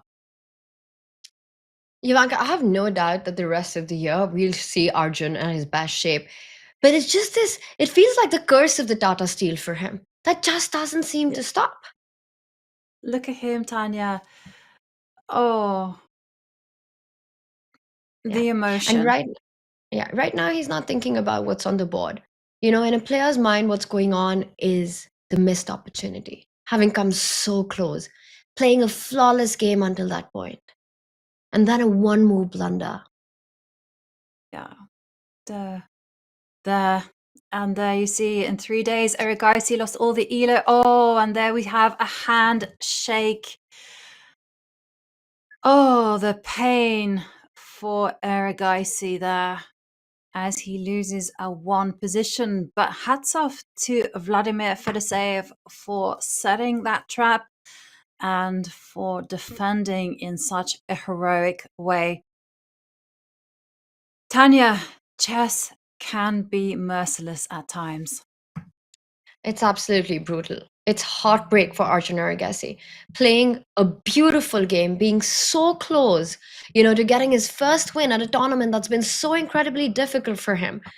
Not just this year, but the past years as well. And all it takes is that one big win, and you can feel it. It's within your reach, and then it just slips in a matter of one single move. And for Arjun, that's another loss that he has to deal with. I think, Jovanka, it's going to be another sleepless night for the Indian youngster. He's got to come back stronger tomorrow. He's got to find that character of strength. And yeah, we hope he gets some sleep. But like you said, Fedoseev, he didn't give up. He kept the game going. And sometimes all it takes is affording that one opportunity to yourself. And here it worked out to perfection for Fedoseev. Totally. He took the opportunity when it was presented to him. And here we have on our screens one of the tournament leaders, Praggnanandhaa. He's got the white pieces against Leon Luke Mendonça. Tanya, we've got to dive in and see the action that is unfolding in front of us. It feels like a tale of two cities for these two Indians, Pragg and Arjun, two incredibly good friends. We've got Pragg, who with his win yesterday also broke into the world top 10. He's gaining, he's going up on the rating. For Arjun, this tournament has meant that he's dropped out of the 2800 club. Still a long way to go, but look at the position that we have still. Pragg keeps the form going. He's got an extra pawn, but more than that, it's also the piece activity. Right now, pinning that bishop to that queen, a very healthy pawn, the knight from c4, can reroute itself to the center of the board, and this pawn can start moving up. Don't forget that the idea of 8-6 g5 had created so many weaknesses for the black king. Imagine a position where white is able to achieve the arrows that I'm drawing. Knight e3, d5, knight to f5, and suddenly you're looking at ideas of the queen jumping in. Yeah. And I must say, I love your knight retreat, because the queen and bishop are lined up on the c line. And you know what that means? You are vulnerable to attack. So knight e3 makes a lot of sense. The knight is, of course, attacked on c4. Rook c1 is also a possibility. Pragg, I find his specialty is to go on the counterattack. So wonder whether he'll do that. But he has a huge time advantage. Just over 7 minutes, whereas Leon under 1 minute. Tanya, they're only on move 32. Last time I called it for Arjun. I said, this is going to be really tough for Fedoseev, and Arjun's got this. And then 2 moves later, we saw a big blunder and a huge turnaround. So it's a big reminder of how chess, it's really not over till the last move isn't played. But this does look like extremely powerful for Pragg. You called out the move rook c1. I like it even more than knight e3. Why show your cards? You're even threatening the knight jump to e5 as well. Pragg has got beautiful alternatives. He's got the extra time on the clock. He's got an extra pawn to boot. Black's king, extremely unsafe. I'm not going to call a Pragg win just yet after the turnarounds that we've seen, but it looks like he's done everything right. And Jovanka, with Nodirbek looking like he's not getting a win in if Pragg gets the job done, we're for the first time in Tata Steel 2025 going to have a sole leader going into round 5. Yeah, I know. It was tremendously exciting stuff. Praggnanandhaa leading with 3.5 points out of 4 if he wins. But okay, it is an if he wins, because of course it is not over until the handshake has been given and the score sheets have been signed.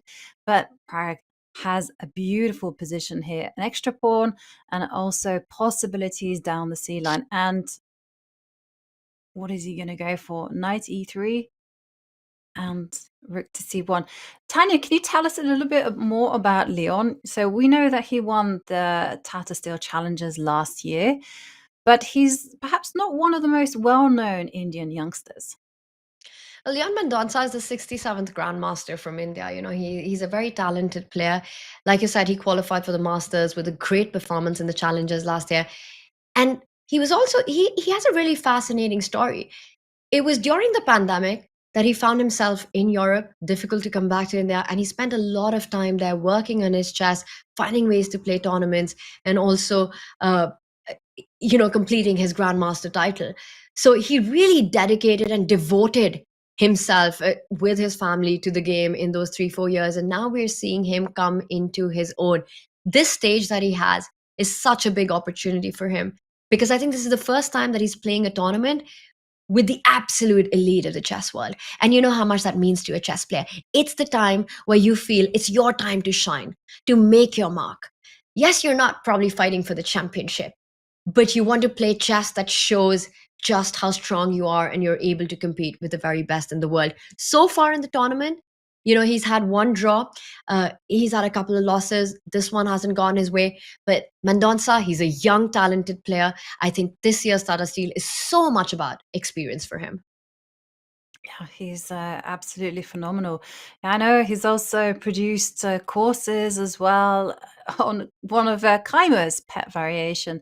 And what struck me about Leon was that he has a very unique way of studying chess. He just picks up any random chess game, one of the classics, and he just analyzes things without the engine, which is actually something that Gukesh used to do as a youngster. He did not as a youngster, as an even younger person, he just simply picked up an opening and studied it on the board.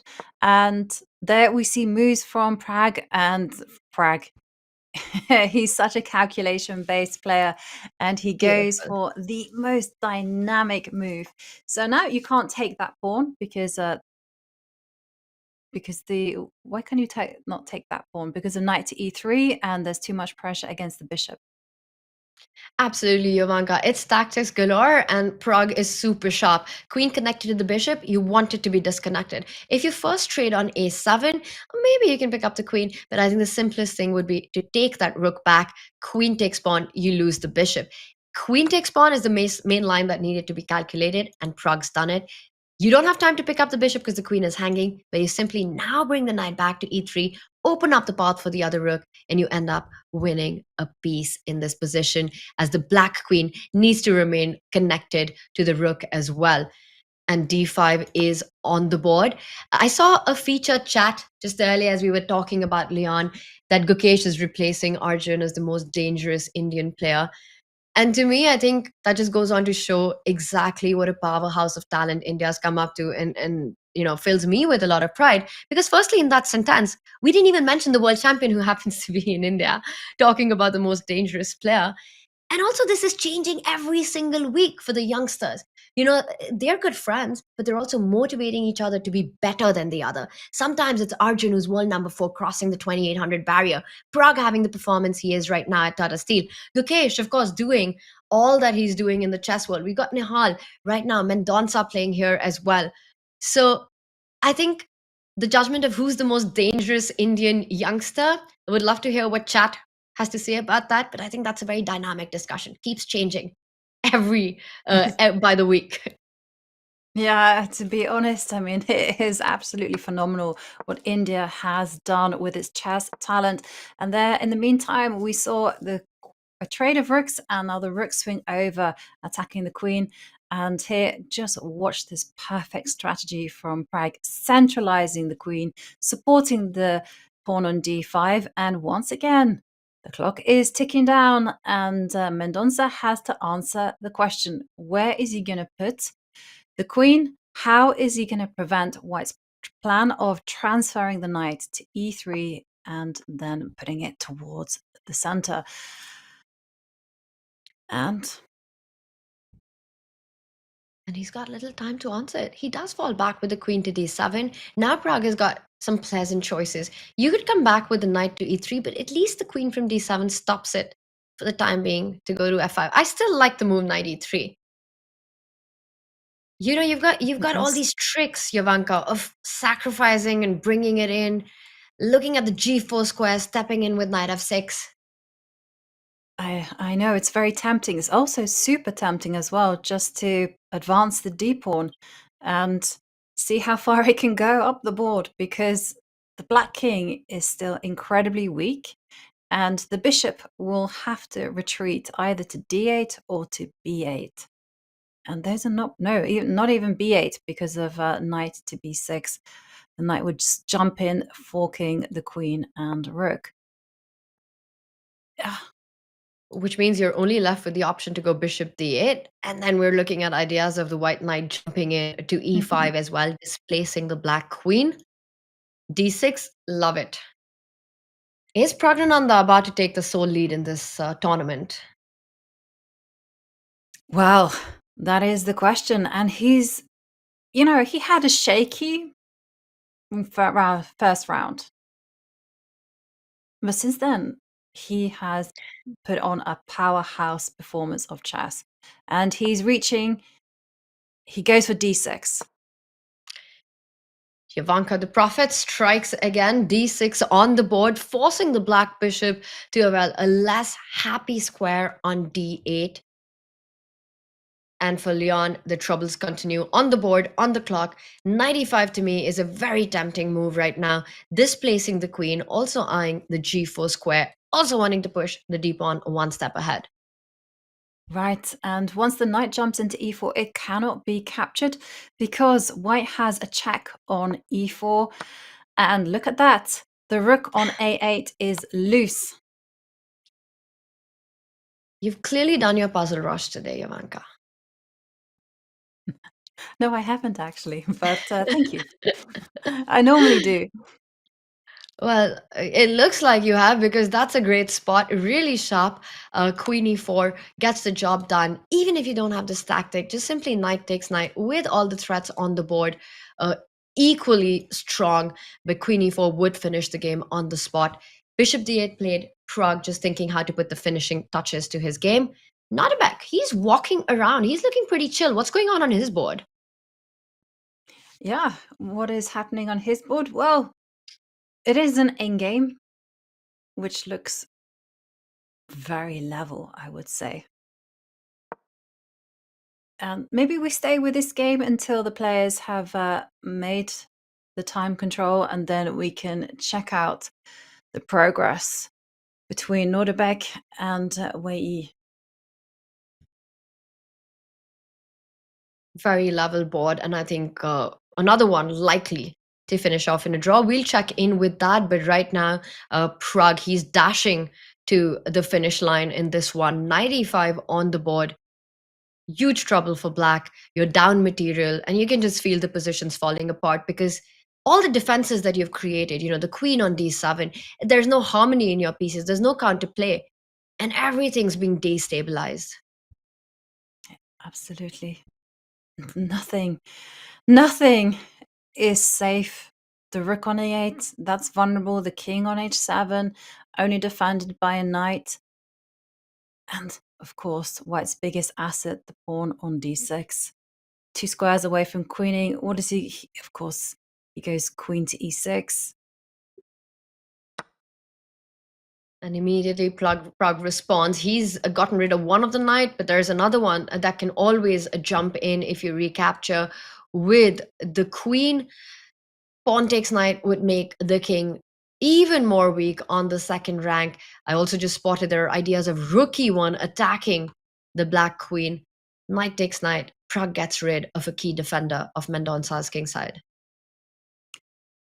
And just 7 seconds there for Mendonça as he finds himself on a terrible position and as well no time. He captures with a pawn, but Tanya, your idea is absolutely devastating.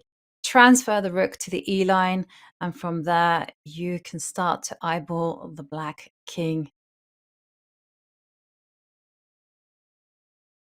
And Pragg's been so impressive, right? Yesterday, he showed this positional battle masterpiece against Arjun, a slow grind out into that endgame. Today as well, it started in this Italian position. It felt very calm, but there was a slight edge that White had, just a small pressure with that pin. He provoked Mendonça to make those weaknesses on the king side. Then he had this full board awareness of opening up another weakness on the left side of the board and penetrating from the queen side. Meanwhile, Ivanka, we do have a draw between Nodirbek and Wei. Yes, it is a draw, which means that if Pragg wins his game, he will take the sole lead. Now, Nodirbek, of course, went on the offensive in that game, but in the end, it was great defense from Wei Yi. And here we go back to this position. It's move 39, and Pragg has a lot of time to make a decision. So many good moves. He literally doesn't even have to make a forcing move here. He can play the random G4 move, and his position, by virtue of the fact that he's an extra pawn up, is going to be devastating. I actually really like that move. You just pass the ball to your opponent and you're kind of enjoying your position. It's as much as about winning the game as it is about completely dominating. And I think Fischer used to love doing that as well. Just enjoy the position till your opponent really realizes how bad things are. G4, like you said, is possible, but I think Pragg, he'll go for a more direct approach here. I like the idea of rook e1. Get the knight in if the queen falls back to block that deep pawn. I was watching the interview that Pragg had with Fiona yesterday, and he mentioned that Tata Steel, for him, has a history of going really well in the first half, but somehow he collapses in the second half and doesn't go on to keep that same energy and those same results. So he said he's worked a lot on his fitness to make sure he's got the stamina for this long haul tournament that's there, and he's not thinking too much about these early games and early results as a learning from his experience from Tata Steel. Yes, it's something that's so important, fitness. Like there you see rook to e1. And by the way, this is the only game that is remaining that is yet to reach the time control. So there we see rook e1. This is move 40, and Leon drops the queen back, and the time control has been made. 50 minutes will be added. And, well, both players can breathe a sigh of relief that that stage has passed. But, well, Leon, you can see it there in his body language. His position is hopeless. So, Tanya, maybe we can go to the bird's eye view and have a look at the other games in play. Absolutely, let's do it. And we've got some results in front of us. So we've got 2 decisive games so far, where we had Hari against Vamidam. What a game that was, with Hari sacrificing 2 of his knights. One was captured. He went on to give a checkmate in an endgame, down a piece to Max. Getting that result in Arjun versus Fedoseev was an absolute roller coaster. Huge turnaround there. Arjun, being in driver's seat, looked so close to checkmating Fedoseev, and all it took was that one mistake, not an inaccuracy, a huge blunder by him, and then it was all Fedoseev's game. 2 decisive games, 2 draws, 3 games remaining, Jovanka. Yeah, 3 games remaining. And shall we do a quick roundup of those 3 games? Just a quick assessment. Let's do it. You know, the one on top with Vincent against Jordan, I see the bar says it's level, but to me, it looks like a very dangerous position because White's king is super active, right? It's coming so close towards that pawn on b7, king to b6, and you're suddenly wondering, why is the bar so level? So I'm a little confused about that. It's clear that Black has got enough defensive resource, but it does look dangerous for Jordan. It does look like Jordan is walking a tightrope as to whether he'll get a draw or not. And then finally, we have the game between Serrano, Gukesh. The evaluation bar steadily in the middle. It does look drawish and does look Serrano has managed to coordinate his pieces. Well, all the games have made time control, Tanya. I think it's the perfect moment for us to zoom out of the playing hall and take a short break. And when we return, we are going to break down all of the action in front of our screens. So see you then.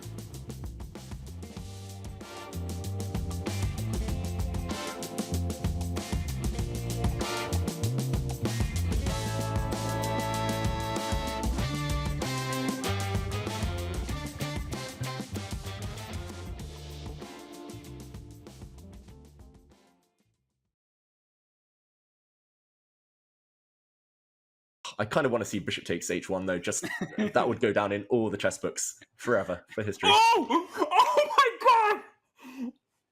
What? He didn't see it. Oh my god, it's on the board. There's Fruja. no way.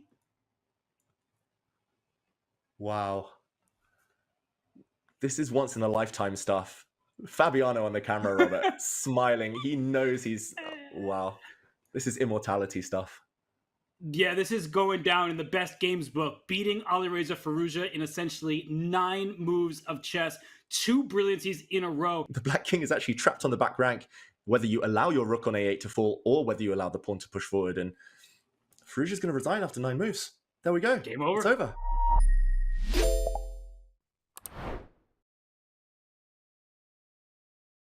I want to get a few truths in first. Okay, do you think you are a good dancer? No. Lie. What? I knew this. You are a terrible dancer, but you have high confidence. That's important. So you are decent. I actually think I'm a bad dancer. It's one of my pet peeves. No, but I knew that it's gonna show that. And please. Wait, I have to make moves also. It's time. It's time for the question. He's getting nervous even if when you just said that you were going to ask him a question. Yes. No, because really nervous. Because the thread is stronger than the execution. It's one of the chess things. Do you consider me a friend?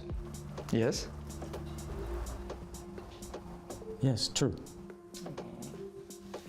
Good friend is a different question. That's fine. I'm not gonna push it. Obviously, I've had my. Have you ever, as a spectator, rooted against me when I play chess? Maybe. It could have been. Not sure. Yes, he did. He did. I know he did. Okay, that's fine. That makes 2 of us. Did you hate me for making you walk from Hotel Hoogedaan to our house in Wijk Aan Zee when you were my second? Briefly, very briefly. But very intensely. Yeah, sure. Yeah, no. Hate fair. Comes naturally to me. Yeah. Okay, speaking of friends, do you consider Samay your friend? Yeah.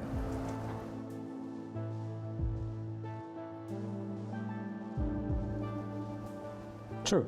Oh, I thought it was gonna say. Yeah, I wasn't sure. Do you, the long was really. Okay, but that's an easy one, Basami. The hard one now. Do you actually find him funny?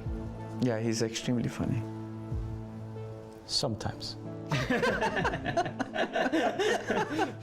Do you consider Sagar Shah your friend? Yeah, very good friend.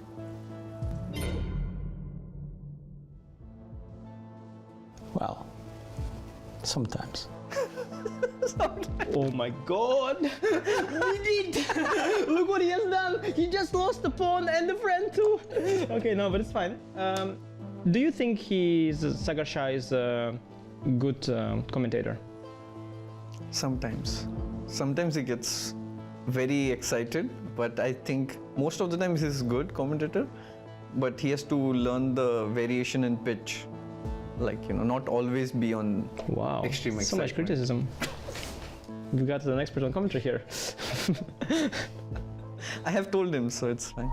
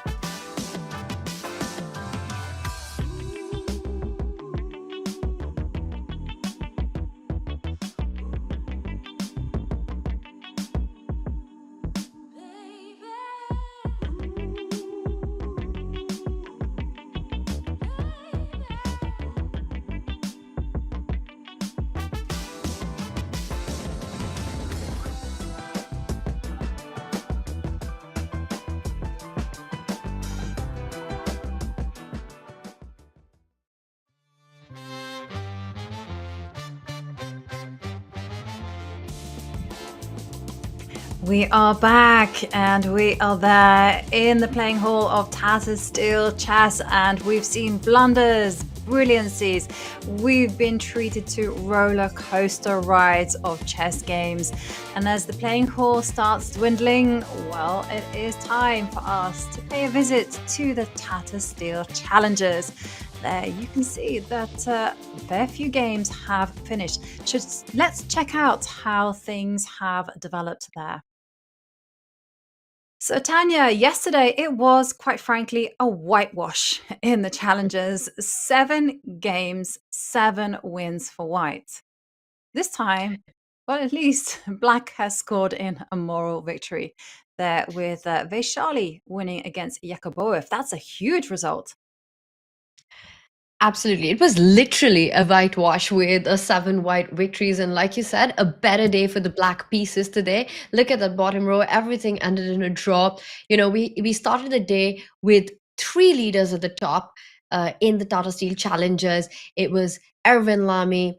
We had Nguyen, the Czech grandmaster, and also the 14-year-old super talent Liu Miaoyi, who's had such a fantastic run with 2 victories against grandmasters and 1 draw against Vaishali. She drew her match against Bulmaga. So, Yavanka, all 3 leaders going into round 4 did end their games peacefully. Meanwhile, Vaishali getting a big win in. That's a huge, and 2 games very much remaining. We have Divya against Gurel, and we have Benjamin Bok still in action. Well, there you can see the standings, as Tanya mentioned. Well, it's a 3-way tie at the top. Van Wyn and Owen Lamy, Liu Miaoyi, just 14 years old. I've got to say, she comes from a chess-playing family. Her mother is, I think, an international master. And, of course, that has to set some precedent. And they're closely followed by Aydin Suleimanli and Vaishali moving to 2.5 points out of 4. This is such an eclectic field, Tanya. I simply love following the progress of the challenges. Because we are guaranteed exciting fighting chess, just simply given the list of players that we've got, each one of them hungrier than the other to prove themselves. You were talking about Liu Miaoyi. She's all of 14 years old, and she's already the 2nd highest rated junior player in the world in the women's section, just right behind Divya Deshmukh. And there we can see in the standings, Divya has yet to score a win. She's on 0.5 point, but look at the position that she's got. I think she's about to score her first win of the tournament today. Her game is still ongoing, so still I think we're going to see some shift arounds in the standings as we watch them on our screen right now. And here we've got Gukesh, who's playing, of course, in the Tata Steel Masters. He's trying to grind down his position. Is there something to play for Gukesh with the black pieces against Alexei Sarana? Well, let's dive into that position and ask ourselves the same question, because he's looking around, but it's his move. And there he goes back in focus. No, yeah. Wrong talent. Yes. Right. So that's funny. So king to d2 was played. There was a check on the board, and that last move highlighted in yellow. And it does look like, well, it's equal pawns. You know, Gukesh has got the more, well, I want to say the more active bishop. You are trying to put some pressure on the g4 pawn, but also notice how this a4 pawn, which is fixed, is on a light square. And that somewhere might give some long-term weakness for black to play for. But Serrano's got his own trumps, right? Because you'll be a healthier pawn formation from a more universal look, right? You've got only 2 pawn islands, while Gukesh has got 2 weaknesses that the rook can start targeting. You also have this fluidity of the pawns in the center. Let's say if black was ever to trade, we can see the central pawns moving forward. And I don't think it's really easy. Last time we checked, we felt Gukesh's activity gave him something to play for. But I have to say that Serrano seems to have made some progress here. He has made huge progress. I mean, there's a few things that concern me about Gukesh's position. One of them is that primarily the king on f8 is cut off. It cannot get involved in the action. And you know, in games, you got to remember that cheesy line, teamwork makes the dream work. Now, if that king were there on f6, well, I think it would be a different ballgame. But sitting there on f8, it's very vulnerable, you know, because I suspect that white would just simply like to park the rook on c7 and then back that up with a bishop coming to f3. Now, black's position is still relatively solid. I mean, he has enough dynamism, as you mentioned, with the rook and the bishop and a4 being a target, so that I don't think Gukesh is in any danger. But the question is, how is Gukesh going to press? And is he the one pressing? Maybe we got it wrong. Maybe it's Serrano that wants to play for more. And maybe Gukesh will just decide to bail out. I just realized we've had this position once already. If Gukesh goes rook d5, king to c3, it's a 2-time repetition. If Gukesh feels all the pointers that we're making right now, I'm just going to quickly back up and show that. King d2 was played here. Gukesh gave a check. Serrano walked up with the king. Gukesh gave another check. The king slides back to d2. And it's Gukesh to play. Rook d5 check will be a repetition. And we're going to find out. Is Gukesh feeling ambitious given this a4 weakness, but also the drawbacks in the position, the king being cut off, white's rook being super active, a potential fluidity of the central pawns? It might be wise for Gukesh to actually bail out in this position. And there we see Divya. She's having a look. They're 2 good friends. We were all there in Budapest playing the Olympiad, and Gukesh wants more. He does not repeat. It's g5 on the board. Wow. G5. I didn't expect that one, I'm honest, but what a move. Okay, so let's dive into the consequences there, because a lot of pawns can get traded. Is this just somehow another way of liquidating into something completely level? Which pawn capture catches your eye? Although I must say, I'm just going to put a condition there that you don't actually need as white to capture a pawn. And I very often in these face-offs that we see, a tension of these pawns looking at each other, the side that blinks ends up on the receiving end. You want to trade on your terms and not your opponent's terms. For example, if white was to liquidate everything off the board, suddenly after bishop takes pawn, we see that there is a direct threat on one of the weaknesses. This trade has favored black. I think it's best for Serrano to keep the tension on the board, like you're saying. If, on the other hand, imagine it was black to play, Gukesh takes on f4 and trades the other pawn as well, suddenly white has got these 2 connected passers and is happy with the trade. You've created a passed f pawn which can start marching up the board. I'm expecting Serrano to keep the tension, not to ease it off just yet, because if you take on f5, you're inviting the bishop to attack the h3 pawn. You take on g5, you're solving weakness problems for black. Yeah. Tanya, can I just show you a pattern? Okay, it's doesn't really work here, but I just thought it's a beautiful one because there's so much tension there on the center, in the side of the board. One side can often pour fuel onto the fire, and here white could do that by going e4. Oof. And it and the whole basis of this is often that you're basically trying to improve your pawn structure. So if black captures on e4, you're just going to go f5, and as a result of all this tension, you get a protected passed pawn. That's incredible. And not only do you get a protected pass pawn, your king has a beautiful spot on e3 to capture and advance up the board. You played e4. I was expecting the bar to react instantly because it's a free pawn. But you see, the engine actually approves of this pawn sacrifice because you're getting this beautiful passer. Your king is going to go up the board. The black bishop, where is it going? Wherever it moves, you've got this inroad with the king. And suddenly you're looking at ideas of attacking the black king. For example, let's say you moved your bishop. I'm not sure which square, but let's just put it on d5. I was thinking you could Let's go do king e3, Yeah, rook c3, we're king analyzing d4, Tanya. rook takes pawn, king e5, and suddenly I would be scared as black here. The combination of the Yeah. white king and the pawn, and black's not feeling too safe, too comfortable.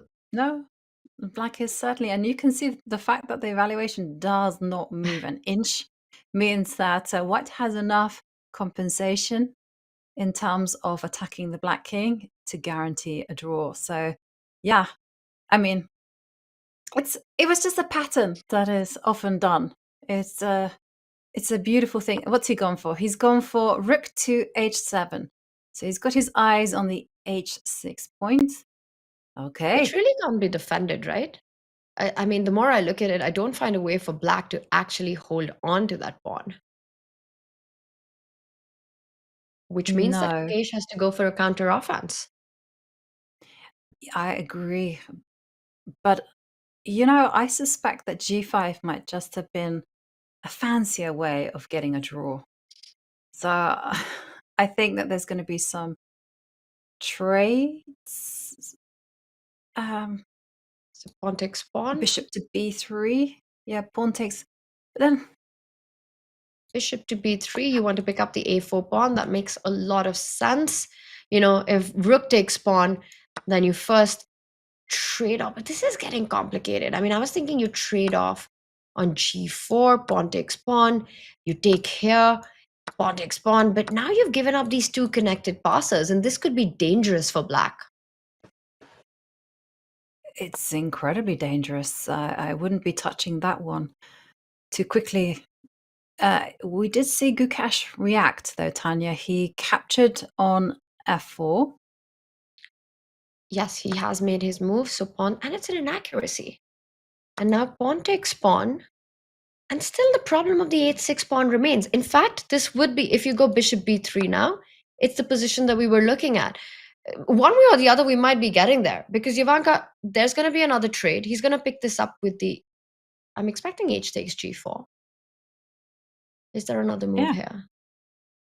But he pauses. And look at the little party, the traffic jam. We had 11-year-old Faustino Oro there standing looking over Caruana's shoulder. We had Vincent Keimer, another youngster. Pawn takes pawn on the board. But Tanya, I'm a bit puzzled by Gukesh's decision. Why did he not repeat moves? Why go into this one? Because two connected passed pawns, but this seems to be accurately worked out by Gukesh. But this is playing with fire. Well, it looks like it's been worked out, the calculation of it, but has Gukesh misevaluated? Because this is exactly the position that we had in our analysis. Rook takes pawn, bishop takes pawn, and we kind of left it saying that white should have better chances with the two connected pawns on the right side of the board compared to its counterparts of two disconnected passes, more difficult to actually push on. And this would give Caruana something to fight for. Gukesh had that repetition a few moves ago, Jovanka, with rook checking, shuffling with the black king. And once again, it just feels like, Gukesh, in some ways, wanting to keep the fight on, because that's his nature. That's his sort of basic desire to keep the game going. Has he misevaluated and walked into danger? We saw that happen at the World Championship match. We've seen that happen in many tournaments. It sometimes pays off in a huge way for him, right? But sometimes it also ends up getting him into these tricky spots. How much of a tricky spot is this going to be for Gukesh, and how is Serrano feeling about his chances? I mean, we really have to be concrete about this one. I mean, Black's pawns are not connected. They're not the most mobile, although the A pawn is pretty quick. But you can help the white pass pawns as a team. And that's something that is actually going to give white the advantage.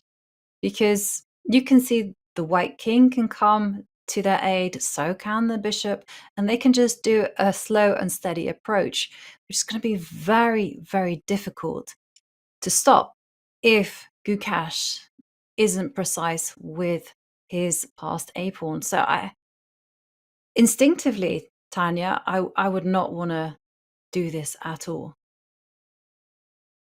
It feels It's also not unnecessary. Absolutely. It's just not the kind of line that you can calculate till the end, right? You have to play with your feeling that your pawns are going to create enough counterplay against the white pawns, and it's a race. We'll see who goes first. I believe that I should be able to fight against your two connected passers. It does feel like unnecessary risk. And to me, I really admire this quality that Gukesh has. So many players would bail out, so many players would take the draw in that position. And Gukesh goes on to fight. He loves to play chess. If he sees that there is a way to go on, he'll go for it. But then again, we've seen that in so many cases, and he said it in his interviews as well, that sometimes he hasn't evaluated the position correctly, the one in which he's chosen to keep the game going. That's a double-edged sword. Yeah, totally. I mean, I completely admire his fighting spirit, Tanya, and this desire to win most of the positions he plays. But on the other hand, as you mentioned, you can criticize this for being impractical. Like now, if he doesn't play precisely with this passed A pawn, he's going to be in a whole heap of trouble because And Yobi, it's so let's make easy some to play moves. white. Yeah. Let's try to make some Yeah. hand moves, right? You've taken the pawn, he's taken the pawn, and I want to push. What happens if white actually goes for a very direct way of trying to create some passes, BG, bishop g4, f5 coming in next, and we do see rook takes pawn? Yes.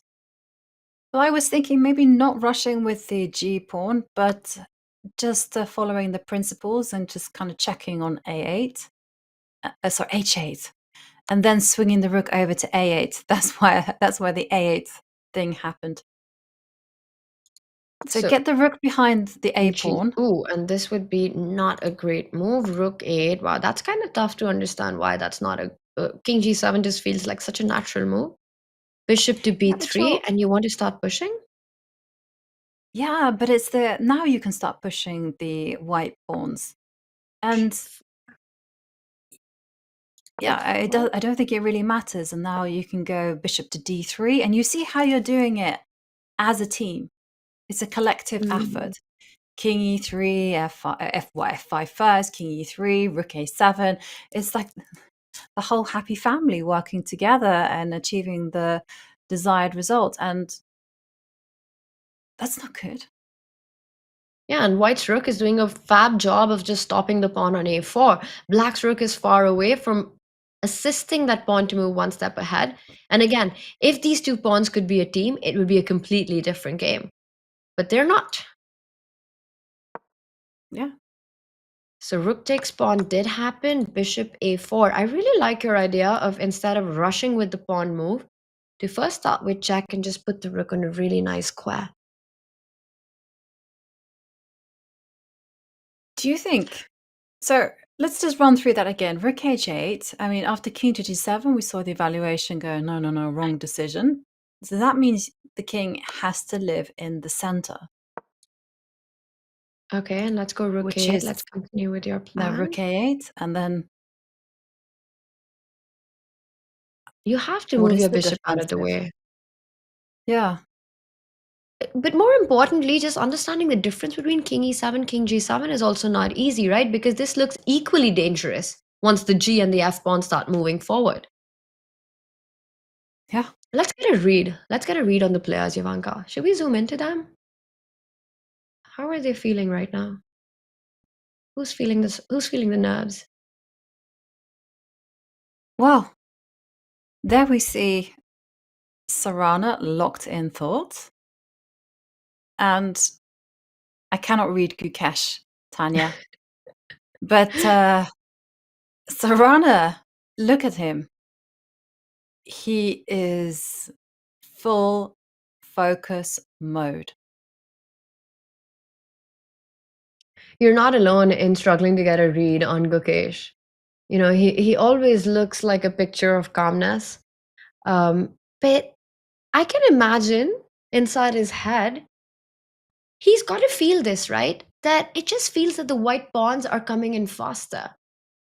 It's easier for white to push this pawn, and he's voluntarily gone into this slightly difficult endgame to hold. Maybe it was just an oversight, Tanya. Maybe g5, he missed this concept of rook h7. And the fact that white can actually deliver a check on h8 and get behind his own passed pawn. These things are easy to miss when you deep dive into calculations. And we're reaching the 5th hour of play, or maybe even more than that. We're into the 5th hour of play, and we see that there's still a crowd there. You know, most of the games are finished. And this is the other thing about Wijk, right? When you get into the playing hall, Ivanka, it's filled with fans and chess players for all the section. You've got the masters, the challengers, the amateur, and it's swarming with people and fans and photographers and media. And then as the play continues, slowly and steadily, it's the last few players remaining. And it's never a pleasant feeling to sort of be alone in this playing hall, fighting and grinding it down. But right now, Gukesh has got company. His good friend Pragg is walking around as well. Yeah, well, actually, I quite enjoy being one of the few participants remaining at the hall. It just feels like you're part of something epic. But I have to ask, how is the temperature? Because I remember playing in a tournament there, we see rook h8, excellent move. And now Gukesh has to find the correct square for the king. Absolutely. Because we saw, you know, king g7 was sort of the intuitive move I wanted to make. And the moment you play it, the bar just shot up with a huge advantage for Caruana. So it's between king f7 and king e7. I think f7 you kind of don't want to play because it's on the light squares. You want to put your king on the opposite color of your opponent's bishop just to avoid any nasty checks. So from a human perspective, I would think king e7 and king g7 are the two moves. And Ivanka, if you had to make a decision in 10 seconds, which one would you pick?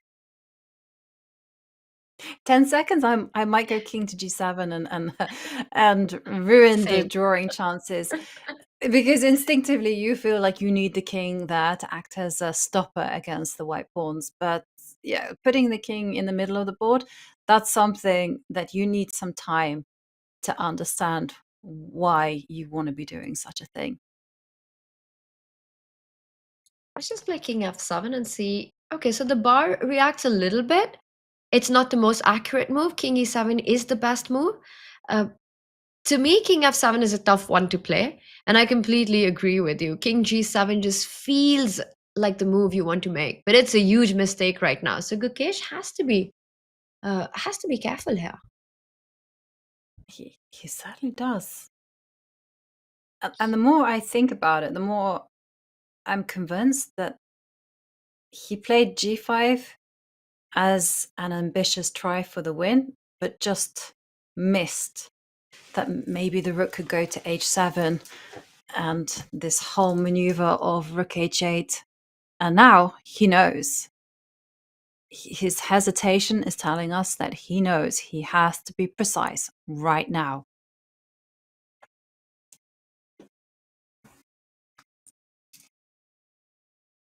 It's funny how in chess, you have these positions where it's material balance, there are very few pieces remaining. It looks like, hey, this should have ended in a draw a long time ago. But even positions like these, you have to be precise. You're still walking on a tightrope. It's beautiful like that. Yes. Well, I was just going to say there's one thing that Gukesh can count on, and that is that it is possible for black to try to orchestrate it so that the bishop can give itself up for the 2 pawns. And then I'm pretty confident that Gukesh knows how to draw an endgame like this. A rook against a rook and bishop is technically drawn. Do you know the technique? Do you have it memorized, Tanya? I once upon a time looked at it. I think I looked at it for about a week and I thought, yep, I've got it memorized. And then sure enough, I did not repeat it 8 times and I have now forgotten. But I know one rule of thumb. You hold the second rank defense. It's okay. It's one where you're relying predominantly on a stalemate trick, but you can be tricked in that one. It's much easier just to prevent the kings from reaching the 3rd and 6th rows, depending on what color you are. It's very tricky. It's not an easy hold at all, no matter how many times you've repeated it. I've been on the receiving end of it. I've managed to get some points. I think I can at the top of my head remember 2 games in which I have been with this dynamic, once with the extra piece and once trying to defend. And in both games, I had a decisive result. I managed to win as well as lose and not hold when I was down a piece. So and especially with little time on the clock. As Gukesh, he does find the best move. He plays king to e7. So Gukesh holding it, he's showing why he's the world champion, plays the correct move on this one. Jovanka, should we take a timeout from this endgame and check in with Pragg? Because he might be about to become the sole leader of the tournament. Absolutely. Let's head there because Pragg's game has kept us entertained, and this is a different type of endgame here. It's one where white is comfortably cruising.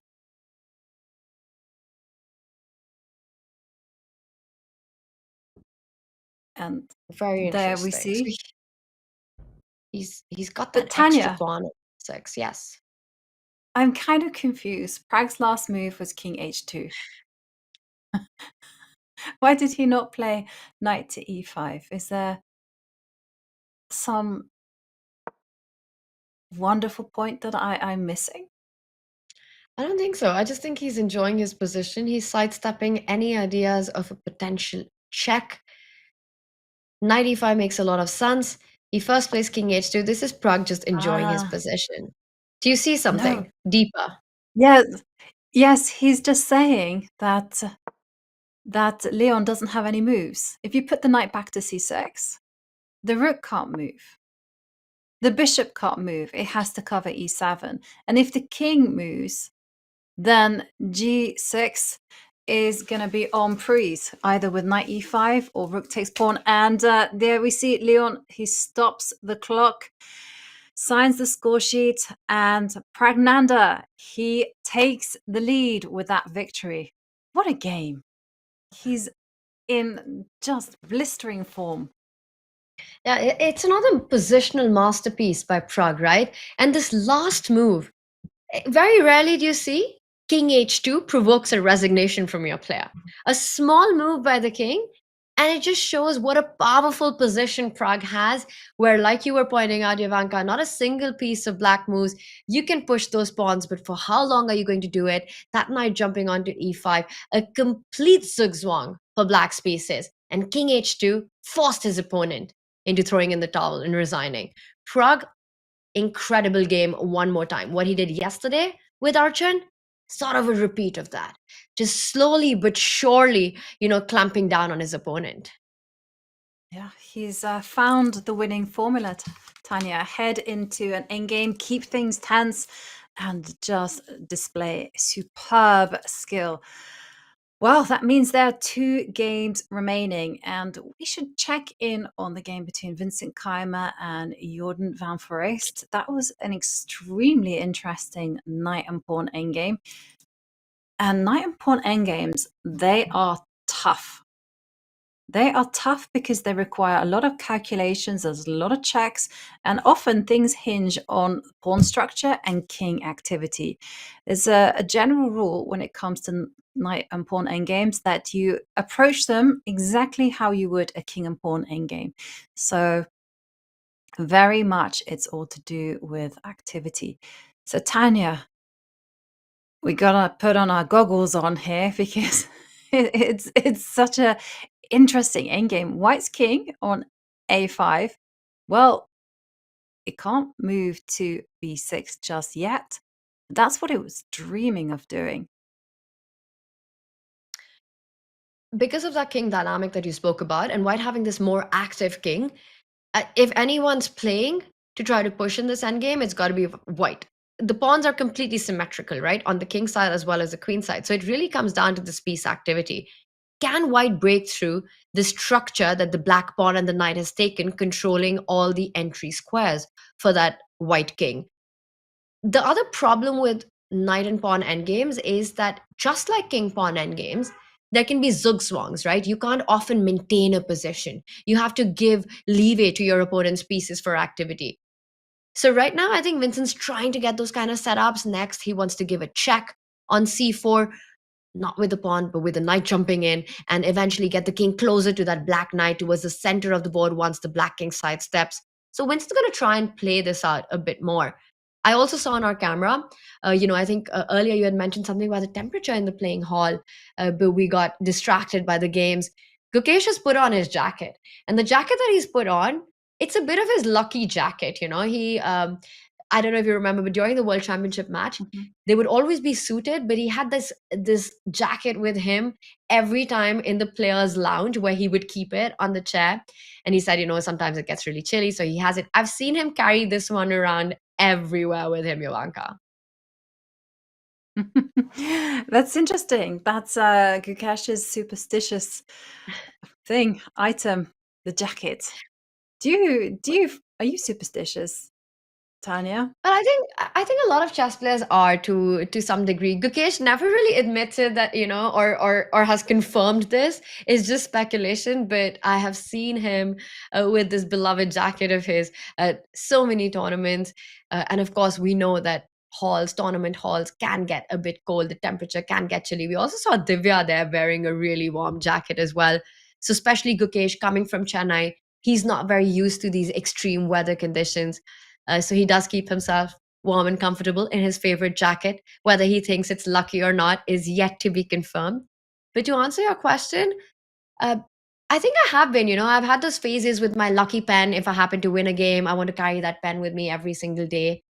I try not to be too superstitious about the clothes I wear, because then you don't want to be wearing the same set of clothes every single day. But I think it's happened a lot with pens and with water bottles. But I've come to realize with age, Jovanka, that if you're playing well, it's a good idea to continue doing what you're doing. Carry the same pen, carry the same water bottle, wear the same dress if you have to. But if you're playing bad, switching any of these things up is not really going to help.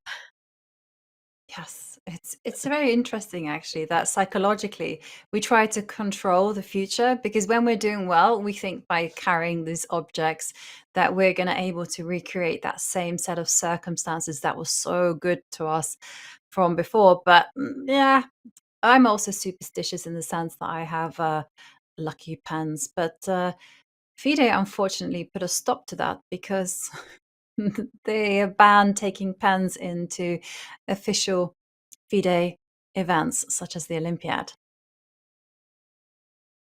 Yes, absolutely. There are certain events where I think a lot of opens as well now. I think it's part of their fair play rules where you can't get them anymore into the tournament hall. So every day you've got your sheet and your pen ready for you. So it's harder to be superstitious about the pen you use. Right now, the position that we've got 2 games in front of us. Clearly, it's getting chilly in Wijk. Gukesh has got his jacket on. And meanwhile, Vincent trying to push in that king and knight endgame. Gukesh, he marches up with the king. Alexei Sarana hasn't placed his rook behind the a-pawn. Yeah, this is the interesting question right now. Has this check driven the black king right where it wants to go? Shall we dive in and take a look at the consequences? Because Gukesh, well, he could be in trouble if he does not play precisely. So rook to a7, the king steps up. Ivanka, Now, because let's have a you're the look. prophet. Yeah? You're the prophet. What are the chances of a repetition here? Well, yes. I'm just quickly making sure that you can't step up with the king. I don't think we're going to see that. I think white really has to go rook to a7 if you want to win. But hang on, let's have a look. What happens if rook check? Let's invest that some time in that one. Okay, so king d5 looks very dangerous to me. Yeah. As the bishop f3 at the very least. King and then the king is so far away from the pawns, right? And you can just start pushing. Yeah. Do you spot something else? No, that's step 5. That's just nice for white. I mean, this pawn just looks unstoppable. With the king away, the rook cut off, the bishop offside. Okay. Well, he hasn't checked, Tanya. I've got good news for you. It's a full-on battle as we see g5 being played. Oof. And Sarana means business. He's like, yeah, I'm just going to promote my pawns. The end. Yeah, Serrano's ambitious about his chances. That's pretty clear from this last move that he's made. He's not going for he's not hinting at any repetition, which he had the option to do in the previous move. And Gukesh has to be careful about his defense. And I agree with our featured chat. Serrano not taking chances with those pawns would be strange. It's also not his style, right? We talk about the youngsters always playing fighting chess. We know that about Alexei Serrano as well. He gets the opportunity. He wants to squeeze that out till the very end. Yeah. Tanya, what is the way to draw this? So it's not entirely clear. I mean, black has one plan of putting the bishop there on b3 and advancing the a pawn, using the a pawn as some kind of distraction to slow down the rook helping the white pawns. And okay, that's actually happened. Gukesh has played bishop b3. Rook a7 makes perfect sense because in rook and pawn endgames, you want your rook behind the pawns. Whether you're attacking or you're defending, you just want them behind your pawns. And then it comes down to this, right? Because we were seeing very similar ideas and positions where once Serrano stops Gukesh's pawn from moving beyond the 4th rank, you want to put your bishop on d3 and start pushing your own pawns. And the big question will be, how is Gukesh going to stop the connected passes? Aha. So Gukesh will do it by putting... Oh, let's say rook a7. Okay, well, actually, the players will answer this question for us. So Bishop d3 on the bishop board. d3. Yep. a4. a4 has to be played apparently by our blue arrow, showing it as the best move.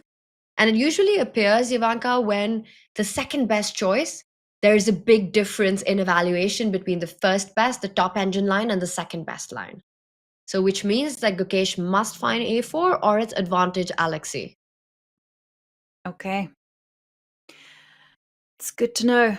But Tanya, like,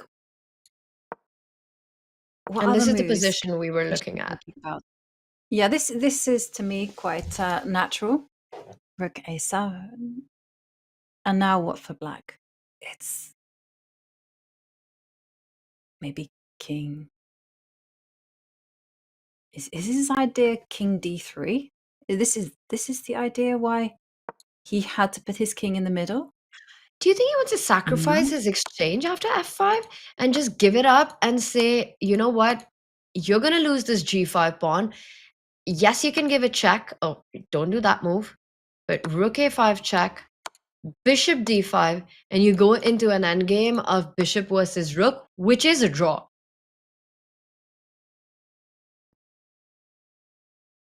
Yes, I think that could be an idea, but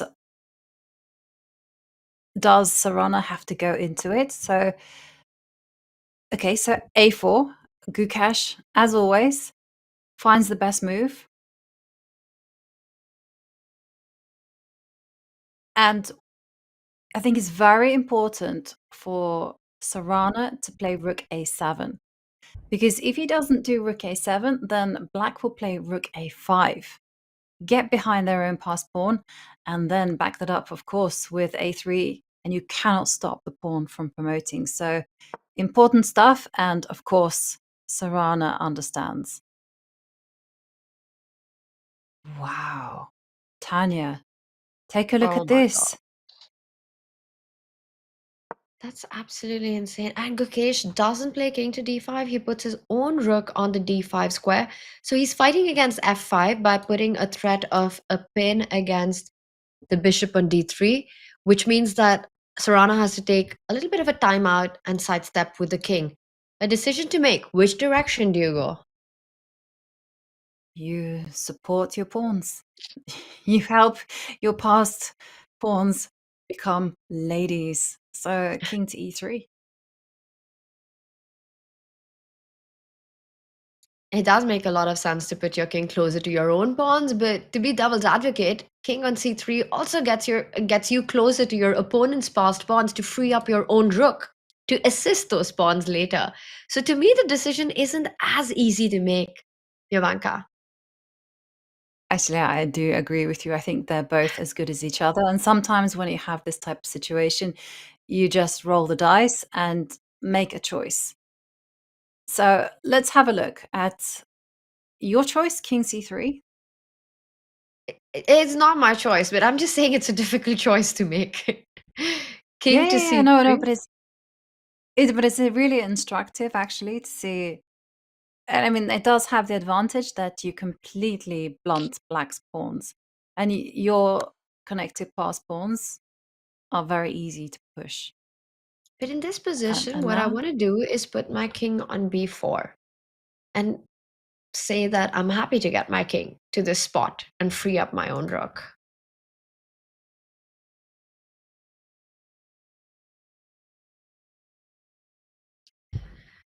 The bar doesn't budge.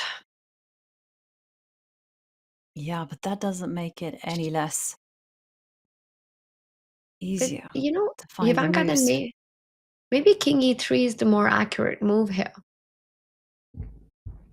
Let's take a look at what happens, because you don't have this annoying check anymore. And white wants to go f5 next, so at least king e3 puts a direct threat on the board. But you know something, Tanya? I'm not using an engine, and on a human level, I'm finding it very difficult to construct a defensive mechanism.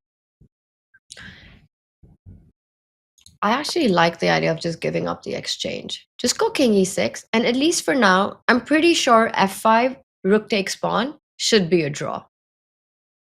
So if not f5, how are you putting the pressure on? Okay, so you can go rook a6. The problem is that this bishop on b3 is out of the way. Is g6 a move? Yeah, we can try. Let's try g6.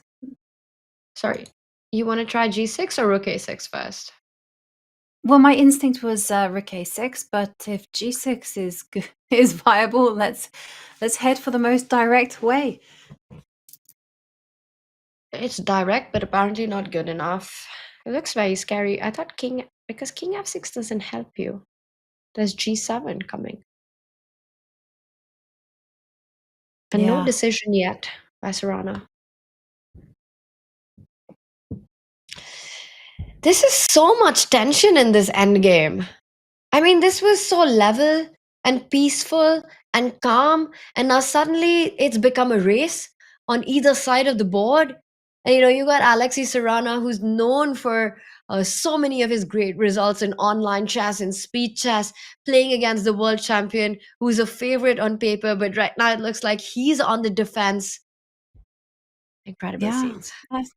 it is absolutely incredible, Tanya, because if we rewind to the moment where Gukesh played g5 and just take stock of that position. Right here. Right here, yeah. So here, Black had been checking the white king. Alexei had made it very clear that he was happy with the draw. There must have been something that Gukesh was unhappy with. I mean, But they already repeated it once, right? This position. And then Gukesh decided to refuse the repetition, to decline the repetition. It was voluntary. He went g5 here, allowing this dynamic that we're seeing being played out right now. yeah. It must have been a big oversight in his calculation. Because if we go to the live board, this is not an easy task at all to hold this one. And I'm just going to play through the moves one more time and get everyone to our live position. And Serrana, for him, it's equally confusing and baffling where to put your king. Yes. Okay, so okay, let's run through this again. King e3 or king c3. I mean, to be fair, both of them looked incredibly dangerous.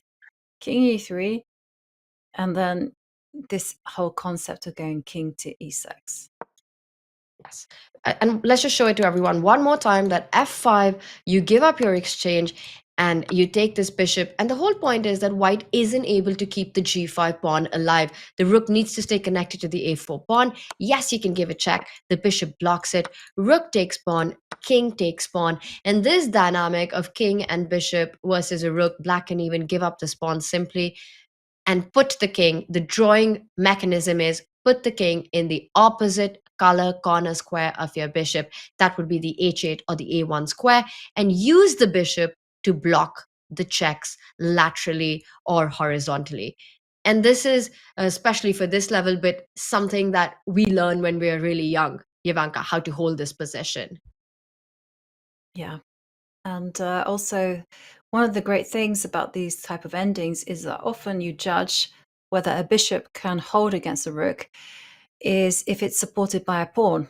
And that gives it an anchoring square. And so often you can just hold firm on that point. This one, going back to the live board, so king e3 is what we're considering. King e6, copying. So as Tanya said, no f5, don't be fooled by that one. And then we had two moves. Rook, what about rook a6? Okay, you're attacking the pawn. Just I don't want to bring my king to defense because then you get your f5 in, right? Uh-huh. And there we see a featured chat. If Gukesh defends this, I predict a new tattoo with rook to d5. Referring to that advert where Gukesh is getting a tattoo with Vishy. Very cool advert. Yeah, he's getting inked and he tells Vishy that, everyone should get the big moments inked, is what he says. But the funny part is, I mean, the whole advert is around the lingo, right? Gen Z lingo and Vishy trying to pick that up. But actually, when the shoot was happening, it was Vishy who knew more of the words, like skibbity, like what was the other thing they say? Drip. Get your drip on or something like that. And Vishy was more aware of it than Gukesh. Gukesh actually went to the producer later on and asked him, what does drip mean? Tanya, I'm going to be honest with you. I don't know what drip means. I'm your generation. I'm your Yeah. generation, Yogi, so I fully feel it, but I could make out that it actually means, and chat will correct me, or chat will tell us, but drip is actually the clothes that you've got on, sort of the drip that you have on. And you know our Like good you're friend James dripping. Canty? Yes, Yes. he's always got he's always talking about his COE drip. That's calculation over everything because it's head to toe. He's covered in COE, and that's just his drip. Ah, okay, I got you. But the skibbity thing, that I don't get that at all.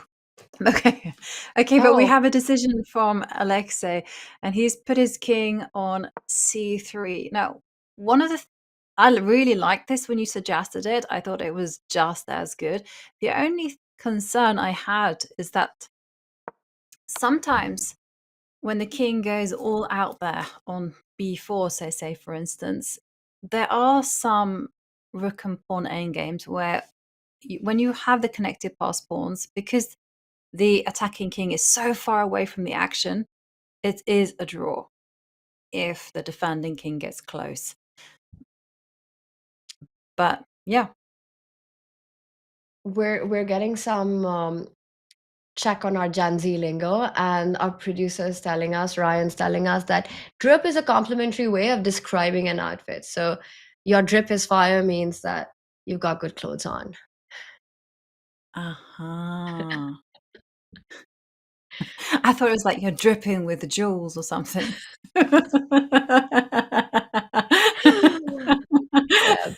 Yeah, I'd be dripping in sweat if someone used a drip with me. I wouldn't understand any of it.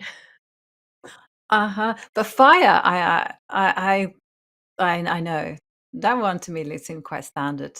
It's fire. And normally you see it a lot on social media and they go, yeah, fire. And you're like, oh, I want a bit of that. But talking about fire, well, the position is actually really increasing in tension here I for wanna talk both more players. about drip. I want to talk more about Okay. drip right now. Yovi, who do you think has the best drip in the chess world? Canty. Yeah, James, and I also think Levon. His shots are always so cool. Yeah. They're colourful, aren't they? As someone who obviously Oh, Ali Reza. Yeah, Ali Reza. Oh, Ali Ali Reza Reza, and yeah. Ali Reza. yeah. He's the drip He's champion. He's definitely got his drip is fire. Well done. I'm so not down with this, you know. On the rare occasion that I stream, I always get kind of baffled by the lingo as well. They send me all these icons and I'm like, and they put these abbreviations and I'm like, I don't know. And I feel like a granny. Gucci Reza, yes, for a reason. Yeah, absolutely. Okay. Tanya, well, this position is fire, and I'm completely not using that in the way it should be used. But anyway, I feel that this is exactly how you should use it. So the king steps up, right? It has to partake in the action. And you suggested like going over to the left.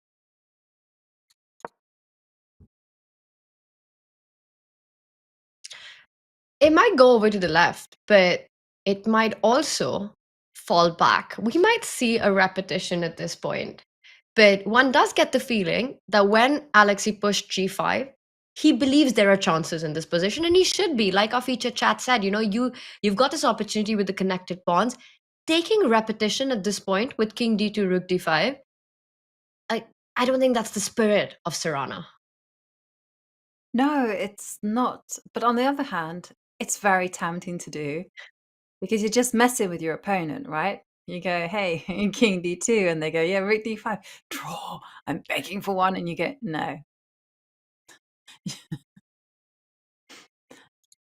You got to enjoy those kind of moments. He's thinking, and what's the clock situation? Well, both players under 30 minutes. Yeah. Is that Fedosev in the background? Who's watching over? I can't see properly. Is that It him? looks like Fedosev, but He's waiting. He's waiting for Serrana for dinner. I could be wrong. Not got the best eyesight, and I love how our producer is zooming in to make sure. Thanks for the help. And as we go closer, I think it's Still not Fedosiev. advised. I'm not sure it is. I don't think that's Fedosiev, Tanya. I don't But think so. we're going to give you a random shout out. Congratulations. You made it on our stream. All right, we did our best, and turns out it's not Fedosiev. False alarm there. Fedosiev is probably busy having his dinner already. Serrano, meanwhile, once again, he can't decide where to put his king. And it's really fascinating, right, Ivanka, that even for the best players, the top grandmasters in the world, these decisions, which seemingly should be, simple and kind of hand moves, they really are not. They force you to think.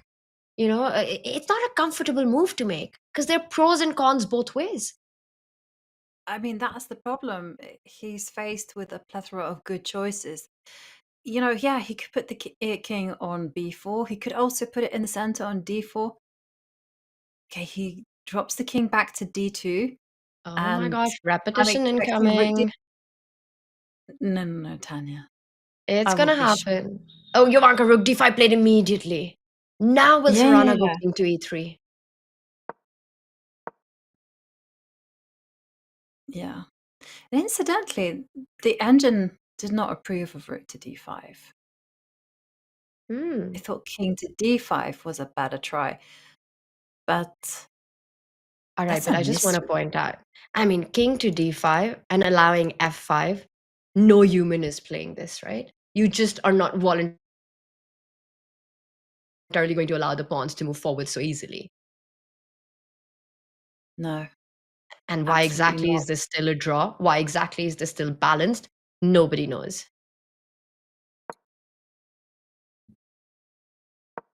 Yeah. Rook to d5. King e3. As the blue arrow is pointing out, that is the way to go.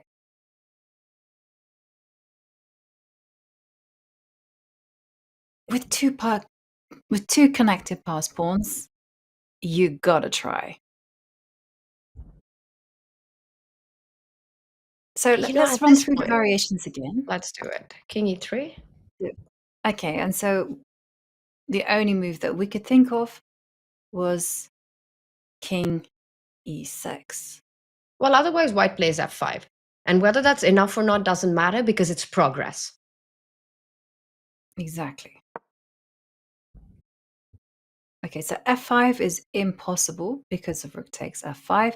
And then there was this rook a6 business. How was that working out? So the plan was just basically to decoy the king so that you can get an f5. All right, if I'm not moving my king away to defend that pawn, I can't push it because it's pinned. If I go rook d6, you get f5 check-in.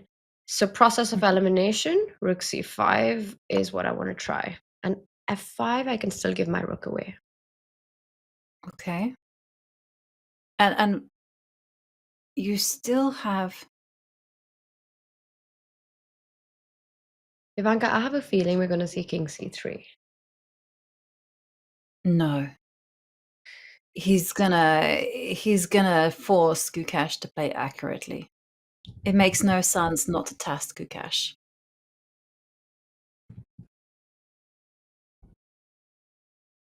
Although I will eat my words. If we see king c3, I will be like, okay, I was wrong. I admit that. So rook c5, sorry, I just got a little distracted from, we discussed what drip was and I was wondering what skibbity was, but let's not go there because it could be a rabbit hole. So rook c5, how are you continuing the pressure? Bishop to e4.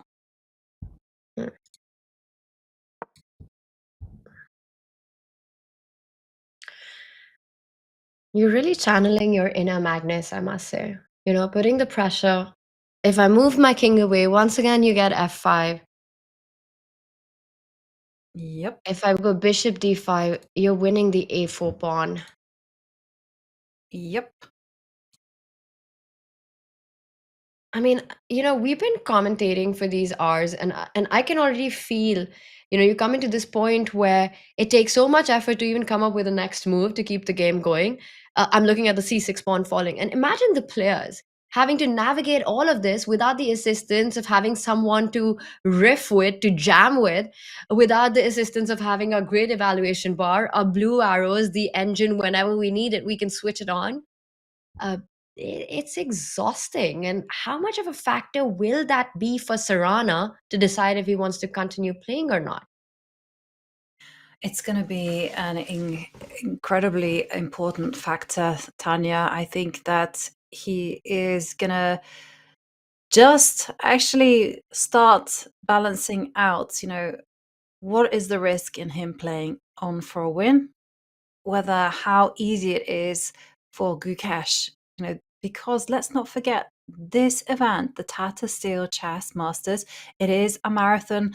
It's a grueling event, and you have to think about conserving your energy. Well, we are going to go on to a short break, and when we return, we will find out what decision the Serrana made. Did he go for the repetition of King C3? Will he choose to play on and test Gukesh? Well, when we come back, we are going to dive into the all-important in-game. So see you then.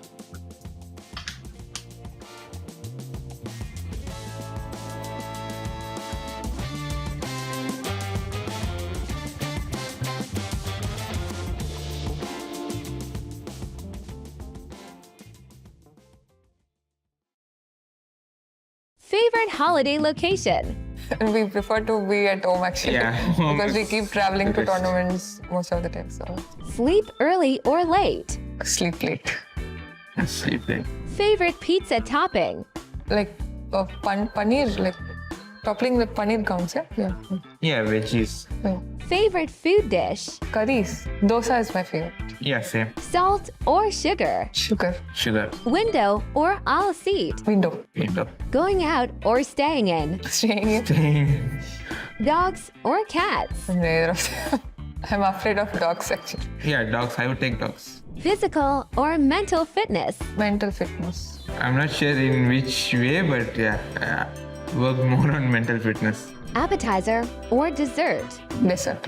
Appetizer. Test matches or T20? T20. Recently, I was following a test match, so I'll go with test match. Favorite place you traveled to? Greece is one of my favorite.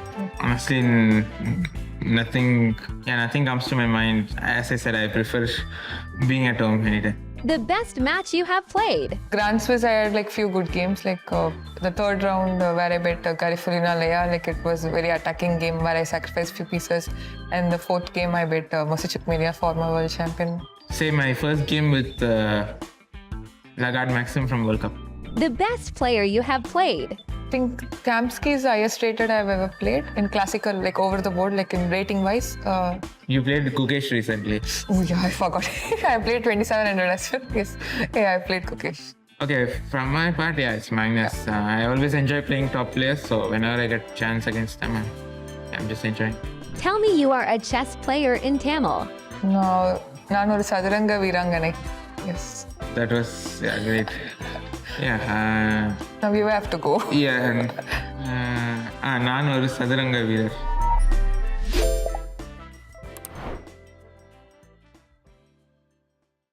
Looking for new ways to enjoy chess? Check out our schedule of chess.com community events today.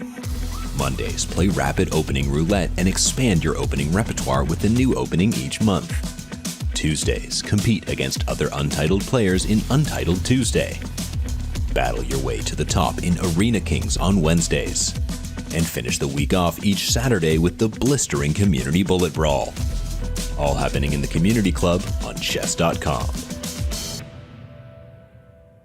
What if I told you I became a grandmaster by solving the same exact chess exercises over and over again? Yes, it sounds a little crazy. After all, if each chess game is different, why repeat something you've seen before? Shouldn't you practice calculating in unique positions every time? Well, that's true. But there's also a way to train your brain to streamline its calculations. And that's the woodpecker method. My friend Hans Tikkanen invented the woodpecker method in 2010 when he was training to become a grandmaster. 7 weeks after he finished using his method, he earned all 3 of his GM noms to earn his title. Seeing his success, I had to try it for myself. And a couple of years later, I became a grandmaster too. As word spread, others tried it too, with excellent results. Okay, so what is the woodpecker method? The first step is to take any large amount of chess puzzles and solve as many as you can in 4 weeks. In my books and chessable courses on the woodpecker method, there are about 1,000. You don't need to do that many, especially if you are a beginner, but I recommend solving at least a few hundred.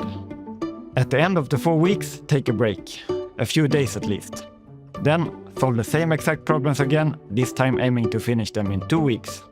You might remember the solutions from before, that's okay, but try to solve them like you're seeing them for the first time. After you finish the second cycle, try solving them in 1 week, and then a few days, and then try solving all of them in a single day. It's not easy work, trust me. I didn't think I was going to make it the first time I tried it, but the results were remarkable. It's because much of chess is pattern recognition. Rather than calculating every single move in a position, your brain looks for ideas and patterns it has seen before first, and they help you calculate faster and more accurately. So by doing the woodpecker method, you're building intuition, helping your brain become more efficient in calculation. And that's the woodpecker method in a nutshell.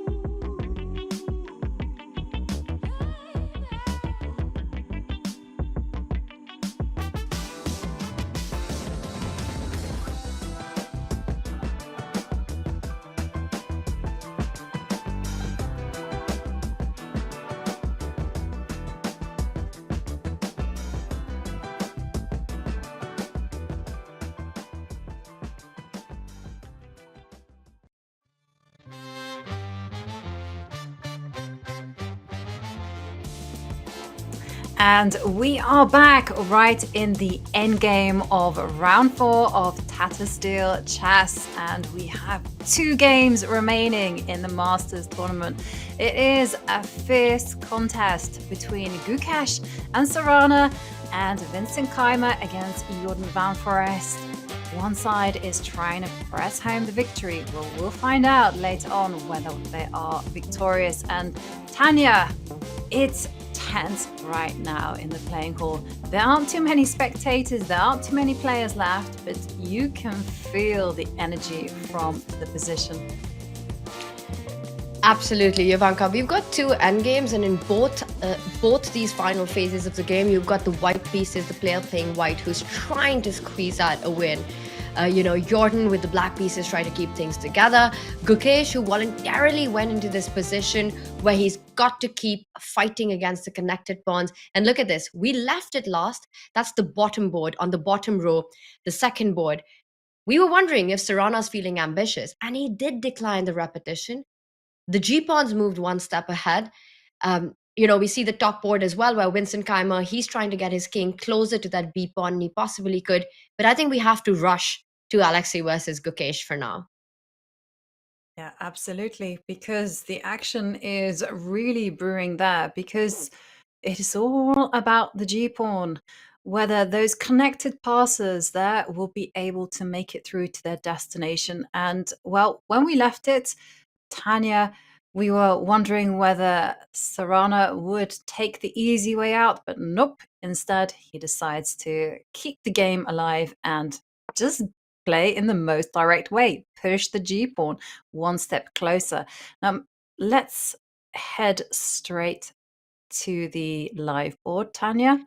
Yeah, just really Because quickly, for things those who are up. joining us right now, Ivanka, let's remind them that had Serrano gone with his king the other side, it would have been a repetition. The game would have most likely ended in a draw, but he keeps the fight on.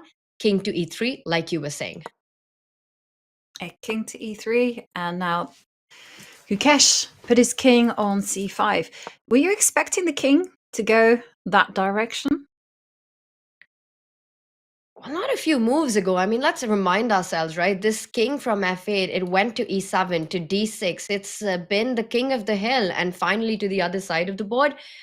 I don't think I was expecting this, because usually you want your king closer to those passed pawns to be able to sometimes sacrifice your bishop for both of the pawns. But Gukesh, he's showing some incredible understanding, because it's clearly the path, the right way to go. You know, we see the game still maintain its balance right now. King b6 looks optically extremely dangerous, far away from these passed pawns, but he's creating pressure on the white rook. It doesn't have too many squares. He's trying to deflect Gukesh's rook away so that his own a pawn can start marching up the board, creating a distraction. You can go rook to a8, but I believe Gukesh will keep pursuing that rook with king b7. Yeah, and in the meantime, we have a check. King steps back to b7, and now f5 played. And we have to put our calculation hat on. So there is a capture on f5, and we see the computer is indicating the rook to e5 is the best move. But can we look at rook takes f5? Before that, can I just show a really fascinating line? I thought this was a blunder, because rook takes bishop comes with a check, and white goes on to lose that rook on a6. But look at what happens. You take the rook, king takes rook. Notice where the king is placed, and it's a race where both sides queen at the same time, Ivanka. And because black's king has been provoked to the a6 square, once you get the queen in, queen to a8 check with a huge skewer, winning the queen, winning the game. That is such a cool variation. Rook takes bishop, not possible. Okay. But now we have another position where, okay, you can't still go rook takes bishop, but what about rook takes pawn? Can we capture that way? Let's try it out. And rook, I'm just trying to get the moves going. So rook takes pawn. Again, your idea is clear that you want to deflect the bishop from the defense of the rook. Bishop takes rook, king takes rook, and that should at least be good enough. In fact, if anything, black's the one that's pushing. But I see our evaluation bar says this is a massive blunder. And Ivanka, the only other move that comes to mind is to counter sacrifice with rook takes pawn. If you give a check, white can step up with the king and attack the rook. And the point is that after bishop takes rook, black is not going to be in time to keep everything defended. Yes, you get control of the file, but white has a simple plan. King d4, king e5, bishop e6, and march up the board. Black's king is too far away to defend against this pawn. Yeah. Get this king to e7, and you stop that bishop e6 idea. But with the king on b7, white is extremely quick and dashes to victory. Yeah, and one of the things about bishop endgames, when a bishop is fighting against a passed pawn, it needs two long diagonals. So here, Tanya, just if you could just pull up that position, I wanted just to show that the bishop on b3 has this one long diagonal. That's fine. It covers the g8 square, but the only other diagonal it has to protect against a pawn advancing to g8 is the h7 square. And you can see it's a very small diagonal. So that means that it's very easy for white just to first drive off the bishop from this long diagonal, and then the king will come over and chase the bishop away from h7. So the bishop needs two long diagonals. As Gen Z would say, bishop needs two long diagonals, no cap. Do you know that one? Okay. No.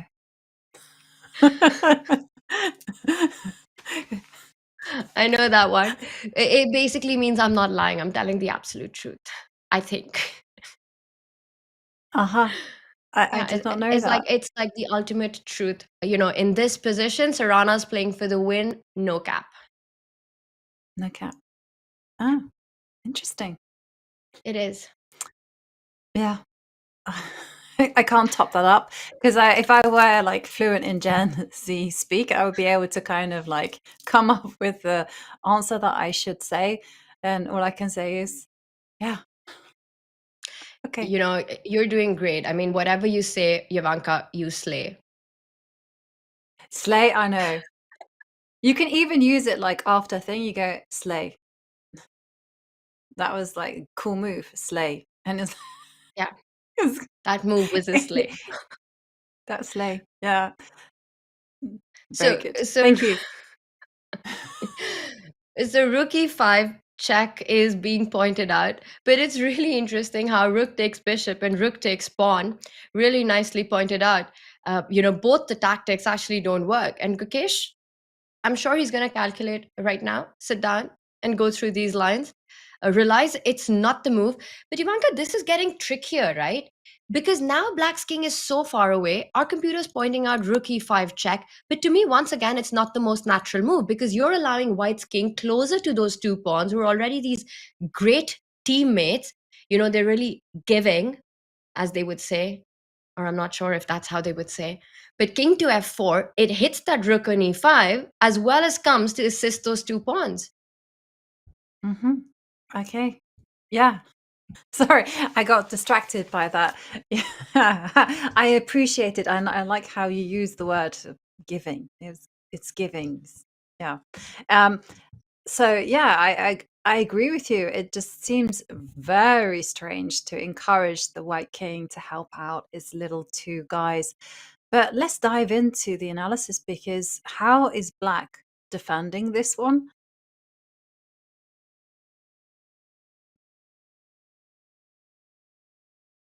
The rook comes down after the check.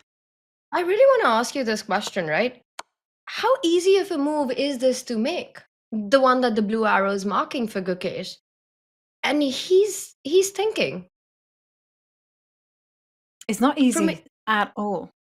From a human perspective, I find it extremely hard to play rook e5 check, just inviting the White King forward. You know what I would be doing if I were Black? I would not be playing rook e5. I would be playing rook to d6 because I would be trying to stop the march of the f pawn.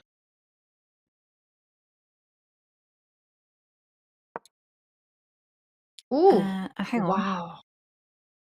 And that would be a mistake, right? Close to a losing mistake, Yavanka. I mean, and again, rook d6 just looks like such a natural move. You know, it's a good move. It keeps everything under control. What? But is it because of G7? Okay, I'm gonna take a peek. No? Oh my goodness. No, it can't be G7. You're not gonna Go believe on, what's tell the top me. move. You know what? Let's ask chat. As the players think this is a tough moment for Gukesh. White to play. There's a crazy trick in the position. It's not the only way to win. Okay, this is beautiful stuff. Sometimes, you know, our silicon friend, it's just absolutely stunning. Is it bishop b5? Tanya, you're keeping me in suspense. I'm not sure what's wrong with bishop b5, but I do like the move. Maybe I'm not sure what's wrong with bishop b5. We will check into it, but some of our chat has got it. So I'm gonna play it out. Yavanka, rook takes pawn, you sacrifice a whole rook. And that's the winning move here. You Bishop takes deflect the rook. bishop. And now bishop c4, you take away this diagonal from the bishop. You're threatening to go g7 next. No matter what Black plays, that's your move. If you go rook to d7, you can advance the f pawn. You could also plant your bishop on f7 and then go g7 next. A move like bishop b5 doesn't help. You simply trade, and these two pawns are stronger than the Black rook. How Now insane is that? That is sick, Tanya. Did I use that correctly? You did. Was it the wrong That one was generation? well done. Probably. That was well done. I see what you did there. That is so good. Hang on, rook takes pawn. Blimey. Okay, so that means Gukesh has to be incredibly careful in this position because rook d6 is a move that feels like you keep everything defended, right? You're stopping the pawns from moving forward. Yes, you can go g7, but oh my god. Rook takes bishop. Rook takes Exactly. bishop and your Now pawns it are works. just stymied. Yeah. Unbelievable. And white's placed the pawns on the wrong square, and the tactic works this time. That's a bit terrifying. Yep. It is. So let's have a look at rook e5, like the computer-esque way of playing, King you know, f4. actively. Yeah. King f4, and now is the idea to go rook to d5 and So you just keep chasing the rook.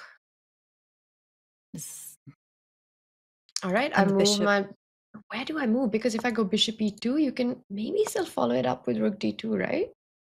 Yeah. Oh, that's unfortunate. You're playing a game of chase the bishop.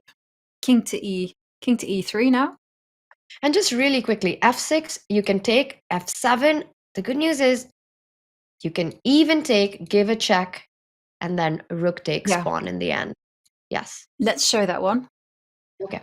Because it's So if very you go beautiful. f6, rook takes bishop, f7.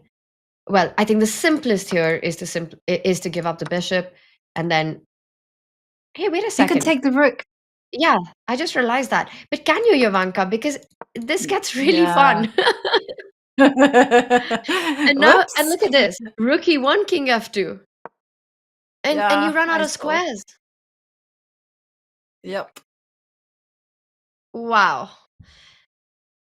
Chess is beautiful. Chess is stunning. So rook e5, king f4, rook d5, bishop e2, rook d2. So we saw the line that after f7, you'll eventually give a check and take that pawn back. What happens if you come back with the king? Because I'm just saying I've got an extra tempo now. But wait one second. Can we also, what about that, the whole incredible line where you went rook takes a4? Because When? until you guys mentioned it, that was never on my radar. So Yeah, instead of rook king takes to pawn. e3, e3? rook takes a4. Yeah, just rook takes a4. But I take with the bishop now? It feels a And bit. now So you want to go bishop bishop c4. d4? Now the rook is better placed, right? Oh, No, there's just rook rook d4 comes- check. Yeah. You take the bishop. So you don't have bishop to Okay. c4. Also, I was thinking, even if you don't have the check, the rook is so much more active to defend the pawns, right? But rook d4, of course, is just an immediate repetition. Yep. Oh, by the way, he does find rook e5. Gukesh has played the move. Impressive. This is impressive stuff. Yeah, it just goes to show when his back is up against the wall, he finds the moves that matter. And yeah, rook e5, very much needed. The whole plan is just to drive the king away from the protection of the bishop so that the rook can then attack the bishop, considering that it's defending. Rook on a6. Yeah, it's okay. So what happens? So let's work our way. You know, Jovanka, traditionally, it's just thought that the younger generation, perhaps the weaker part of their game is endgames. It's sort of, it feels that maybe that's where you can catch them, get the queens off the board, avoid the complications, the tactics, and try to take it into an endgame and outplay them. And I feel to some level that even seems to work. But when we talk about the top level of chess, right, it's incredible to see that how at such a young age, the players have learned so much about an endgame.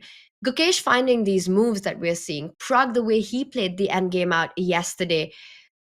I was also thinking about Gukesh's battle with Wehi during the Budapest Chess Olympiad, where, it was this insane knight endgame. And how Gukesh converted that. it's really something to watch and see that, it's not only those complicated tactical battles, that middle game grind, that outplaying when it comes to tactics, but also the understanding of what it takes, how much patience you require, how sharp your calculation needs to be at this point as well, to be able to make these accurate moves time and time again. Yeah, absolutely. And I think it's primarily because of those calculation skills that are ingrained in our juniors right from the word go that help them so much in endgames, because endgames is basically about calculation.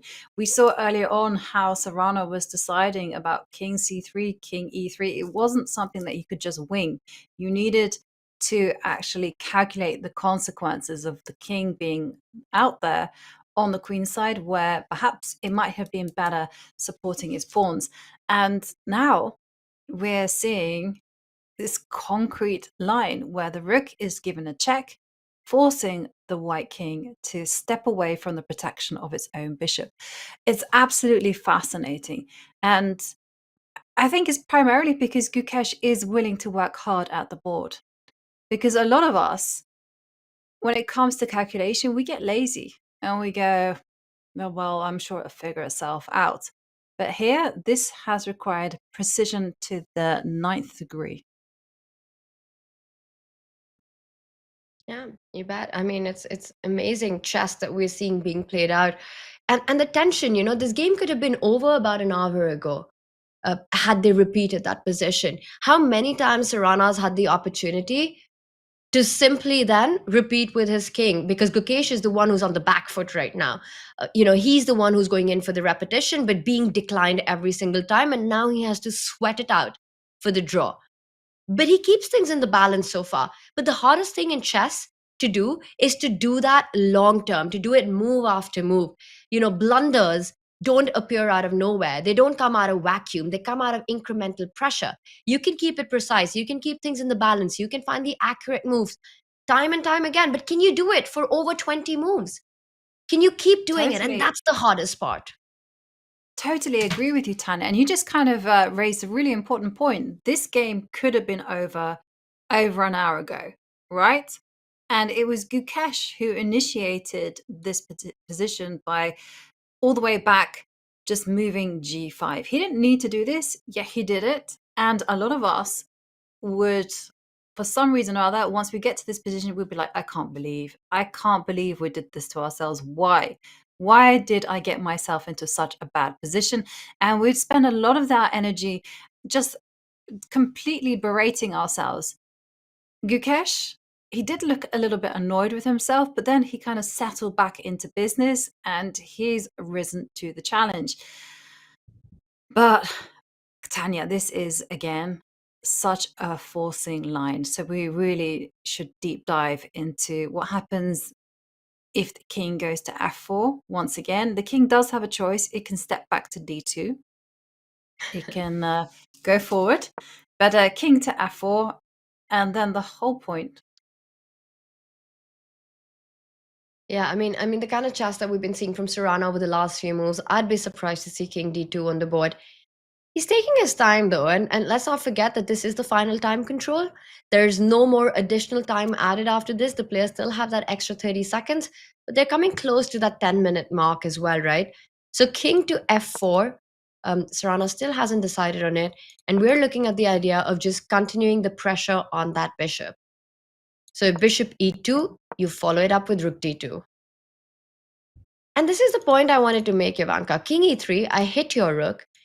If you go back rook d5, can I go f6? Whoa. Well,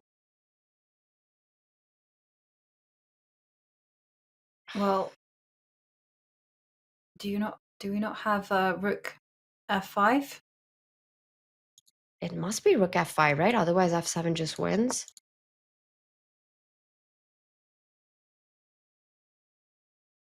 f7? And then there's rook. I think there's also rook takes a4. No, there isn't. f7, and then you go bishop takes f7. Oh, and we might get it like this. We get like this. Wow. And then we we'll buckle up, strap ourselves down because we'll be here for another 50 moves, Tanya. But yeah, okay, but still, I'm super impressed by Rook E5 with its deep, deep purpose. Tanya, I'm also casting my eyes on the game between Vincent Keimer and Jordan van Foreest. And can we just take a peek into that one? Because I see that Vincent is down to 3 minutes and 42 seconds on the clock. And Vincent has been trying to grind out an advantage in a knight and pawn endgame. And those are incredibly complex endgames. And we have it, Vincent. You know, he looks a lot more confident, head and hands. Jordan van Foreest, he's been on the defense for so many moves. And once again, a knight and pawn endgames are very similar in dynamics and complications to king and pawn endgames. The ideas, the principles are pretty much the same. Whose king is more active, who's able to get the opponent into zugzwang positions, get the activity against the pawns. And for black, there are quite a few problems, right? White's king super close, always watch out for it stepping on to b6 to attack b7. Also, the f4 pawn is a big weakness in the position. The black knight needs to make sure that it can either defend it or stop the white knight from getting to that pawn from the d3 square. Yes, g5 is weak, but who's attacking it? The answer is no one. It's a far way off for black to get to. So Vincent, under 4 minutes, but definitely something to play for. There's pressure in the position, even if it's in the balance right now. Balanced positions do not mean that it's a draw. No, it actually feels like in some variations we are off to the races, because you can see a scenario where the white king does win the b7 pawn, but the black knight will just pick up the f3 pawn and then make a dash back to the queen side just to give itself up. So yeah, like you get a situation like this where the knight comes to say, okay, we're seeing some moves. Well, no, this is just me analyzing, but I think we've got moves as well. So knight b3 was played, in fact, so we might be seeing this line, Jovanka, being played out. And okay, it looks like we will be seeing that. And the idea that I wanted to drive home was that the knight can come to d2, and white might do the same, put the knight on d3. But you can't defend the pawn on f4, so you just capture on f3. And yeah, you can just, let's say, for instance. And what we're going to see here is that once the king steps up, King e5. is that the black knight... You want to step up to e5? Yeah, I think I want to step up as... I know that there's allowing knight takes g6, but I don't think it matters too much, because the whole point I'm trying to say is that the knight will capture on g5 and then keep an eye on the b pawn, whereas the king will munch on the g pawn, and we'll get a position where king and knight against king is not going to be a win.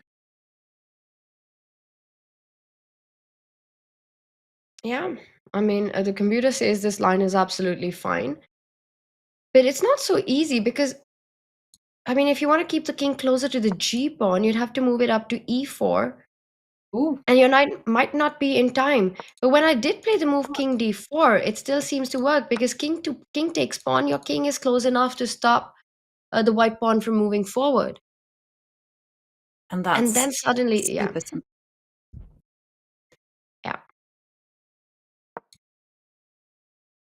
So knight d4 was played. We've got some moves. And hitting that pawn on f3, and it's white to play. And if white takes the pawn on b7? Right now. Let's do it that immediately. way. Yeah. So king takes pawn. It's got to be knight takes pawn. And run. Run with b5. I can go knight to d3. But knight d3 gets us the same position, right? Knight d3, let's say I go king d5, sorry. And if you take on f4, I've got king c4. Do we have b5? Yes, you do. And am I going to be back in time? So, okay, let's try it. Let's get greedy. This is crazy. So king, I don't think you want to move to c6, allowing a check. No, king c7. Why is this still a draw? I mean, you're queening faster. Okay, let's Maybe move our knight somewhere. It's kind of not easy to find a square. maybe the f pawn will simply get to f2. Yeah, it's some kind of a This study is so position. good. Yeah, Yes. where this is insane. This is just too much. This is never going to happen, chat. But just to show you how complex things are, the knight is constantly threatening the pawn to promote. The king will defend the pawn. No good checks for the white queen, and it's still in balance. Down a queen for now. Wow. Just king e3. Keep the king close to your best friend. The knight and the pawn, both. Two best friends in this case. You know, we might see this line, Tanya. He's gone king takes pawn. Exactly. He's gone for that variation. And Jordan, to get that counterplay, will have to take the pawn on f3.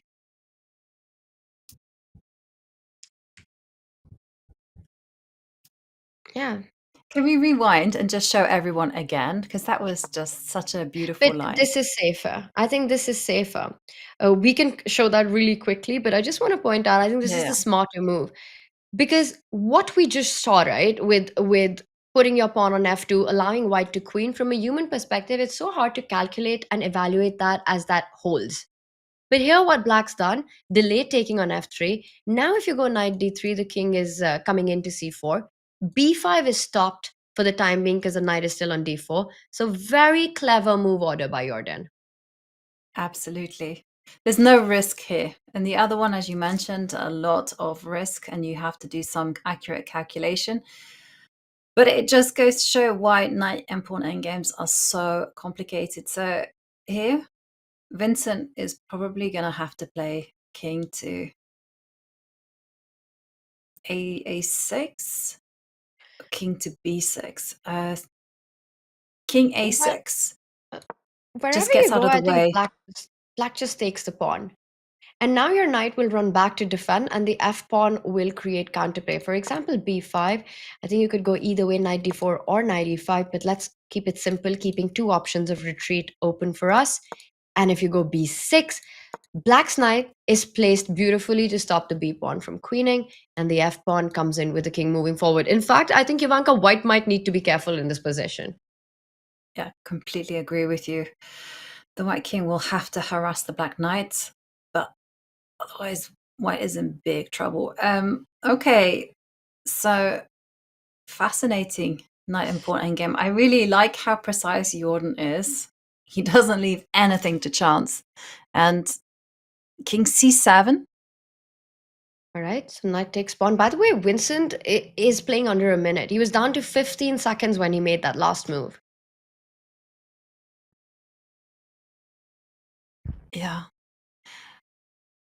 And Tanya, I'm torn because things are getting really interesting as well in the Gukesh game. Let's head over. Let's head over to the Gukesh board. Let me bring that up for us. Oh, wow. So the f pawn did move up the board. Gukesh just another, gets awarded another exclamation mark. And exclam means it's a good move. Ivanka, we left it last after rook e5 check. He did move the king up, Alexei Sarana. And after rook d5, the idea, in fact, we saw Gukesh not repeating with rook e5, falls back with the rook, and now slides over to laterally stop the pawns from moving. If f7, he plans on giving up the bishop, and then is confident about holding this. True. But if we just rewind one move earlier, yeah, he played rook to d8. And here, this is a little bit surprising to me that he rushed with f6. Because you really want to be advancing as a team. The problem is that white's rook is so tied down, right? You want to advance as a team, but you don't have enough team members in the party. The bishop needs to defend the rook. The computer does point out, get the king to assist, but it still doesn't really change the evaluation of the position. King e4, and black can continue keeping the position as is, apparently, with... Again, you never take on d3 because of the line that we saw. Rook takes bishop, king takes rook, and white queens, black queens at the same time. In the end, there's a check on a8, picking up that queen and winning the game. But king e4, as long as you keep that idea on the board, make a move like rook d5, where g7 then is met by rook d3, you keep the balance. Yeah. And talking about balance, Tanya, whilst we're waiting for white to make a move, it is completely balanced in the game between Vincent Keimer and Jordan van Foreest. We should head there because that is going to finish in a draw anytime soon. Oh, wow. Yeah, it was a mass liquidation, and there we have a result. It was a draw between the pair. Suddenly, all the pawns disappeared. And there we see what a lengthy duel it was between these two. But maybe we can do an action replay and see how the position fizzled out. And I'm going to start with this position as we see both players analyzing. I think Jordan was put under tremendous pressure in this match throughout the game. It was Vincent who had the piece activity, and look at that. That's got to be relief for Jordan. It's a good feeling, Jovanka, when you're on the back foot, on the defense, and you manage to hold the position. As the players continue to discuss the complications, we'll quickly go through the moves. King takes pawn, and Jordan impressed us with bringing his king to the center, not rushing to take the f3 pawn, but keeping the b pawn under control, because that is the big pawn. After king c7, eventually knight takes pawn, and we saw white's knight come into play. Yes, you could have gone b5, but the point is that now black is in time to come back with the knight to d4, give a check, and start pushing his own pawn. The king and the knight will defend. You could also take a pawn on g5 and then come back with a check and plant your knight on c5. That's the golden square. So after b6, you give a check, and wherever the king goes, knight c5 stops the advance of the b pawn. After knight takes pawn, instead, white went with the knight to d3, so doesn't rush with b5. It gets you nowhere, and Jordan's king steps in. The b pawns are off the board. Black king keeps everything under control. Notice this very fun position on the king side, a traffic jam on the g file. King d7 was played, draw was offered, and it was accepted. Black will go on to sacrifice the knight for the pawn, and you will not have enough material. You can do that with just knight h3, knight f2, many different ways to make that happen. Absolutely. It was interesting actually to see the players there as they finished. Jordan looked tired and shattered, whereas Vincent, he's used to playing these long marathons. He looked very fresh. But okay, we have 6 games down, 1 remaining, and it is between Alexei Sarana and Gukesh. And we just saw rook to f8. There still hasn't been a move from Sarana. He doesn't really want to be advancing the f-pawn, because then bishop takes pawn will quickly occur, and we will get a theoretically drawn rook and bishop versus rook endgame.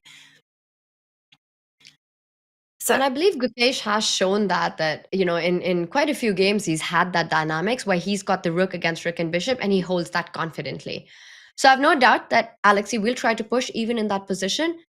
Also, Jovanka, I don't see an option because f6 is hanging here. g7 doesn't really get you anywhere. Rook takes pawn.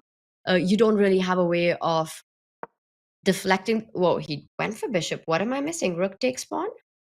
Does he just want to take rook into a4? Yes, he wants to take rook a to a4. So the craftiness continues, Tanya. Rook takes f6 is going to be met by rook takes a4. And actually, when we see the white rook stuck there on a6 with the king on b7, if we can rewind quite a few moves back, we can actually see that this rook check that Caruana made. You can see why it was inaccurate, but okay. It was around about here where he should just gone rook a8, and there would have Yes. been none of this funny business with the king coming. Life makes sense backwards. In retrospect, he gave Gukesh an extra tempo to come closer to the king to start chasing the white rook. And we saw that being played out in the position as is. Rook takes pawn, and in fact, the rook did capture the a4 pawn. And now you can just run after the g7 pawn.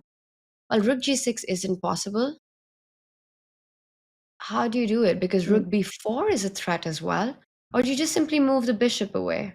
I think you move the bishop away. Don't put it on a bad square, but you can move the bishop away, and the bishop just will sacrifice itself for the pawn on g7, and we get rook and bishop versus rook. So for instance, just to highlight my point, so you put the bishop on d5. I think that's a great square, by the way. Done. And rook g4, let's say. You want to go g8. You could stop it from happening as well with the move bishop g8, by the way. You don't give it away so easily. Yeah, maybe actually instead of bishop to d5, I was thinking perhaps that's imprecise, because if you go bishop d5, there is rook to d4. And then you're forced to go into that position. He goes bishop g8 to start with, so he's not allowing it. Probably here you could still go bishop g8 and end up in that rook versus rook and bishop. One way or the other, big chance we might get that, or maybe not, Jovanka, because now you could just simply trade, and I get the feeling that this has to be holdable, because black's got this pawn, c5. So the winning idea is to get your king in time to start chasing the bishop. But are you going to be in time here? Okay, let's see. King to e5. So let's go king e5, king c6, bishop f5, Bishop or check. Maybe check. I will check. Um, But instead of king c6, could you just immediately push the pawn? c4. But then you go bishop e4, bishop d5, and win this pawn, right? Although it's still fine. I thought No, that... because I'm thinking c3. c3. And you'll be bishop and queen versus queen. How do we feel about that? I don't know. That's a non-standard endgame. I somehow suspect it might be easier, or maybe more difficult. Who queens first? Yeah, I low-key feel that we're going to be here for another 2 hours. Well, Alexei doesn't have so much time, so we'll see how long he can keep the game going. This is one of the things that I really appreciated when sportsmen say this. Is sports meant to be difficult? Chess is not easy. You are meant to push yourself to the limit. And that's exactly what these two players are doing. Rook f4. And we see Gukesh now. He's in calculation mode. It's so tempting to liquidate, right? To give up that rook. You know you're never going to have to defend the rook versus rook and bishop, but you need to make sure that you're holding that endgame. Because maybe there'll be a moment that you need to be precise. For example, this line we were looking at. Okay, let's not allow the check. Let's go king b6, bishop to e4. Let's make moves. I would love to go c4, but let's make another normal move. Bishop d5, bishop h7. And now what needs to be calculated, Ivanka, is that is white in time to drive the black bishop away? And perhaps with the counterplay of the c pawn, it's not going to be easy. I think black is just in time. I think so too. Black is in time. And when we see it like this, we can also appreciate... Yeah, and the rooks have come on, Tanya.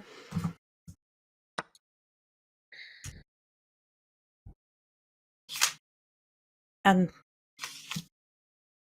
now the counterplay must begin. And did you see that? A very quick c5 there from Gukesh. Yeah, you have to create that deflection. You have to make sure that your pawn is advanced far enough that white will not have the time to dislodge the bishop from that small diagonal that you had pointed out earlier too. Yeah. Yeah, if that c pawn were not there, the position would be a win for white. But because the pawn is there, then the whole transference of the king over to h6 is just going to take too much time, and the c pawn is just going to run forward. Okay, well, Tanya, after all those twists, turns, roller coaster of emotions, it's kept us entertained every move. It is looking like it's going to almost certainly be a draw. So, Ivanka, would you say that it's been a lit day of chess? It has been lit. I agree. It was slay. I mean, we've had 3 decisive games. We had that incredible game by Hari Krishna against Max Varmadam. That was just fire. Double knight sacrifice. I know it was preparation at some point, but it was just amazing. Then we had Pragg. He's a cool customer. He was in boss mode against Mendonça.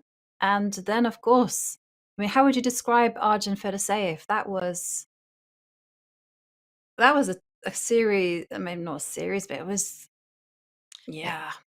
It was just a Unlucky, right? reminder of how brutal chess is. You know, you play this brilliant game, you make these incredible moves, you do everything right, and then one slip, one moment is all it takes for it to come to nothing. It reminds me of Anish's loss to Gukesh in round 1, where you're so close to kind of creating your own masterpiece. Instead, you create a game that's going to haunt you for a long, long time.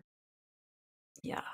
And here we see the players just following Only the move, path by that the we way. analyzed. Ivanka, Really? only move. Yes. Everything else loses for black. This is the final moment here. Gukesh has to play Oh. c4. Okay. And can we show what happens if he doesn't play c4? If he doesn't, you're not in time. Bishop to d5. Really, he's about to play and he makes it. He finds it. And he would not have been in time otherwise if king b6, bishop d5, bishop h7, and white is super fast. Your pawn isn't advancing quickly enough to distract the white bishop. But Gukesh, he crosses the final question, c4 on the board. And I think now he knows what he's doing, and Alexei Sarana knows this is about to end in a draw. Absolutely. And it was so important that the pawn crossed the c4 square, and there we see the bishop coming. And now it's going to be queen and bishop versus queen c3. Bishop h7 would have been a big blunder. You don't want to give that away. Once again, this was the only way to move forward. Sacrifice that bishop. And then white's king will be out in the open. Lots of checks. Either white will lose the bishop or trade queens. And Ivanka, I think in a few moves, this one will fizzle out into a draw. And there you go. We have the handshake, a draw. Wow. What a game. A lot of adventure in this game. It looked like it was going to be an easy draw for both players, but in the end, it got complicated. There were adventures to be had. There were twists and turns. It wasn't a perfect game by any means, but boy, did the players display that fighting spirit. Oh, there you see the players analyzing. And like you said, Tanya, life is perfect when it can be seen backwards. It's so heartwarming to see the players just analyzing after that epic game. It really is, because clearly 7 hours of chess is not enough for these two players who've had this mammoth battle on the board. You know, starting with a balanced position, but just keeping the game going. And look at Sarana. You know, they're discussing all the possibilities that they've had and perhaps a feeling of a missed opportunity as well. Gukesh going into this complication where he allowed Alexei the chance to go ahead with those two connected pawns, and then the need of the hour for Gukesh to be precise.